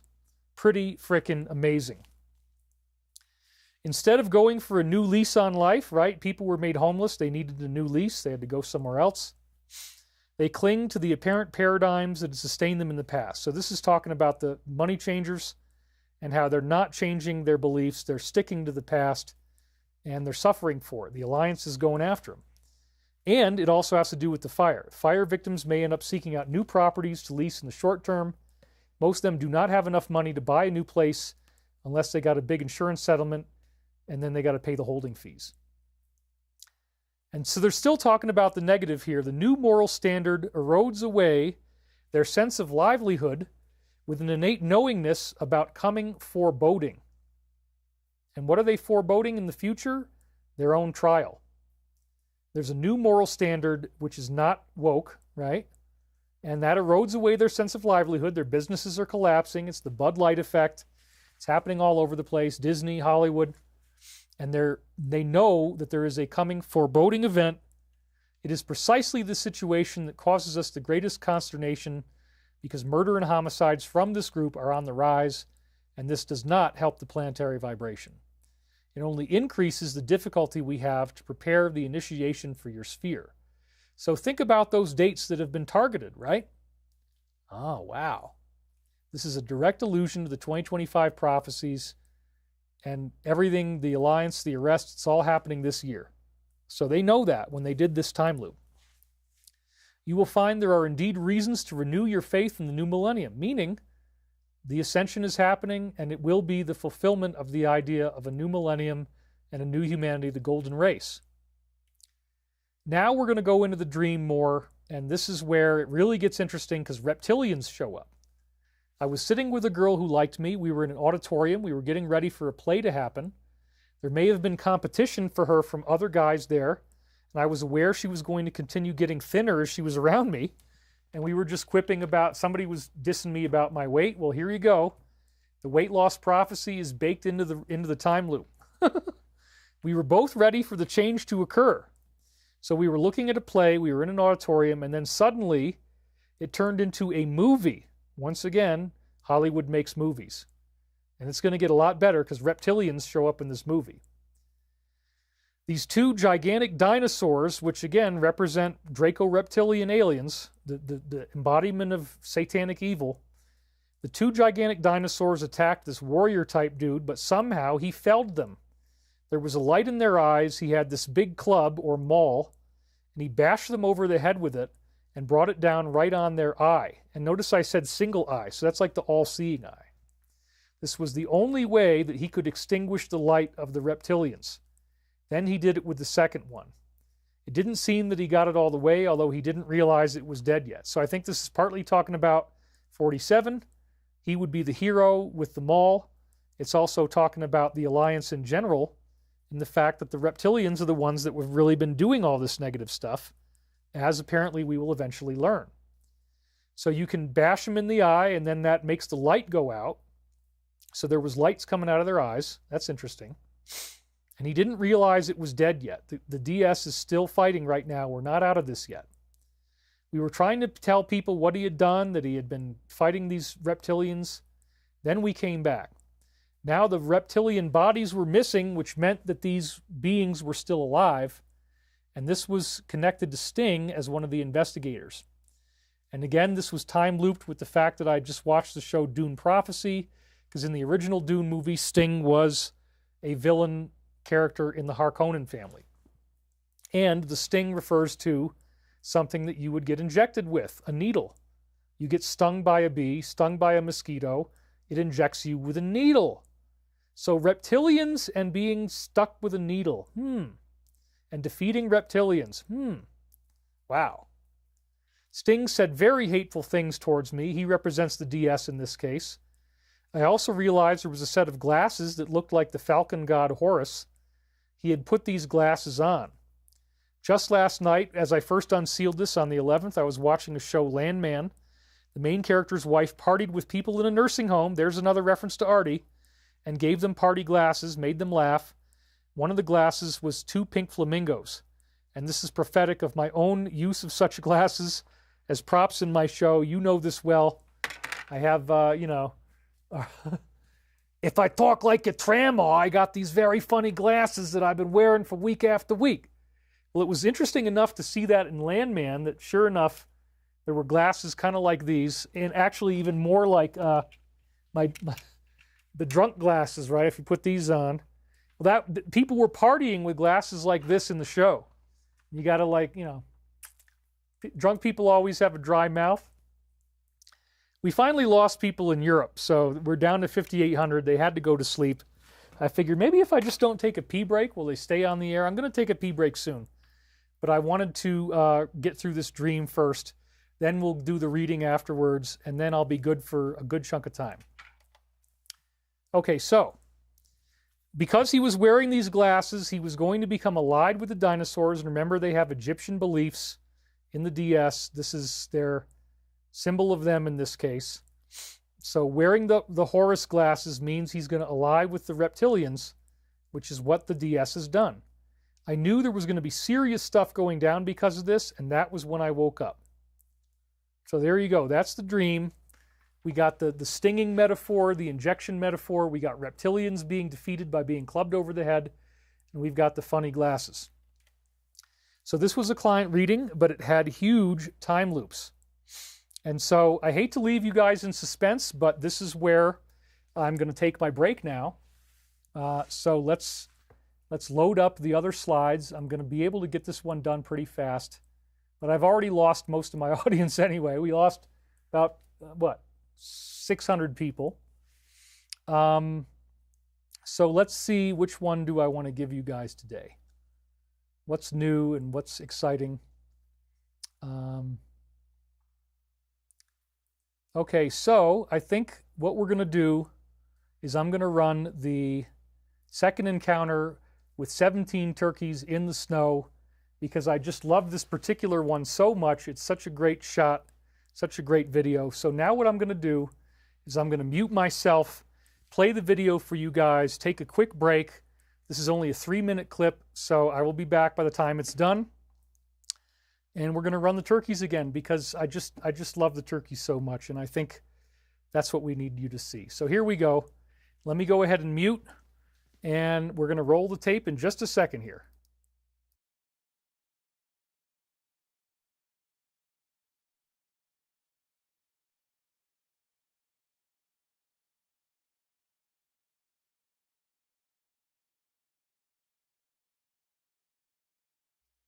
All right, the microphone is off, and I got to yell loudly so you can hear me, but here we go. I'm going to run to the restroom. I'll be right back, and in the meantime, you get to enjoy, once again, the 17 turkeys. I mean, there was many of these, but this one was really incredible because of the code of, what is the number 17? That was exactly how many showed up several times. I couldn't believe it. So without further ado, here we go. All right. Okay, here we go once again. I've got 17 turkeys. The magic number corresponds to the letter Q.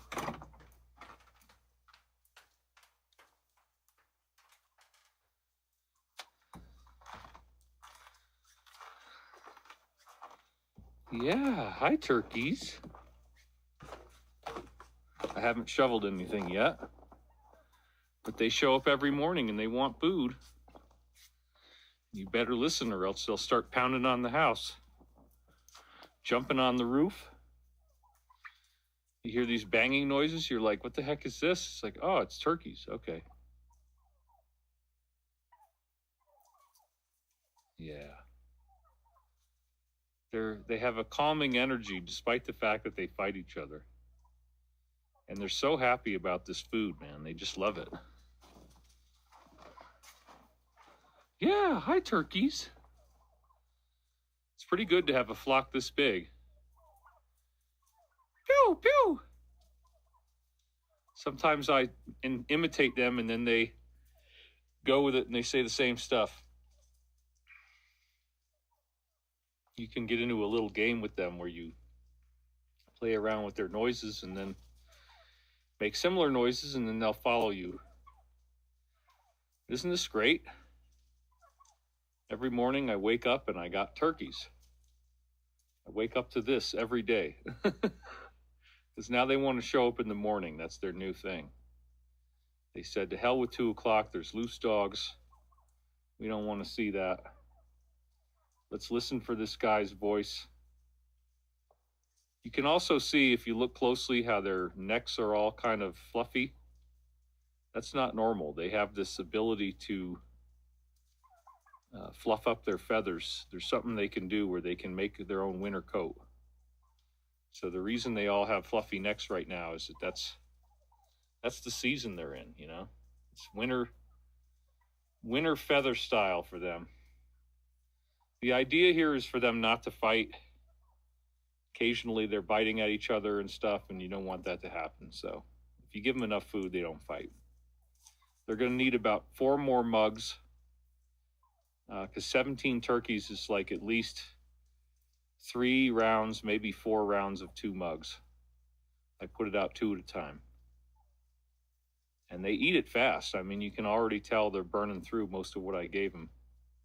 If you could see it as clearly as I can on the snow here, but they're being good. They're not fighting too much. Well, there's one taking a poop. Now they're all getting along pretty well. And we'll bring them out the next round of 2 mugs. There you go. This is great. I love these guys. Okay, here we go once again. I've got 17 turkeys. The magic number corresponds to the letter Q.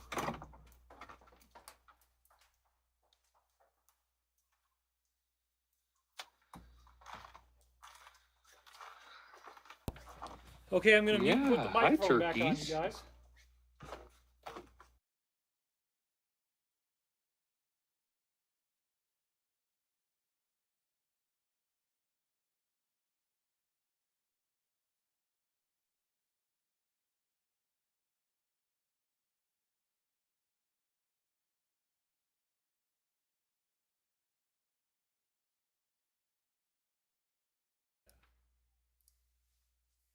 They have a calming energy despite the fact that they fight each other.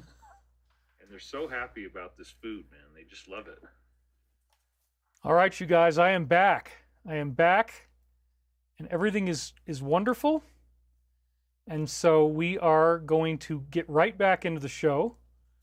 Again, before we do, I just want to mention that, like, think about all the things that we're seeing right now. We've got the new administration. We've got the release of JFK files. The 15-day deadline brings us to February 6th. We've got this weird buildup of Tic Tacs, spheres, drones. Oh, we might have to nuke the planet in order to save ourselves. Yeah. Very logical behavior. So anyway, I'm really excited about all this because we're not going to keep waiting. The time loops are incredible. I don't think anybody can dispute how many connections there are to things like my gloves getting wet and to things like, I mean, here's this image of 47 clubbing them, the reptilians over the head with a club and defeating them in this movie. The time loops are just absolutely dazzling. And remember that there was the character Sting, which represents injections, and that he was wearing these Egyptian glasses, the Ra goggles. So the defeat of the reptilians, the goggles, Sting, the hero character, all of this stuff is about to show up in the reading. This reading moved me to tears. I could not believe how beautiful it was, and it definitely might hit you the same way. So without further ado, we're already now coming up on the 4-hour mark. I finally took a break. That was 4 hours without a break, which is quite incredible. So here we go. Let's hit it. The first thing they say is they're talking about food poisoning, which is again symbolic of certain medical treatments. In the Michael prophecies, we'll get into that. They use the term rotten milk or things like this, but food poisoning refers to something that you think is going to help you get healthy, like eating food would, but it actually doesn't nourish you, it poisons you. So what do they say here? They say accidental ingestion or food poisoning would not be wise in these matters. Instead, keep on being focused on what you know is right, and the path will reveal itself to you. I'm going to let you read that as I grab one of these little cookies here. Hang on a second.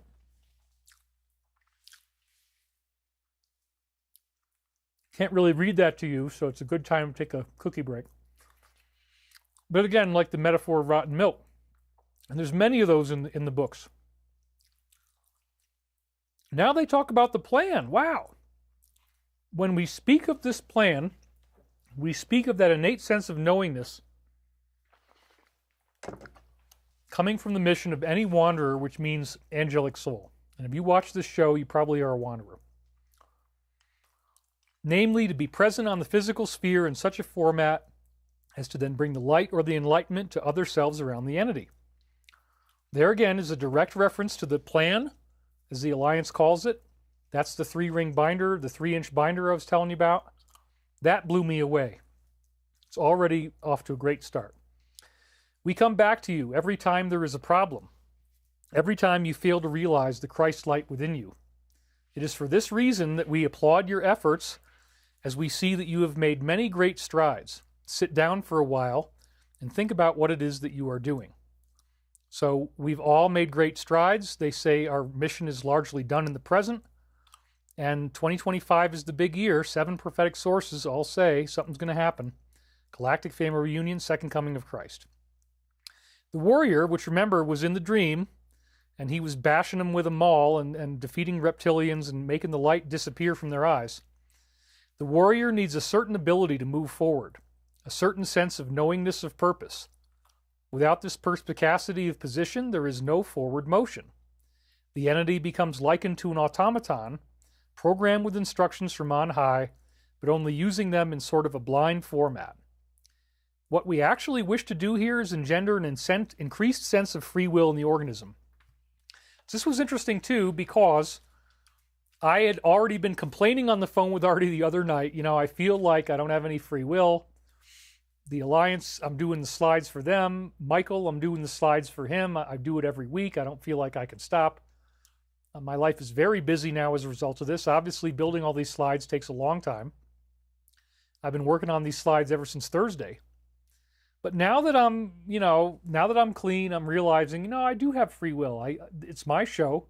I can say what I want, and it's really great. I mean, I want to see the planet get saved as much as anybody, and I'm happy to do my part. So I do feel more of a sense of free will. The doors of perception are open to you. It is not so important how you execute them, but rather that you acknowledge their existence. And again, the Doors of Perception was the full name of the band The Doors, Jim Morrison. Plus, this also refers to those portals where the orbs are coming out from the Puerto Rico Trench. As we just saw, there was this weird time-looping portal that they came out of. It is important to realize that we have accurately interwoven here a metaphor from David's other dreams. Namely, we used the archetype of the monster Godzilla or the dragon, like the reptilians, to symbolize upcoming earth changes and disasters. Well, hopefully there aren't any more upcoming, but this again seems to be prophetic of the LA fire. So the monster or dragon symbolizes upcoming disasters. Hopefully we don't have any more, but we might. That might be part of what happens in Blue Beam. I don't know where. I hope nothing happens. I really do. So again, I say this is prophetic of the LA fires that I just saw right before we unsealed this. The entities in question worked together in a cooperative fashion to try to extinguish the light of these dinosaurs. That is clearly talking about the Alliance and that they're up against this Draco-led DS. Of these relics of the past, then manifesting in the present and the near future as the continuing increasing severity of Earth change events and scenarios. So, yeah, that's very interesting, isn't it? Definitely talking about the Alliance. And thus what we have here in the Alliance is a cooperative effort between entities to then forestall the leap in planetary evolution long enough to ensure that more progress can be made. We originally thought the solar flash would be in 2012. There was a lot of good data on that. I got relentlessly trolled at the time because, quote-unquote, nothing happened. But now it looks like definitely something is going to happen. And it's the year 25. We're in it right now.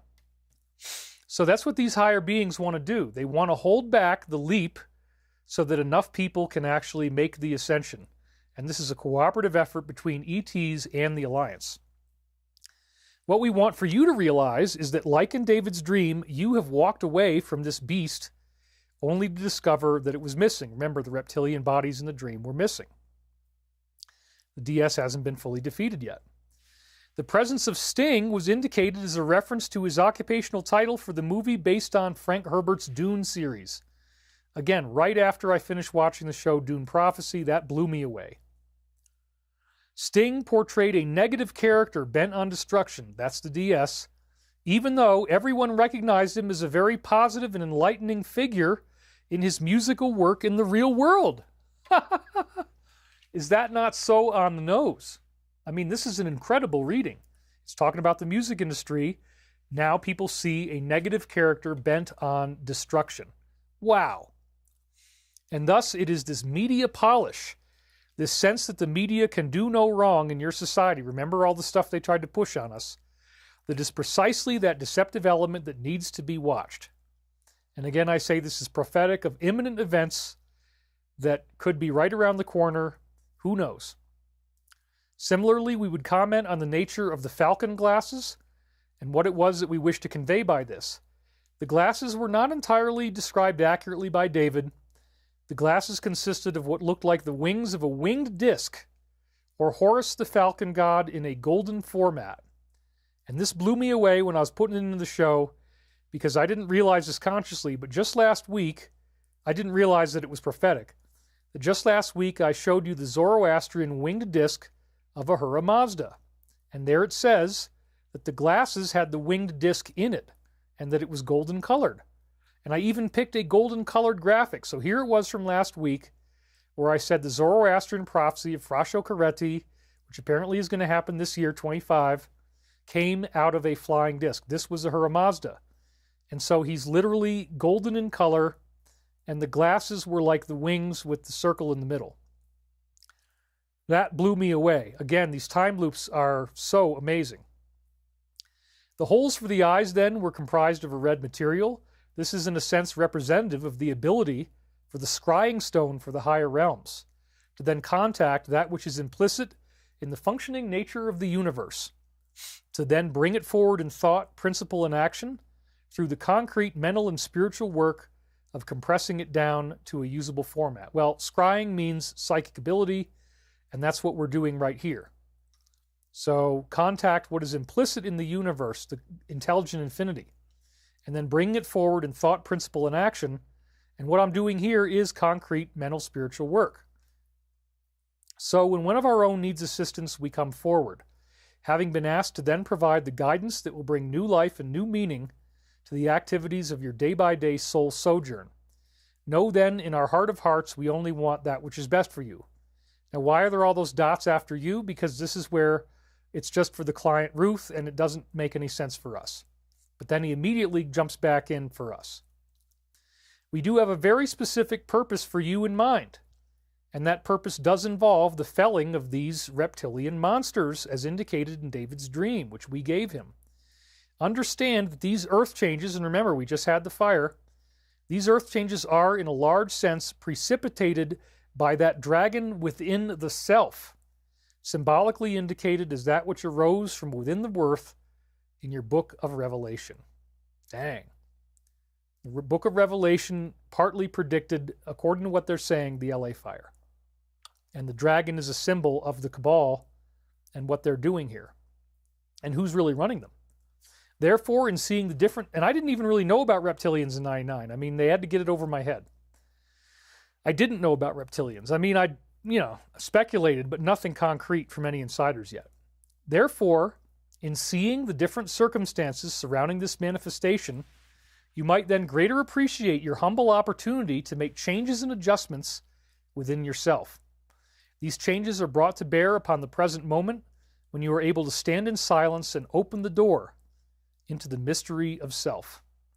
So again, the really important thing is learning to change and make adjustments to yourself, to be more loving.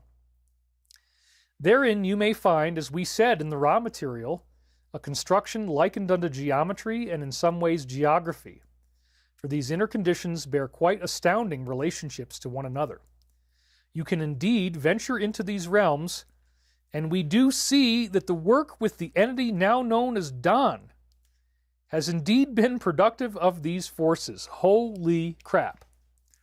I mean, yes, Don was the name of her boyfriend, but it obviously is also talking about 47. The work with the entity now known as Don has indeed been productive. And so that really does show that that's who they meant to indicate as the guy who was bashing the reptilian on the head with a club and making the light go out of its eyes.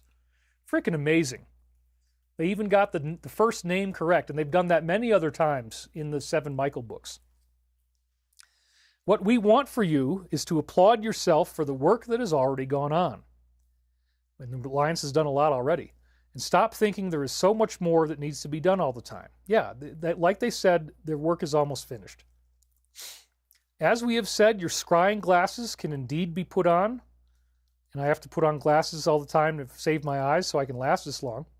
Allowing you to then see into the higher realms through the direct connection therein of, in this case, hypnosis and the trance induced therein. We do need to comment on the fact here that the rare human antiquities figure in prominently to this situation.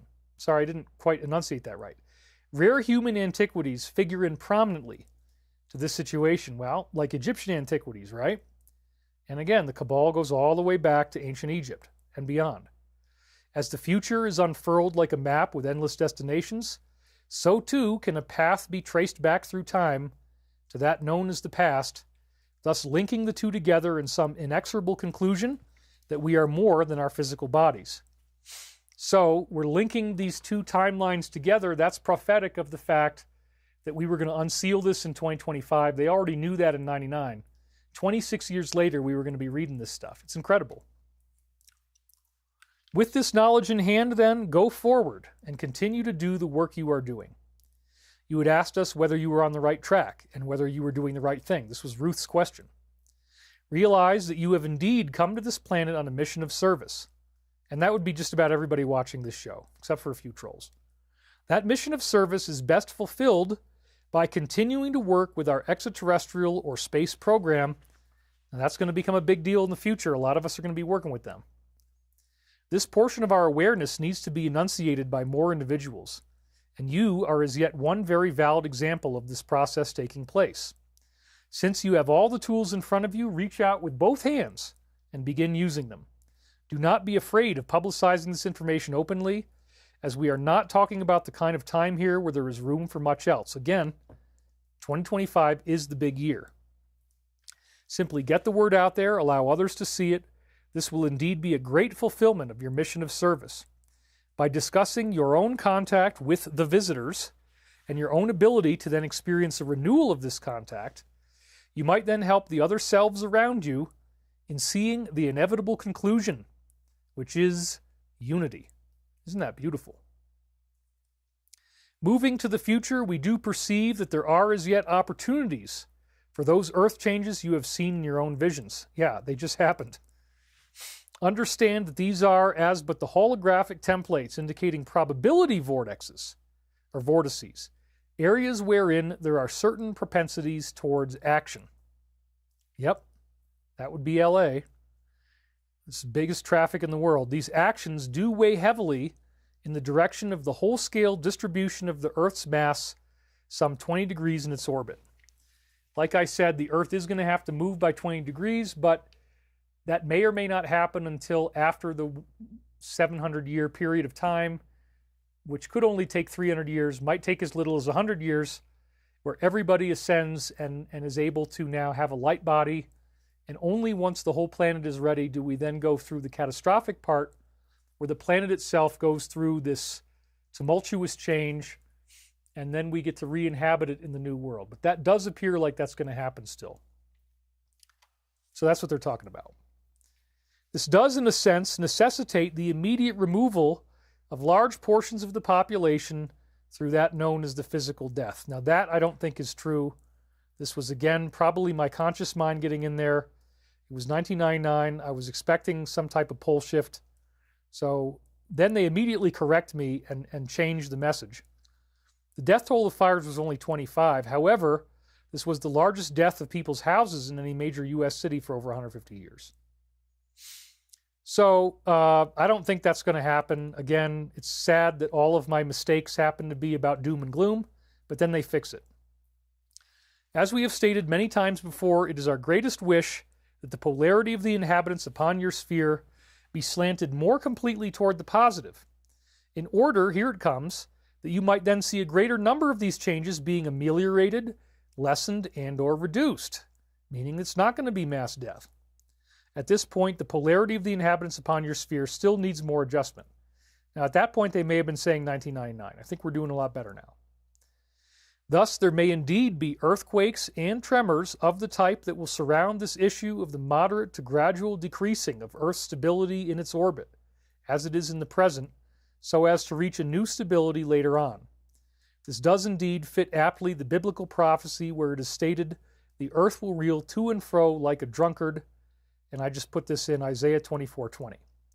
So yeah, at the end of the cycle, when everybody's ready to go into light body, that's what's going to happen. Again, we wish to inform you things can still change, and thus visions of doom that you have had, along with many others, are not necessarily the truth. That's where they start getting rid of my own conscious mind interference, which they chide me about many other times. I did not see it at the time. It is, in a sense, the scenario of what would occur were everything to stay the same based on the probabilities now in place in 1999. So, if we hadn't have gotten more positive since 1999, if we hadn't have been through the events of 2001 and the events of 2020, then we might have had a big pole shift and the earth reels to and fro like a drunkard. But we're on a different timeline now, which is great. However, the earlier stages of despair, coupled with economic collapse and the like, which we're in, 59% of people are living hand to mouth, can make revolutionary changes in the populace that had not heretofore been seen. Again, I wrote, Michael indicates we are now on the non-catastrophic ascension timeline, and the LA fire would be one of the earlier stages of despair. And it is causing an economic problem. We appreciate your sincere efforts in working with us and in making clear the distinctions between self and other self, namely that there is none. Moving into this sphere of the fourth density is going to be the most enjoyable, amazing, provocative, and enlightening experience that you will have ever had in any of your previous lifetimes, as you would call them. All we can do is stand on the periphery and watch those in the marathon running closer and closer to their destination. That is a wonderful prophecy, isn't it? However, many of them do not realize they are on a treadmill, and the faster they run, the slower they go, so to speak. The only power that allows you to move forward in this marathon to then pass the baton to a new race and a new generation is the power of the Christ light within you. Wow. It's through that energy that we reach ascension, what he taught us to believe. Seek to embrace your own divinity, your own beingness and belongingness in higher realms. Seek to radiate the unity, joy, and peace of the one Creator to all those with whom you would then interact. Realize indeed that the path you have walked on is a valid one, a path that will open up new areas of light and beingness to all those who you would then interact with. As the low-flying airplane, symbolic of drones, has just passed overhead in these workings, so too might you then pass in the airplane or craft to higher realms, then succeeding in the proposition of ascension. And I said this is partly reflective of low-flying aircraft fighting California fires as I write this, also prophetic of the drones. But here they're really talking about that you're going to get a UFO ride with them once you've ascended, because there's a Galactic Family Reunion. There is every reason for you to be excited, every reason for you to be ready for the fulfillment to come to full term in the present moment. We do not wish anything other than the highest light and the highest love for you. In the purity of your one true being, there is no disharmony, there is no separation, there is only the incredible joy and peace of knowing that you are indeed one. Isn't that beautiful? And so, for the time being, recognize that you are moving the polarity of those who would read your materials toward this inevitable conclusion. What we wish to do is to make people aware of what it is that is going to occur. Because again, without this, we wouldn't even know that something was going to happen this year. I mean, there's a few clues, but nothing like this. It is not even necessary at times to inform them of the actual event itself, merely to provide initiation into the mystery-clad being, which lies dormant within the self, waiting to be awakened within your cellular and DNA structures. This is so beautiful, this part. As these DNA structures continue to be breathed into life, so too will you find the living strands of light rising up the DNA helix, and then illuminating those previously dormant areas of activity, i.e. light body DNA activation. While this does not change the actual appearance of the human body complex per se, we do find that by the removal of these DNA blockages, there can indeed be many very vertical increases in the overall positive energy of the being. In other words, by this rising spiral of energy, there is then the awakening of dormant centers of consciousness. These centers might then spiral into new realms of beingness that can then encompass the intelligent infinity in ways never before imagined possible. That's Ascension.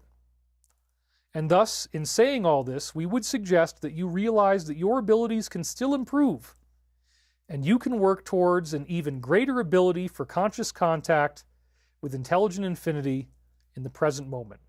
The word "and" is supposed to be "an," but I hired somebody to transcribe this and she got that part wrong. Simply begin paying even greater attention to your dreams in the morning upon first awakening, and recognize that in the state of mind wherein you are able to recall your dreams, you are also able to receive fleeting images and words, such as those now being spoken. And I said, this is prophetic of the fact that now that I've gotten clean, I can remember my dreams again. By understanding how it is that these sentences arrange themselves and attempting to transcribe them as such, you will find that there is indeed a better reason to approach this throne of infinite grace, beauty, majesty, and might. By wielding the scepter of the Almighty in your hands, and remember, he clubbed the reptilians in the dream, that's what they're talking about, you can then shower the inhabitants of this planetary sphere with light. Planting the seeds within their consciousness then, you will sprout new life into bloom. This is talking about vegetation regrowing after the LA fire. Planting the seeds within their consciousness then, you will sprout new life into bloom, life which then moves towards the sun, the great central sun of all love, of all purity, and of all beauty. And again, this is prophetic of rebuilding after the great LA fire. These entities upon your sphere with whom you have now decided to interact do indeed approach this. However falteringly, however slowly, it is an inevitable conclusion that they will reach it. So here he is again reiterating that almost everyone on earth is going to experience ascension, as the books say. What we wish to see is that a great number of them are able to reach this at the conclusion of the current cycle, in order that they do not have to continue repeating it later on, then engendering further 25,000-year periods of time, so to speak. You don't want to reincarnate for 25,000 years, trust me. So the point right now is to recognize that indeed you are, as we could say, a soldier in service of the light of the Christ. You are moving toward, then, to knock out the beasts within the self. You are moving forward, then, to knock out the beasts within the self, to then extinguish that light from within those beasts that insists that the service to self is the only path worth keeping, that service to others is relatively unimportant. So once again, this ties in with the Draco attack and the dream, clubbing them, extinguishing the light from within their reptilian eyes, as you are a soldier in service of the light of Christ. It's freaking amazing, you guys. I love this reading. I can't believe this got in here. Recognize that you are, in a sense, going up against entrenched corporate structures. Isn't that accurate for the present? And it is for this reason that we presented Sting from the movie Dune, as we had said. And again, this is prophetic of the legal battle I'm facing on my own. And the Sting is a needle stick, so this also is prophetic of various other things. Recognize that our love surrounds you as an infinite blanket of love, peace, beauty, and joy. That all you have to do is recognize that it is existing around you now. Without coming to these basic realizations, it can seem as though you were groping in the dark. We do not apologize for this, as it is your own doing. So just stop thinking that way, and remember that you are loved, protected, and cared for more than you could ever possibly imagine. The more that you understand this, the more that you will relieve the blockage in the yellow ray center, and then experience the greater fruition of your personal energies, then brought into concordance with your own highest will and highest desire for light, love, and beingness. We can only remind you that the power you possess when standing in oneness is greater than the minds of 1,000,000 men focused upon selfhood. That was the part where I started to cry, dude. Simply embrace the oneness of the universe, and it will radiate from you as a holy beacon of light, such that all might then see it. I mean, wow. Mind blown, right? It's just like, they're talking about light body activation. It's real. It's freaking crazy. I can't wait for this to happen. I'm so excited, you guys. And wow, we're still holding 5,500 people. It's 5550 as I look at. We're 4.5 hours in. This is probably going to end up being 6 hours. But I got my pee break in. We're still going to get through the Alliance slides. It's just, this week is, we're getting so close to the Project Bluebeam event. There's all this data we needed to cover in one show. And I'm like, yeah, it's probably going to be 6 hours. But you guys are still hanging with me. Thank you. Alive and thriving. Love thyself, neighbor, as they are thyself. Love thyself. That's funny. Thank you, Alive and Thriving. 10-hour stream, says Chomo Lonzo. No, we're probably not going to go 10 hours. But again, when we're this close to the edge, this is exciting. And I, you know, it's very mysterious, the idea of an ascension in 2025. But there's 7 different sources talking about it. And once again, they are directly prophesizing that we are going to have a light body activation, and that once you've gotten that, 1 million negative beings could not stand against you. The power you possess when you stand in oneness is greater than the minds of 1 million evil people. Wow. And you will be radiating as a holy beacon of light, and everyone will see it. It's going to be a big payoff for the people who are the most spiritual when this happens. It is time for the reckoning, time for the reaping of souls for the harvest. We appreciate the fact that you stand fast as one of our harvesters, and we look forward to having continued communications with you in the very near future, which implies the Galactic Family Reunion. And remember, it is time for the reckoning. Remember that line. It says, peace be with you in the light of everlasting love. That also blew me away, that it said it is time for the reckoning. It's very time looped into the present. Here is a video that just popped up on January 25th. Again, that magic number 25. And there's Ross Coulthart, who I have great respect for. And it says, a reveal is coming. Disclosure, non-human intelligence, 47. Disclosure president, UFO, UAP, alien NHI. Or I'd say NTI, because they are human. That UFO podcast, Ross Coulthart, Need to Know UFO podcast, link to interview. Now, what does he say here? He says there is going to be a public reckoning. That's why I captured that part. And that is exactly the same wording.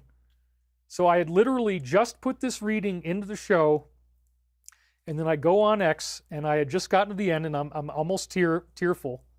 And they mentioned there's a public reckoning. The first thing I clicked on was this, and he says there's going to be a public reckoning. That frickin' blew me away, you guys. So thankfully, we haven't exhausted our time loops. We are still only on February 2nd, and we are going to start up again next week with a stunning dream from February the 4th to 1999, having to do with children being rescued from evil once again. And I'm happy to say that the new time loops continue on through the rest of February 1999. Now, I'm never going to give all the books away for free because, you know, we have to remunerate what I did, but I have made the deal a lot better. So if you love these Michael readings, if you love hearing about Ascension, and if you would like to see more, I've knocked it down even more from where the price was. We got a package deal now. Everything I've done, 35 hours of incredible video, 7 books, and they are all dazzling. I've now knocked it down by another $33. This is the best Michael deal I've ever given you. Now you can get the whole entire thing for only $144. And it's not like it's going to be free in a week, so you're going to still need to buy it. But this is probably the lowest price I'll ever bring it down to. If you go through all these videos and these books, you can see how the dots connect, hear from Michael directly. It speaks to your soul. These are very, very powerful readings, and it will definitely help you to ascend. You might actually get more ascension out of this deal if you learn from the beings by reading what they want you to know. So please buy the product. It really helps me out. Everything is available now for $144 if you go to thedisclosure.com. We're now offering a $189 discount. It includes 35 hours of high-quality video shot on 6 camera angles. Totally mind-blowing stuff that will really blow your cosmos consciousness out there. The new word is concrescence. That will get you the great deal of only 144 if you go to thedisclosure.com. If you can't handle that 60 seconds, I'm sorry, but that's the commercial. We're done. No more commercial. Let's go back to the slides here. Susie Lovable says, thank you, David, for keeping us informed every week. We have so much gratitude. The other discount code was actualization, but yes, this one is concrescence. And I now have it in the description. Sunflower Life just donated $122. Master David, we are incredibly grateful for your steadfast resolve and electric informative content. Please keep it coming. We send you our deepest appreciations, love, and blessings. Don't listen to me, says Valkyrie. Actualization is the old code, ha ha ha. David, are you going to do an Angry Daddy meme coin? I don't know. I mean, I haven't ever worked on crypto. Jackie Baby says, David, amazing information. Thank you for all you do. We love your books. Kiki says, keep singing, praise your blessings, be kind and loving to all. Thankful for all the negative around the world being taken down to love and light. So yeah, we got the really amazing reading there. The DNA activation, some of you guys are talking about that. Some people have animal DNA. David, some have dormant DNA, 98%. So I just like seeing you, David, says Brandy R. Thank you, I'm flattered. Does ascension mean death, says Guitar Rhonda? No, this is very important. The first wave of ascension does not involve death. It involves a spontaneous... See, this is the thing. This one reading, my ego kicked in a little bit. And if you read the Michael books, which again, 144, you get the whole suite of all the videos and books. It's a great deal. Really helps me out. But thedisclosure.com is a website. So there's a lot of things that swept in under the radar when I wasn't listening that say that we're going to have a peaceful, non-catastrophic ascension. And I've talked about this many other times. You got to read the books to get the full scoop, but you can do that now for the most affordable price ever. No, I don't think there's going to be any big disasters. It's these types of things that happen because we're out of alignment, but the overall trajectory is towards a peaceful, non-catastrophic ascension. So we're now 4.5 hours into the show. Drum roll, please. It is time for what some people love the most, the latest Alliance posts. Now, we are hitting the ground running here. What have they already done? They fired the 88,000 IRS agents, 10 days of darkness in the military. Holy crap. We have this weird setup in front of the White House. Don't try to tell me that that's not going to be used. Don't try to tell me that they're only going to do a floral show. The Melania is going to come out there and just show you flowers. No, no, no, no. Maybe they'll have flowers. But, you know, Barron apparently said to Joe, you'll see what is coming. I think so. There's litigation hold on the health agencies. He's out there making public statements that, you know, if something hit LA, they cut off the money to these other countries. The only foreign aid that's going out now is to Israel and Egypt. The data is lining up like crazy. They are declassifying the JFK and other assassination files. There's some stuff in there people really don't want you to see. And they're telling us to expect a Blue Beam event. All of these things. Chomo Alonzo says, I seek David Wilcock's teachings. Well, yeah, go ahead and buy the book. Kathy Rennick says, I don't hear anyone mentioning anything in this chat about Michael Prophecies. I'd like to have feedback. We've had a lot of feedback. People really love it. I spent 2 years working on these books, 14 plus hours a day. I think it is my true masterpiece. There's time loops on every page. That's the thing that's so crazy. They talk extensively about 47. They talk extensively about the Alliance. They talk about 2025, non-catastrophic peaceful ascension, light body activation, and it gives you the spiritual teachings you need to be as prepared as possible. You might be on a tipping point, and it's possible that reading these books is going to make you more ascension compatible, meaning that this one relatively small investment, I know nobody has any money right now, 59% of people are paycheck to paycheck. If you can do it, I tried to bring the price down even more. You know, you don't need to read everything or watch everything, but even if you just read book one is freaking amazing. And every book has about 100 pages at the beginning where I write my own stuff. So that in and of itself is like 2 new books of 350 pages each, if you have 7 books. Each book is about 500 pages long. But there's literally prophecies on every page, and I put them in red. So you really have to see it to believe it. I don't like marketing. I don't like advertising. So I'm going to have to get over that because we're going to be selling cars and then later hover cars. Hover cars are going to take a couple years before we can really get them commercially available. But once that project is funded, we anticipate the first prototypes within a year. And the Navy already declassified patents from Salvatore Pais that tell you how to do a hover car. So we may use the Navy's technology to do this. So again, I learned about the Alliance back in 2009. I talked about it for a long time. Then they made these posts in 2017. And now it has ported over to this. This is where they are speaking from. Anybody else is telling you they got inside intel or whatever, like this guy who says it's only a LARP, and he's telling you, oh, the Tic Tacs are coming out of Puerto Rico, and it's all so dangerous because we might have to nuke the whole planet to survive. Yeah, that's a very suicidal way of thinking, like kill yourself to survive. No. Oh my God, they're setting up a big invasion. The fog is coming. The fog is coming. The fog is coming. I don't think there's going to be any big thing with fog. Some people got sick from breathing it. I get that, but it's not like it's going to make you drop over dead. I don't think there's anything that toxic that they could release.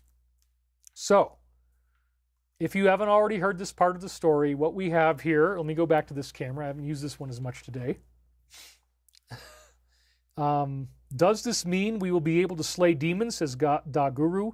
That was my dream I had as a child back in the day. No joking, completely serious, please answer. Yes, absolutely. And the 10 days of darkness are happening right now. The military is not doing any communications. Yes, one ascended person, as I said before, they just said it in the reading, is more powerful than 1 million evil people. And so demons, reptilians, whatever, they do not stand a chance against you if you are in the ascended form. So this is a very real future that just happens to be highly esoteric.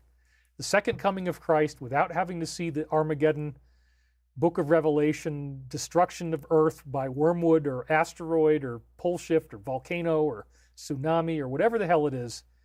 The Earth's changes are canceled. I mean, yeah, some of them are still going to happen in places where the light is weak, in places where karma needs to be balanced, but we need to keep up with what the Alliance is telling us. They expose various things. Some of them are dark, and you also have to watch the number of seconds in the videos they link to, because when you get the absolute number of how many seconds it is, then you go read that particular post, it will tell you a message. And, you know, a lot of these have become repetitive. There's only so many posts they can use. So we're going to try not to get too bogged down in that today. If we've read them before, we'll try to keep it moving. I think the Alliance will forgive me because, honestly, I had to get through all that LARPy stuff about the UAPs. I wanted to get through that whole Michael reading about defeating the reptilians and clubbing them in the falcon glasses. This is such an amazing show. I really do feel like this is the best show I've done. I like to top myself, you know. I like to do better and better. And so, anyway, thank you guys so much for being here. We still have 5,500 people. That's an incredible audience. I'm kind of glad that you haven't left me, that you're still here. But so hopefully we can get this all done so that I'm not going to have to go beyond 6 hours. In fact, if it takes more than 6 hours, I will just cut it off at that point, and we'll do the rest of the Alliance slides next week. In the interest of time, I will not read all of the posts word for word because it just takes so long. Let's see if we can get this done in less than an hour and a half. Here we go. Boom! Ooh, it's coming. Get ready. So the first one is the executive order that was signed to save TikTok. He has pledged to use this executive order aligning with RFK Jr., who has consistently opposed banning the platform. He says it's a free speech issue. National security is merely a cover for banning ideas that the government opposes. He challenged us with a thought-provoking question. Are you more worried about China spying on us or about the company doing the same? Yeah, I would agree with that. But, you know, it's still, I don't want either one. Let me just say that. So then we got 105 seconds leads us to this one. Right away, the first slide of the week. Operators are in harm's way, high risk, high value targets. Please pause and give thanks to those who would die to save our republic. Let's do that right now.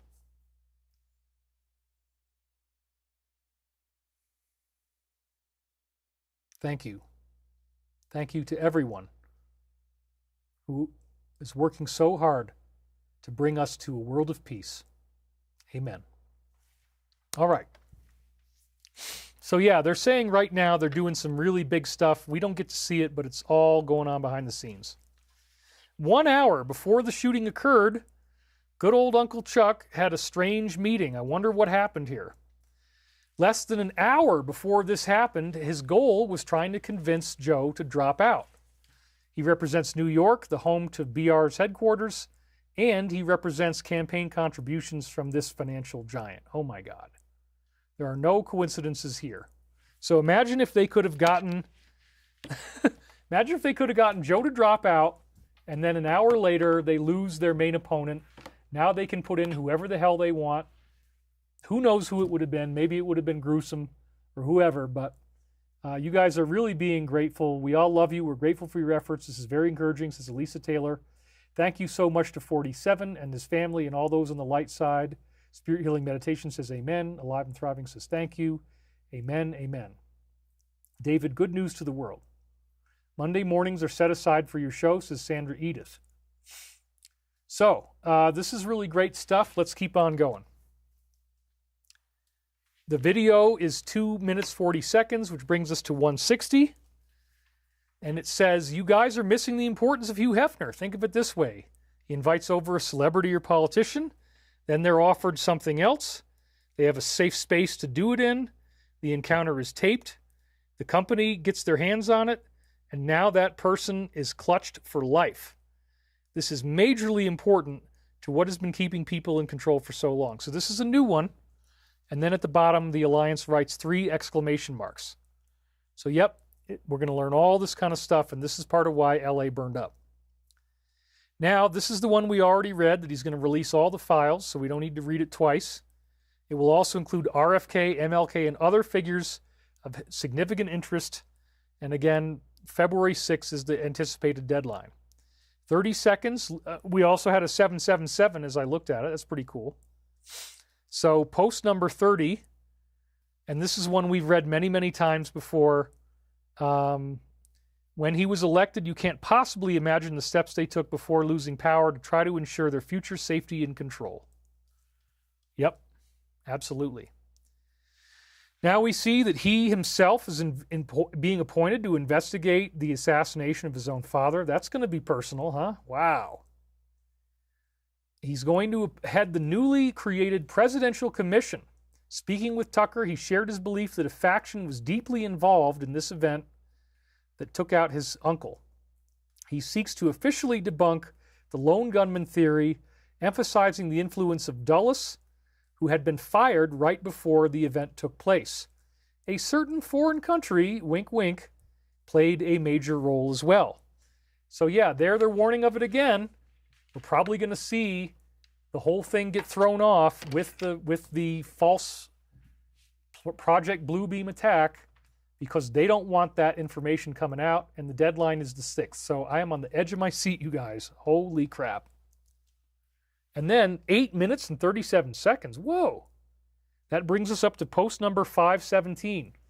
Thank you, Patriots. Please begin a data migration. We didn't like what we saw. Good solution.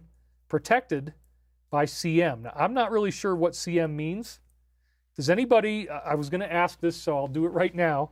Do you have any guess as to what they mean by CM?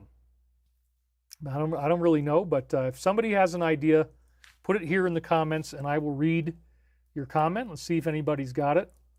I'm in New Jersey. I can't get TikTok, says Carmine Conti. Are they finally going to release Daddy Bush's name? Somebody asked. David, critical disclosure, I need your assistance. I'm sure everybody wants my assistance. Bluebeam is the return of Jesus. Yeah, there is some people who think that could be what it is, that it could be like a fake apparition of Jesus. Charles Manson. Okay, Sam Barton. Protected by Charles Manson? Well, that could be. I mean, if it's the negative trying to protect themselves. Council member, that could be another good one. Thank you. Coronal mass ejection from the sun. Cheyenne Mountain. Josh O., I think you are the winner. I am most apt to say it is Code Monkey, countermeasure. I think it's probably Cheyenne Mountain, though. So, anyway, Cheyenne Mountain, Court Martial. That's another good one. Hadn't thought of that. Countermeasure. I think Cheyenne Mountain is probably right, but court-martial, countermeasure, you guys are awesome. So yes, thank you, Ciudad Mexico. Critical mass theory, CM Punk cruise missile, I doubt that. Computer migration. Code Monkey is the 8chan moderator, that might be. Christ and Mary. Cookie Monster. Carnegie Mellon. Cheyenne Mountain, NORAD. Yeah, I think it's probably Cheyenne Mountain. That rings the loudest, says MJF. All right, I think we cracked it. Content management, somebody says. So I just wanted to data mine like AI, except it's not artificial. Cloud consciousness this audience and figure out what the heck is CM. I didn't want to make some half-assed guess and then be laughed at. So critical mass, that's another good one. But I think it's Cheyenne Mountain. Let's go with that. All right, you guys. So thank you, Patriots. Protected by Cheyenne Mountain. And then we have these divorce rumors popping up right during the inauguration. He went there alone. He was seen celebrating the inauguration weekend without his wife. He attended a private dinner in a secluded room accompanied by, an unidentified woman. Hey, at least it's a woman, all right? I'm sorry. Either way, I don't care. Whatever he wants to do. 5.2 million views, 20 seconds, brings us to this. Again, military generals having a separate meeting. Once again, they're talking about the renovation of the White House. Very interesting. Pardons galore as he slides out the door. I had to make it rhyme to be more funny. On his final day in office, he pardoned all these people, the doctor, the general, and the entire committee. This person was accused of causing millions. And the other guy had allegedly committed treason, sharing intel. And the committee is accused of fabricating evidence to imprison us, destroying real evidence that would expose what they were doing. Now, I don't think that's going to last more than a couple weeks at this point. Maybe a little longer, not much. So then, that one doesn't have a video. Then we see the former VP getting booed on the way in. A lot of people are really mad at him. The traitor's walk, he was all alone, no military. The entire arena erupted in boos. Oh my God. I don't wish that on anybody, honestly. That's very bad if you have to go through that. I've never gone through that, but I would never want it to. And then they mentioned the same exact post again, post 20. So once again, they're talking about the renovation of the White House.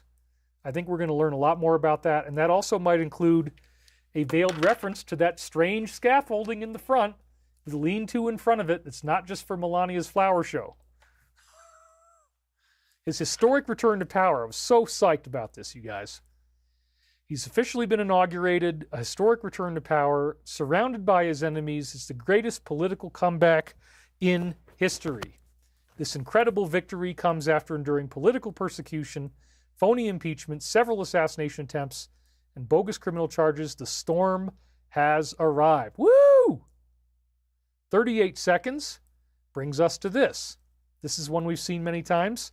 Prepare messages of reassurance based on what was dropped here and on other platforms. That's really, I think, the big message. The calm before the storm. Notice increased military movement, National Guard deployments, 4 carriers and escorts in the public, preventing other state actors from attempting to harm us during the transition. Think logically about the timing of everything happening. If you don't think they're going to do the arrests, then you're not paying enough attention. We've already got the 10 days of darkness. Military can't say anything right now. January 6th, out comes the assassination report. Everybody's on litigation hold. The health agencies can't talk. IRS agents are being fired. Scaffolding in front of the White House. It is so on like Donkey Kong, you guys. Wow. Thank you, Alliance. We love you, and we are so grateful for your service. And then the media is accusing Elon of being part of this group. Before he was inaugurated, the mainstream media labeled him and other big tech billionaires as the beginning of a new world order. Well, no, it already happened. Already happened. Post number 13. Think about the timing of him traveling to China and South Korea. I've said too much. I think we're going to have peace with all of these countries very soon. So then we have General Milley alleging that in 2020, these particular weapons were used. This is pretty weird, huh? He was pardoned today. He authorized the use of heat and sound-based DEWs against protesters in 2020. This is believed to target people's minds, can make them agitated, and potentially provoke violent behavior. Let me grab another cookie because I am so freaking hungry, you guys. This is a long time to be talking. So then 1 minute and 55 seconds. Post number 115. So we got a map there. And there's a lot of profanity here, so I had to put some bars over it. It's a Japanese restaurant, Japan military. The extraction coordinates are a Japanese restaurant. Something's going on with Mark Milley in Japan we're going to learn about, I guess. Then the lip reader decodes the whispering. This got everybody interested. It was really fascinating. George W. and Obama were talking, and they wanted to stop something from happening. According to lip reader, he said, how can we stop what's going on? Then the other guy responds with nothing but a peculiar expression, prompting him to laugh awkwardly. So this is very fascinating. It shows they really got caught unaware. They're on the ropes. They're on the defense. You know, I might get this done 5.5 hours. We got a pretty good pace here. Let's keep going. Yep. She is a deaf lip reader, and she could see exactly what he said. Can you even imagine this? That he would say that in public, right in front of everybody. There's the subtitle right there. 14 seconds brings us to this one, which again, we've read many, many times, and it's huge, so I don't want to get too bogged down in this. SCIF military intelligence. What must be completed to engage the military intelligence over other agencies, and what must occur to allow for civilian trials? Ooh. Does he know where the bodies are buried? Yes. Does he have the goods on most of the bad actors? Yes. Was he asked to run for president? Yes, by the alliance. And it goes on and on and on. And a lot of this stuff, we can't get into too much detail on. Now you can see it up close. Did good people prevent something bad from happening in November? Yes. We just saw that. What is the one organization left that isn't corrupt? The military. Why are they playing such a vital role? Well, they're saving the planet. He's surrounded by highly respected generals, and organizations are getting violent, engaging in domestic operations, and mayors, police commissioners, and chiefs are not enforcing the law. He has specific authority as commander-in-chief over the Marines, and he was asked to run for president with assurances made to prevent tampering. Woo! That's a great one. Just got to make it short. So he signed a whole bunch of executive orders on the very first day, as you see right here. Wasted no time to make America great again. Officially withdrawing us from this organization, declared a national emergency in the South, ensured the survival of TikTok to pave a way for a deal, established the efficiency department, pardoned approximately 1,500 individuals, clarified citizenship laws, removed us from this treaty. Amen. Now, if you don't already know, what you see on the left there next to him, those are called challenge coins. And in fact, just so that you don't lose anything here, I have 2 of them right here. So this one is a challenge coin. Let's go up on the close shot here. This one is a challenge coin from an Air Force colonel who happens to be on our board. This one is from an Army general who is a good friend of mine who I met up with last at Loveland, Colorado. So, we're going to make our own Stavatti challenge coins pretty soon. But basically, there's this funny thing in the military where whoever has the highest ranking military official in the challenge coin, the other guy has to buy him a beer if you're in the bar and you have military people there. So I got colonel and I got general here. These are pretty darn good. I'd get really drunk with these 2 coins if I went to a military bar. Ooh, how did I get that? And yeah, you can buy these online, but if you're faking, it's not a good thing. So these are real challenge coins. Here's the front of both of them. Here's the back of both of them. Okay. And so when I saw all of those challenge coins on the table next to him, I'm like, whoa, isn't that a really cool signal from the Alliance? Now you know what those are. And everybody's going to have to buy him a beer because I'm sure the ranks on those coins are as high as it gets, higher than what I just showed you. I love it. I love it. 25 is a classic one. This all has meaning, everything stated, big picture stuff. Proof to begin, 11.3. And I think that refers to the end of this occupation and the trials. We all sincerely appreciate the work you do. And they just showed us the challenge coins. Keep up the good work. The flow of information is vital. God bless you. God bless you guys in the Alliance. I mean, I'm so happy to be doing this. I'm very honored. Now we have Andrew Tate listing celebrities who are leaving the country. Oh, somebody said this in the comments. Mossy, are you comfortable with the fact that he just aligned himself with folks with heavy connections to the $500 billion investment? We're going to get all into that. Let me go over here. There's a whole bunch of slides on that. He wants you to be angry. He wants you to be pissed off about that. Mossy, you are having the right reaction. And they put that in the show. You just jumped ahead by about 5 or 6 slides. But yes, you're supposed to be pissed off, so you're absolutely on the right track. Congratulations. You're supposed to be pissed off by this. Clan O'Maloney's says YMCA equals Gitmo. I have heard that before. I guess a lot of you guys are talking about that. So anyway, here we go. Andrew Tate has a list of celebrities who said they would leave the country if he becomes president, and he's listing them off there. And then we have 1 minute and 31 seconds, brings us to post 91. And again, we've seen this one many times before, and it's something I really can't even read at all. So I'll have another cookie, and you read it for yourself if you want to. The truth is mind-blowing, cannot be exposed. These people are evil.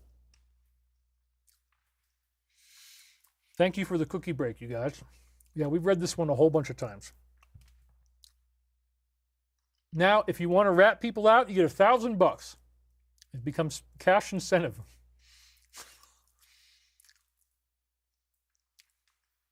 A bill introduced in the Missouri Senate empowering American citizens in the fight against immigration. $1,000 if you report, and they have an online portal and tip hotline. This will authorize us to undergo training. Ooh, I can't say any of these things. So, you're going to have to go through training certification, obviously, but they need more people. If that's something you're into, now you can do it. And you'll be certified, and it'll all be legal. Somebody might like that. I don't know. So then we have 77 seconds, and this is huge again. We don't want to get all bogged down in this, and I can't even read most of it because there's so many keywords in here. So we're talking about the Muslims and who has ties to them. What does this have to do with other people who used to be president? Saudi providing tens of millions of dollars. Again, I can't really read any of this. Follow the money. I hope I'm not reading too fast for you here. Flying objects. What attack took place in Saudi as the operations were undertaken? Well, again, we know there was a coup there, and now the alliance is in control, which is great. Now we see he's combating human trafficking. That's a bold plan, and he's going to be enforcing penalties, pushing Congress to require immediate sentencing if anyone gets caught doing this, leveraging Title 42 to end this crisis and quickly return people to their families in their own home. And then we have 2 minutes and 30 seconds, which brings us to 1:50. Distress calls to others will do you and your family no good at this stage. We know where you and the family are at all times. We can hear you breathing. Oh, no big deal. I'm just conveying threats. But look, I didn't make it, okay? It's not me. Yeah, I got my challenge coins here, but I didn't make those threats. I'm just here to wear my silly glasses and report on stuff that I didn't say, but somebody else did. So don't shoot the messenger, folks. Woo! Yeah. LDR, that would be Lord Roth. So that's who they're talking to there. And they're apparently very involved in what they were just talking about and why we need to save these various people who they were just referring to. So this is the one that, Mossy, you were just talking about this. You were all pissed off. You should be. And they're going to explain that to you right now. That's what you're supposed to feel. So congratulations. And this is the CEO, and he wants these things made to order.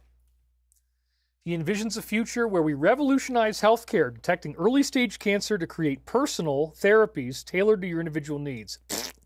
No, no, no. You don't ever want to take that stuff. He's the co-founder of Oracle, and he has ties to the company through their origins. The project is called Oracle, and it was partially funded to develop their database. Right, they want to know everything about your health. Its name was inspired by this very contract, and it's a code name for their groundbreaking database initiative. And don't wait, or wait for it, because they're going to get a lot deeper into this in another slide later on. 5.1 million views, 40 seconds, so this is not something they want you to be happy about. Post number 40, DJT in alphanumerics. That's 47. Then we see Dr. Jan come in to set the record straight, and she says, making sense of him. Nothing should be taken at face value, Mossy. He is always on top of things, even when you think he isn't. The recent Larry and Massa with their 48-hour creation of personalized therapies reminded me of a few of his own strategic approaches. Number 1, preemptive framing. Be the first to frame the idea. She, by the way, is one of the greatest alliance sources we got out there, the real deal. So preemptive framing, be the first one to frame an idea. Diversion, divert attention from the real issues. Deflection, attack the messenger and change direction. Trial balloon, test out the public's reaction. So Mossy, you had the right reaction. Float this notion of AI and all these other things. What person in their right mind would ever give credibility to this concept? Trust him. He was expressionless during the presentation. He knows. And he wants us to know that this is another one of their ploys. So there you go. That's the answer, just like I said.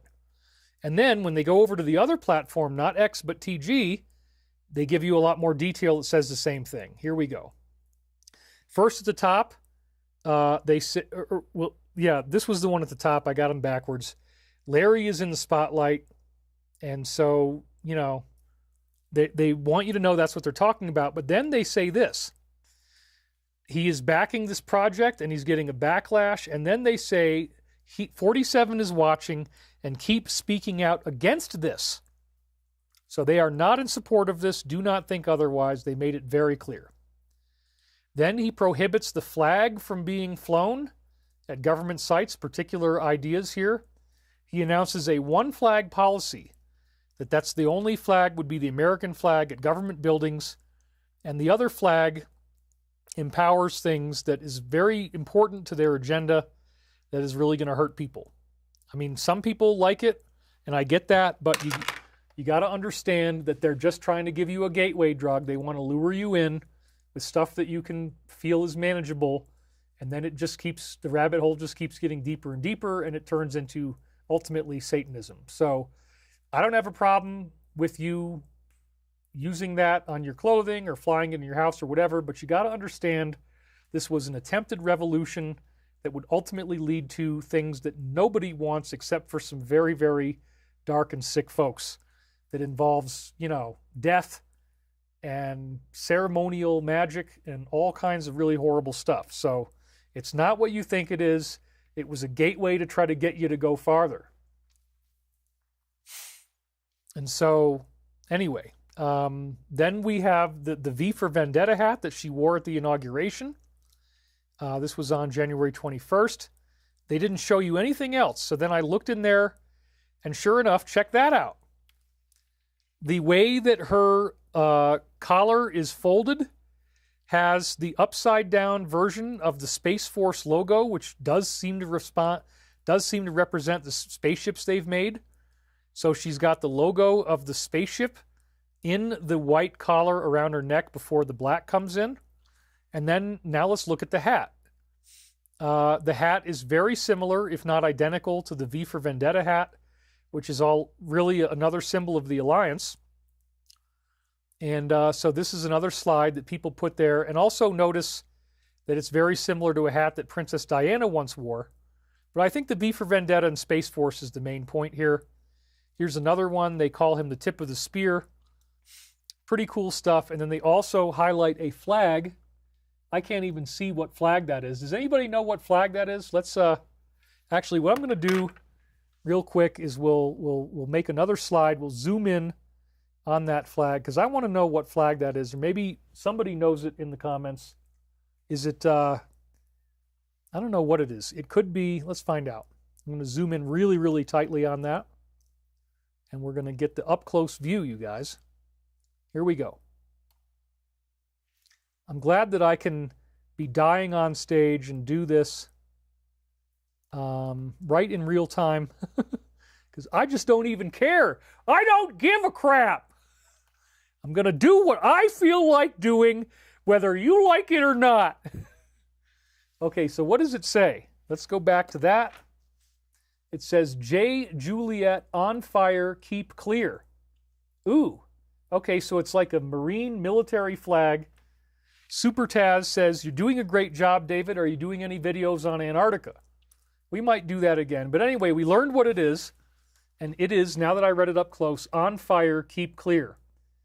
So we just had the fires, and so she's doing military communications with that military maritime flag about keep clear, on fire. It fits with V for Vendetta. It fits with Space Force and how they're going to defend us against the drones. So that's very, very interesting. All right. And then last but not least is that shot again. So now they come out with it. Yep, you're going to get a big problem with cancer if you start messing around with this stuff. And we're pushing up to 5,700 people again. Professor Angus Dalgleish, a leading oncology expert, has raised alarm over this push for the personalized treatment. Drawing from his clinic's findings, he connects this technology to a concerning surge in cancer. T-cell exhaustion is the possible culprit. He urges them to cease what he deems to be dangerous experimentation, warning of dire and unpredictable outcomes. So once again, they're telling you, no, you got to fight against this. So Mossy, you were right. 253 is talking about Korea, so maybe, I don't know, maybe that means that they're doing some of this stuff in Korea. We'll find out later, I guess. Live and Thriving says, light and signal, light and signal. Now we have a physicist from CERN who issues a very creepy warning. She shared a cryptic and eerie message warning of a breathtaking event where all the planets will align between January 21st and 25th. Well, hey, that's where we are right now. She adds in an unsettling tone that they cannot be blamed for what is about to happen, as CERN is offline. Well, thankfully, we're on that day now. Nothing has happened. But yeah, they would definitely like it if something did, I'm sure. So thankfully, we dodged that one. 1.1 million views, 43 is this one right here. These crumbs are not meant to scare you, but merely to inform. Any resistance will be dealt with swiftly. The core focus is removing entrenched and fortified bad actors within the federal government, past and present, as well as others. So once again, they're telegraphing there's going to be arrests. They say be diligent. You will get phone numbers if you see any uprisings or domestic violence. Any military you might see is for your protection, as well as to demonstrate our resolve and watch for confirmation. Woo! So if you didn't think that they were still going to do this, oh, no. They're telling you expect Project Bluebeam. Melania had the Space Force symbol on her neck. She said she's got this military communication about V for Vendetta and that there's a fire coming. It's all about the storm. Jack Rendu says, sending love from Australia, mate. Celebrating your first super chat. Thanks for being here. Good on you, mate. Even though you couldn't organise a piss-up in a brewery if you wanted to, mate. That's a funny saying. A piss-up. Piss means beer. A piss-up is when everybody drinks. So they have a funny saying in Australia, mate, which says that guy couldn't organise a piss-up in a brewery. I love regionalisms and accents and all that kind of stuff. And Australian is one of my favorite. And I'm doing the very country Queensland redneck Australian accent, which people from Sydney or Perth are way too refined to sound like that, of course. Ross Coulthart being an example. He kind of sounds like Perth and Sydney to my ears. I don't know. I'm not sure where he's from exactly. Wow, can you believe this? Steve Schuster just donated $50. That's not what I meant. What I meant is, but thank you, Steve. That's incredible. And the outfit has to do with Princess Diana. Yes, that's part of it. Sadly, my sister drank the Kool-Aid, says Linda Corsiak. Has all of these things. Decades of incorrect mind views. I love that one. He's a few cans short of a six-pack, mate. I read that Melania's hat was meant to represent Zorro. That could be. Slovenian flag. Somebody mentions that. I didn't know that. Thank you. People at CERN are a bit strange anyway. I like Australia. Well, thank you guys, and we're up 5,700 people, so we regained another 200. If I just keep on talking, it keeps on growing. So this is the proof right here that we are going to see the arrests. If you didn't think this was going to happen, it's probably going to be a blue beam type of thing, and that's probably what's going to trigger this. They got to make the Hail Mary pass before the assassination files come out. Maybe it'll happen after that. I could be wrong. I'm just speculating. Don't yell at me if we go past February 6th and nothing happens, but you better believe I'm going to be all over those files when they come out. We're going to have a lot of work to do, and they've already telegraphed that. Rob of Broccoli donated. Thanks for giving your time and energy for us. Thank you, Rob. Really appreciate it. Hi, David. Alliance here says Reality Nonfiction 2. We're all part of the Alliance, and again, I'm glad that they're helping us. Thank you. Historic snowstorm in New Orleans. That's how you got to pronounce it. New Orleans. New Orleans. So New Orleans has already received more than twice the amount of snow as Anchorage, Alaska. Oh my God, what? Blizzard warning is now in effect for southern Louisiana due to a historic and deadly winter storm that spanned over 1,500 miles. Long-term residents of New Orleans have witnessed the city's rare snowfalls. They've only ever seen a handful of snow, nothing ever like this. 10 inches. That's horrible, especially if you don't have the plows and everything. You're screwed. Stark contrast to a half inch that fell last snowfall in December of 2004. Whatever happened to climate change? Yeah, well, it's changing, just not the way they're telling you. First ever blizzard warning issued for parts of southern Louisiana. 56 seconds brings us to this one, which again, I can't hardly read any of it, so it's kind of like a freebie about the Muslim Brotherhood and who's involved in that. We've read this one almost every week. They show this one, so this is very important. They keep reminding us of these things. No evidence, and that anybody that brings it up is a conspiracy theorist. So again, there's going to be some very big Clinton stuff coming out from all this, as you can imagine. Woo! I can't even say this out loud, but Burchett is calling for certain types of punishment. And his comments came after he was asked whether any of these folks should receive prosecution. So that's a very strong message. And it does create permanent lifelong trauma. I know this from having known people who went through it. It is a very, very serious crime. It is not like any other type of crime, and it creates a lifelong problem. So we're at, again, look at what they just built in front of the White House here, folks. What's up with that? And we got 40 seconds there, but also we got another shout out from the Alliance because he specifically says Judgment Day. And as you know, this was the title of our last show just days before. And what he says is, I don't want to be there on Judgment Day and then have to explain to Jesus, who's my guy, that I didn't do enough to help these kids. And I agree. I mean, it might sound kind of harsh, but as people learn the truth, it's going to be very, very shocking. And, Michael, again, Archangel Michael has repeatedly advised me to push against a witch hunt mentality. I don't think everybody who's been through this is going to go through that. I think that if you are a hero and you were victimized yourself and you do something really great for the Alliance, there may be clemency. We're just going to have to see how it unfolds. I'm just reporting on the news, folks. And we got post number 40, which again is DJT. So he is the tip of the spear. Nothing has changed there. Then we read this one before, the major disclosure. Remember, they linked to this from TG saying Project Bluebeam is near. Multiple former senior members and current members, military intelligence community and government claiming direct knowledge of aliens and non-human beings. Well, they are human. They're just not humans from Earth. It's a galactic template. And I guess I didn't center this one in the screen. That almost never happens. They're set to reveal an 80-year cover-up of intelligent, non-human life and a secret global race among nations to reverse engineer the technology, and it's being hailed as the greatest discovery in human history. And this also could set up the blue beam thing, so this is imminent. And there's a documentary coming out. This is like a trailer for it. It's shot very well. It looks great. Once again, we got 40 seconds, which is, again, DJT. So I guess they're saving me some time here so we can get done without being 6 hours. Now we're seeing, once again, he's promising he's going to declassify all these files. He's going to release every file and vows full transparency. Sitting near Kennedy's desk, he even referenced Junior during the remarks. He revealed Pompeo blocked the release of these files during the first administration, but nothing can stop what is coming next. Wow, wow, wow. That is going to be the trigger. That is going to be the domino effect. That's my speculation. I could be wrong, but I'm ready for anything, you guys.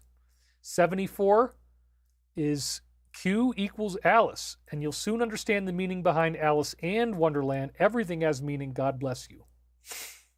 Yep, it's going to be so exciting. I cannot wait. I mean, a lot of people are going to be sad when they learn this, but then the very next thing is that his security protection was revoked. He's officially revoked it because this was less than 24 hours after it was revealed that he was the one who blocked the release of these files in the first administration. He also has been accused of taking down or trying to take down JA. He is a traitor and he should never be granted security protection again. Well, there you go. The Alliance has spoken. So I got something here from Vacapalo. David, page 150 of TMP, Book 4, subsection Chapter X, Neptune Again Phenomena, New Jersey, quotes, "The hour of tragedy is close. In history, it will be known as the Great Accident." Well, that might have been the LA thing. I hope it isn't anything else. Aloha Food Forest, can you remind us of what is in Project Bluebeam? Sorry, Project Bluebeam is a holographic fake alien invasion. So apparently what they're going to do, just like they say these drones can shapeshift, we talked about that earlier, it's going to be something like that. So that's what it means. Scott Opper, David, I noticed they were building these so-called gallows before he got into office. How was this allowed to happen? Military is in control. They passed laws. You can't stop them. You got to let them do what they're going to do. So, yeah, very exciting. Very exciting. I mean, I don't know where it's going to go, but here he is dancing with certain individuals. We're not going to get too specific, but yeah, you can figure that out. They're all just so happy together. Again, I hope they can all heal, and let's just have the corrupt leadership get, whatever, get them out of the harm's way. 2.9 million views, that's huge. 35 is one of the big classic ones that tells us everything we need to know. 34 and 35 is kind of like the core of the whole message. So again, they're telling us, get ready for the arrest. It's going to happen sooner than you think. Here it comes. You ready? He will be well insulated, protected on Air Force One and abroad in classified locations as these operations, meaning arrests, are conducted due to the nature of the entrenchment. In other words, everybody's going to try to take him down as this happens. And they may need to protect me too. I fully expect that the Alliance might come and get me when this happens. I'm ready for anything, you guys. It's time to take back our country, make America great again. Let us salute and pray for the brave men and women in uniform who will undertake this assignment to bring forth peace, unity, and return power to the people. Yes, we absolutely do pray for them, and I will add that again at the end here. We pray for you guys and for your success 100%. It is our hope that this message reaches enough people to make a meaningful impact. We cannot yet telegraph it through normal methods. For reasons I'm sure you can understand, follow questions of previous threads, remain calm. And they say this again, second time. Primary targets are in D.C. and are on both sides at the top. Remember, they just mentioned Mike here. The spillover in the streets will be quickly shut down. So they're going to try that. They're going to try riots. It won't work. Look for more of these events. Stay alert, be vigilant, and above all, please pray. But we are doing that. For God so loved the world that he gave his one and only Son, that whoever believes in him shall not perish but have eternal life. Love is patient, love is kind. God bless my fellow Americans. 4/10/20. Dude, 10 days of darkness has already happened. The scaffolding is already in front of the White House. Health agency's already on, no disclosure. Files are about to be released. Project Bluebeam is near. And we're coming up. I think we might actually get done shortly after 5.5 hours. Might not have to be 6 hours. That's cool.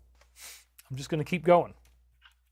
He talks about a revolution of common sense at this particular forum. He has frozen foreign aid. We showed you that. Halted climate change policies and declared us free once again. Ending government censorship, securing our borders, and bringing wars to a close. He also confirmed that he is eliminating various contentious policies. What the world has witnessed in the past 72 hours is nothing less than a revolution of common sense. Woo!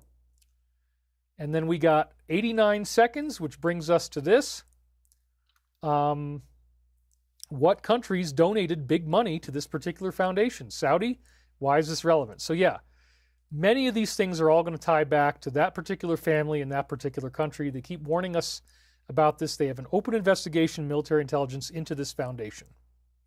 And people are disappearing in these crisis situations. And then some people were laughing about this. Is there any such thing as a high-class escort? Well, yeah, it has to do with how expensive. How expensive is it to enjoy the service of this particular individual? That's what they mean. So you could be looking at $10,000. So she's revealing that they are all very upset and they have a sense of doom. And you got this really cleavagey picture to try to get you to want to spend the $10,000, I guess. I don't mean her any harm. I'm sorry. It's getting late. I'm getting a little punchy. So they believe that this climate change apocalypse is inevitable. Shocking claims about these elites. According to her, they are indulging in excess and they are convinced the world is nearing its end. Well, for them, it might be. She claims some even celebrate the prospect of mass death, predicting devastation in third world countries, asserting that those in the north will be safe. That's what they tell you. Their mindset, enjoy their remaining good years on earth, fully aware there's no future to plan for. So yeah, they have a sense of doom and fatalism. I gotta say it's a darn good picture, all right? It's very flattering to her. Hey, I'm a guy, what can I say? Then this is when the big one happened. He signed the order for declassification. And it says that right there. And wow, very exciting because that begins the 15-day clock that leads us to February the 6th. What dates were the 10 days? It started a couple days ago. So the 10 days ends on February 4th. The declassification is on the 6th. There's only a 2-day window in between. Anything is possible, you guys. I'm ready for anything. Let's just put it that way. All right. Then here it was on the 23rd. He actually signed it. It became a headline, as we saw early along. Everything will be revealed. People have been waiting for this for decades, and it's not going to be LBJ. Then we have Candace, who makes some very brave dot connecting moves here. Again, at the top leadership, there's apparently some rot in there that needs to be cleaned, a lot of rot. Before his assassination, JFK wanted them to register. His request was ignored, and after his death, all of a sudden, it all went away. She explained that he and the Prime Minister were locked in heated arguments over whether they could have nuclear weapons or not. Wow. She also highlights that Jack Ruby, i.e. Jacob Rubenstein, the man who shot Lee Harvey Oswald, was a national who may have had citizenship in more than one place. Got to clean it up and get rid of the guy that might say too much.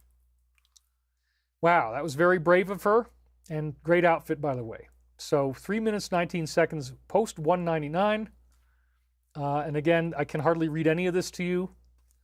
Who was supposed to win back in that year? Why was this deal kept from Congress and placed in the highest level of classification? How much money was hand-delivered in planes, and why was it in cash? Who paid for him to attend Harvard, and why would this occur before his political days? They were setting him up. Who was the biggest contributor to the foundation? Again, we know that from other graphics. Why does this media push conspiracy without investigation? Who is controlling them? Has the word conspiracy been branded to mean something shameful in today's society? The world cannot handle the truth. Imagine if they told you Draco ships with bodies in them. Well, they might. This pill cannot be swallowed by most. There is a risk in painting this picture, the sum of all fears. And again, last week we had Nessun Dorma, None Shall Sleep. That is the operatic thing. Da, da, da, da, da, da. That is what happens in that movie when all the traitors are taken down. It's coming, folks. I cannot wait. Jennifer Aniston dispels that she's having an affair with Obama. She appeared on Jimmy Kimmel Live to shut down the rumors. He fired back with a question asking if she was having an affair with the wife instead. She certainly took her time answering that question. 7.1 million views. That's unbelievably bigger than the media. And we got 68 seconds, leads us to this. And again, it's a word that I can't even say. Can we expose every crooked politician? 70%, as they said in another post, 70% of them are all guilty. So no, people are going to get deals, and they are going to walk away. And it's all connected to, again, Muslims. And then we see, again, this is why I played the video of the turkeys this week. I was so sad about this. I had a whole dream about it this morning, showing me, no, there's many, many more ducks, and they're going to be fine. The spirit of the duck is fine. A bird flu outbreak hit Long Island's last commercial duck farm, and over 100,000 of them died in the process. Its potential to spread to farm workers and has brought the operations to a complete halt. They are now under investigation as officials are trying to contain this outbreak and address possible health risks. So the alliance is on top of this. They're not going to let anything spread. And we have 106, which is, we're going to have to zoom in on that stuff in the middle. So let's do that first. Let's get really in on it here. Remember what they said. They were waiting for this. Whatever is happening now. This is in response to the question, how can we help? Archive everything. So you better believe it, man. We are in the final phase. Buckle your seatbelt. They say they cut the feed trying to shut him down. Remember what they said. Whatever is happening now. Archive everything. And they say nothing is a coincidence. We are at war. Saudi cut the strings. They are scrambling for cover, the DSR, and using any means necessary out of their remaining power and control. That's good. We want to get the planet back. Enough of this crap. Now we see that the security detail was removed from said individual. This decision comes after it was requested by Rand Paul, the senator. It was all funded by U.S. taxpayers. Yeah, he's got enough money. As far back as 1984, he discussed the concept of and he says it over and over again. You introduce into the population. They play that several times at the end of the video. It's very creepy. If you haven't already seen that, go back and watch it. It will shock you because he really slipped up and blurted it out. And I don't know how you could explain that, but, they're telling you, just believe what he said. Post number 76. This is another one. Again, they're talking about the Saudi and Muslim thing. Martial law declared there. They had this revolution. That was the day that it was happening. All these people that got money from them, bad actors that were bribed, and have faith these crumbs in time will become the biggest drops ever disclosed in our history. And remember, disinformation is real. They have to do it too, to trick the cabal into doing what they do. So there it is up close. And now we're seeing that there is military control taking place in certain areas. Combating various problems, including drugs. They've already been deployed, and there's a significant escalation. This could be just the start, as the number of deployments is expected to grow even further. The military is now in control. Wow. Whew. Crazy, right? Very exciting. And then we got 167. POTUS opened the door of all... This is a new one, right? We don't get them very often. POTUS opened the door of all doors. Expand your thinking. What is the keystone? And I guess that has to do with Saudi, or I forget. I'm really getting tired, you guys. I've been on the air for so long. Anyway, we're almost done. Now he hires private security, and he finally followed the advice, hired his own security. He's personally going to fund it. Once protected by taxpayer dollars, he is now facing relentless threats and being accused of being a mean dude. Footage is from the time when his detail was still funded by us. 13 seconds. That's the one about him going to China. I've said too much. So again, I think there's going to be a peace there, which is very exciting. Not anything bad. And then they inducted Joe into a black Masonic lodge, and he received one of the first 3 degrees. Master Mason is like the 3rd degree. Those are called the blue degrees. It means you don't really know anything.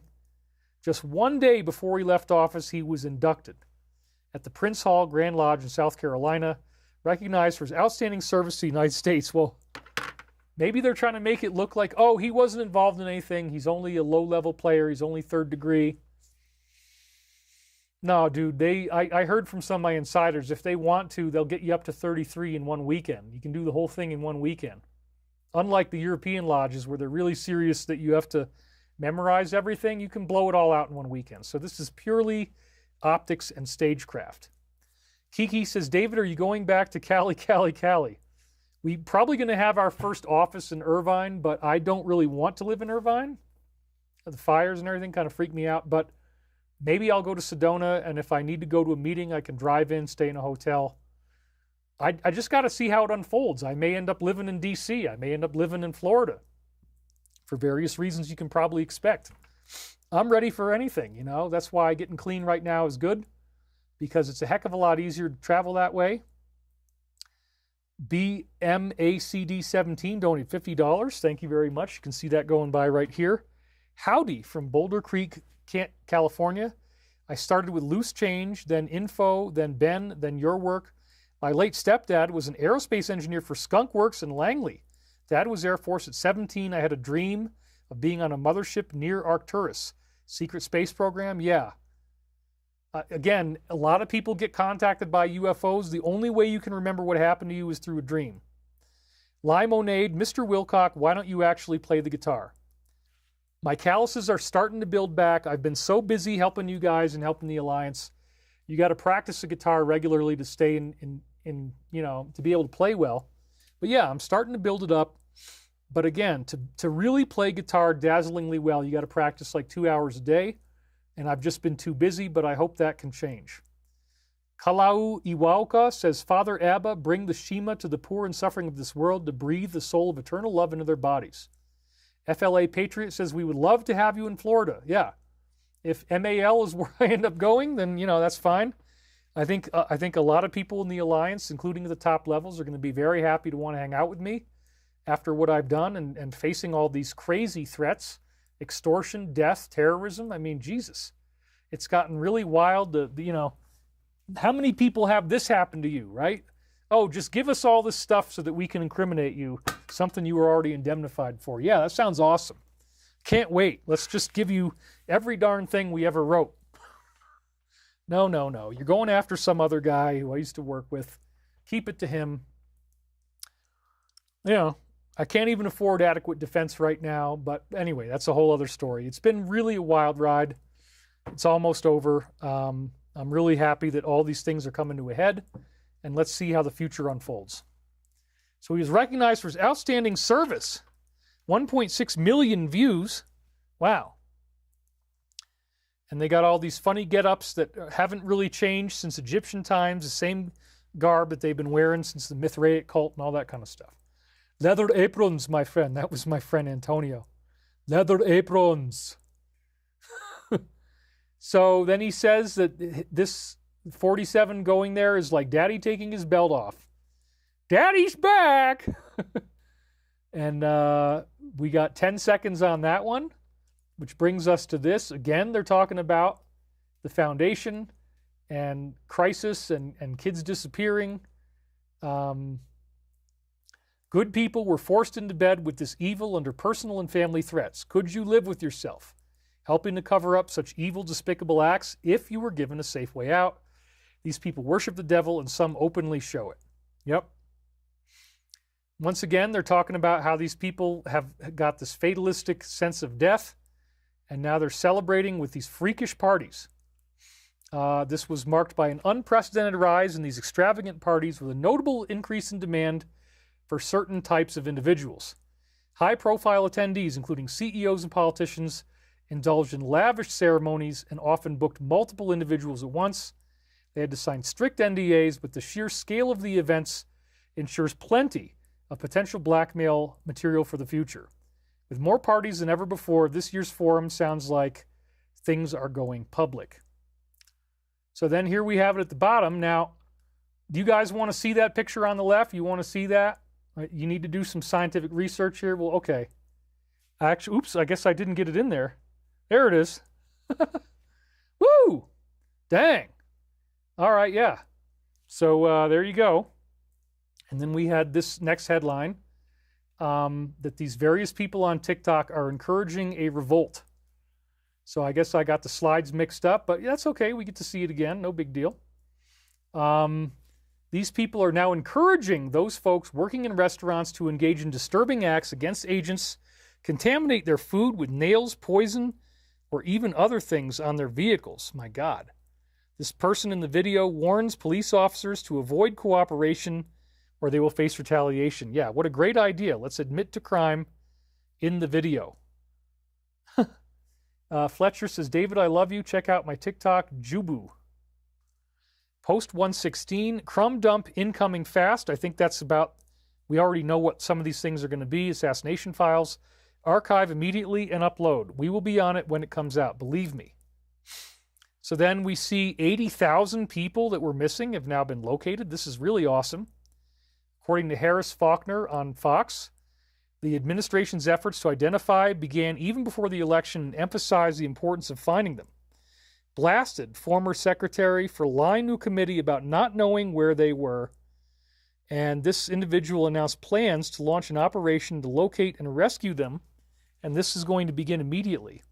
So 80,000 out of 300,000 is pretty darn good, man. That's almost a third. Congratulations, Alliance. 46 seconds is this one here. Again, you can read it if you want to. The public has been given a select taste. Rest assured, others have it all. 100% verifiable, impossible to refute. Operators are inside the media, left-wing organizations beginning to report on corruption. The wormhole goes deep. And then they ask you this question, do you want us to rejoin? No, absolutely not. He's hinted at the possibility of doing this. Again, he's gaming you to see what you're going to come up with. They already talked about that. Just after he signed the executive order to withdraw. He criticized an imbalance in funding. We contribute $500 million a year, but then China, with a population of 1.4 billion, much higher than us, is only paying $39 million. Do you want us to rejoin? Definitely not. And we're getting ripped off. Look at that. 500 versus 39. Holy crap. 59 seconds brings us to this one right here. And I think we already just saw this. Again, they're talking about Saudi. And again, they're talking about these other people. So Saudi is obviously going to be so huge in this because every single week they keep showing us this stuff. We are dedicating critical time to distribute these crumbs, which can be followed in greater detail to paint the entire picture once we release more information. The flow of information is no longer controlled by the media, but by you. And here's the big key. We are fully prepared that all social media will be shut down. That could happen at any moment. We're already in the 10 days of darkness for the military, for the health agencies. And sealed federal orders pre-submitted as prevention, masked as in general, not accounting for rogue agents. Dates and impending actions deliberately provided for authenticity. So all social media might get shut down. Wow. Then we see that in LA, there are people who don't want to follow these orders. And here he is with the googly eyes once again, just like the guy we had last week. That tells you something. They will not comply. So they say the raids are now underway every day of the week. Sites will quickly reach capacity, and they need additional space to hold people. To execute the largest operation in history, they will deploy military planes on a daily basis. And in 2019, here he is teaching people how to avoid trouble. Wow. Camp, summer school, da-da-da-da. And look at those crazy eyes. Post 85, and again, I can't read any of this, but it shows again, here's the governor of California, and it's all connected with these very dark groups. And, you know, they're involved in all kinds of illegal things, drugs and so forth. And, you know, who can be eliminated after job is complete. So we're going to learn about all this stuff. So now we have Hawley, who wants testimony on what the heck is going on in North Carolina. I mean, what is up? Accountability from every insurance company handling these claims, calling them to the Senate to testify under oath. That's not good. You don't want that. About denied claims, delayed payouts, and all the rejections, leaving hardworking Americans devastated. These companies are going to face public scrutiny for bankrupting our families. Alive and Thriving donated, said Global Detox. Yes, I agree. Wow, that's exciting, huh? It's all going to come out. Everything is being lined up. And then I think this is the last one we got. So we're going to end a little bit before 6 hours. We're at 5 hours and 38 right now. In California, here's a guy whose house is across the street from Will Smith, but he cannot go home because of the fires. And again, that seems to be this is the 26th. I saw that at the bottom. I had the date wrong. Man living across claims FBI and military are still blocking him from accessing his property after the wildfires. In a video, the personnel inform him there is still an evacuation order in effect. They prevent his return. He is now homeless. He is unsure if his house is already burned down or if it is untouched. That is not just him. I'm reading it on Nextdoor. So many people still can't get in. It's freaking crazy. It was only 10 days after Woolsey. This is now going on a very long time, 20 days plus. So, wow. And then we have 90 seconds giving us this. We need to come back and confirm, and they say confirmed and classified. And again, everything leads back to this particular family. So we know that the clock is ticking. Everything is building up to a head. We're expecting some type of blue beam, TikTok type of thing. So again, don't get impatient. They always planned on him winning this way. This was their plan. And there we go, folks. I made it. It's 5 hours and 40 minutes. I guess we'll do just a couple more minutes here, maybe keep it up to 5:45. Limonade, Mr. Wilcock, how much marijuana do you use? Absolutely none. Didn't I already say that? I've gotten sober. I've been sober. Whatever. You know, when I had this dental stuff, I needed it for the pain. That's how it started. But now I'm completely sober. And because I don't experience anxiety anymore, I don't think I'm apt to use again. So, wow. I feel like I've climbed a huge mountain. There's so much of this stuff going on right now. It took 5 hours and 40 minutes to get through all the material. But again, what we're going to do now is we're going to go into our global peace meditation. And that's how we're going to end this thing out. So I'd like you to close your eyes, put both feet flat on the floor. Let me get in the right alignment here. There we go. That looks good. My eyes are still fairly white. I mean, you get red eyes after a long time on camera with all these lights. So anyway, here we go. I'd like you to, I'll hit the slide first. So there you go. There's our slide. The global peace, whoops, I can even keep it on there. Global peace meditation. All right. So bring us back to our center. Bring us back to a center of peace. I'd like you to close your eyes now. Take a nice deep breath. Breathe it out. Follow the path of your own breathing, going deep within, finding a place of true oasis-like relaxation. Feeling your hands tingling, your feet tingling, your body becoming warm, smooth and relaxed. Envisioning all of these difficult events working out. We pray for the safety of all the operators engaging high-value targets. We pray for the safety of our military, our intelligence community, as they finalize this most exciting job leading to the ascension of humanity in the prophesied year of 2025. Breathing more deeply, looking at all of the clues that we've had, the coming of the light body ascension, the drones of the Confederation protecting our planet from any type of disaster, which the negative is trying to spin it as if they're somehow a threat to us, and they are not. Breathing in more and more deeply, thinking of the excitement of what it will be to meet these angelic beings, to meet our galactic family, to meet the second coming of Christ. Wow. The ascension, the glowing of your own body. Once again, Michael has given us stunning time loops, stunning prophecies. We are so grateful for this opportunity to receive these messages, to receive this type of guidance, following the path of our breath, breathing healing into the planet, peace into the planet, praying for there to be as few difficulties as possible.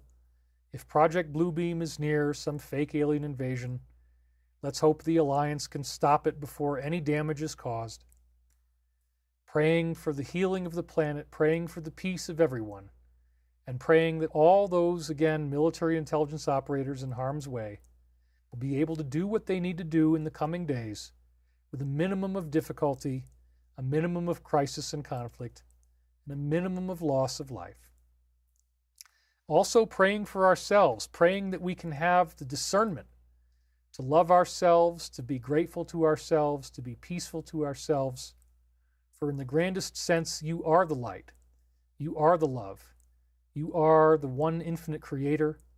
And this is as it was, as it is now, and as it always shall be. And so it is. We thank you, Heavenly Mother Mary. We thank you, Jesus. We thank you, Alliance. We thank you, Archangel Michael. We thank you for all those who are helping us. And we pray for a quick and peaceful resolution to all of the problems we now face. Amen. Now let's come back into the room. Ooh, we're at 5 hours and 45 minutes here. It's a beautiful time to end this show. It's a nice number, so I want to thank you guys for being here. Thank you for taking the time with me today. I very much value your time. I hope you haven't felt like it was wasted. Obviously not. We still have over 5,000 people watching, even despite the camera angle changes and the natural attrition at the end. So thank you for being here. I'm your intrepid and fearless host, David Wilcock. We will keep on fighting. I have some amazing time loops for you next week. So we will be out. Hi, David. Thank you. Our Stavatti quantum photonics processors coming out this year. But we do still want to do that, but it might not be this year. Anyway, thank you guys for being here, and we will see you next Sunday. Thanks for watching.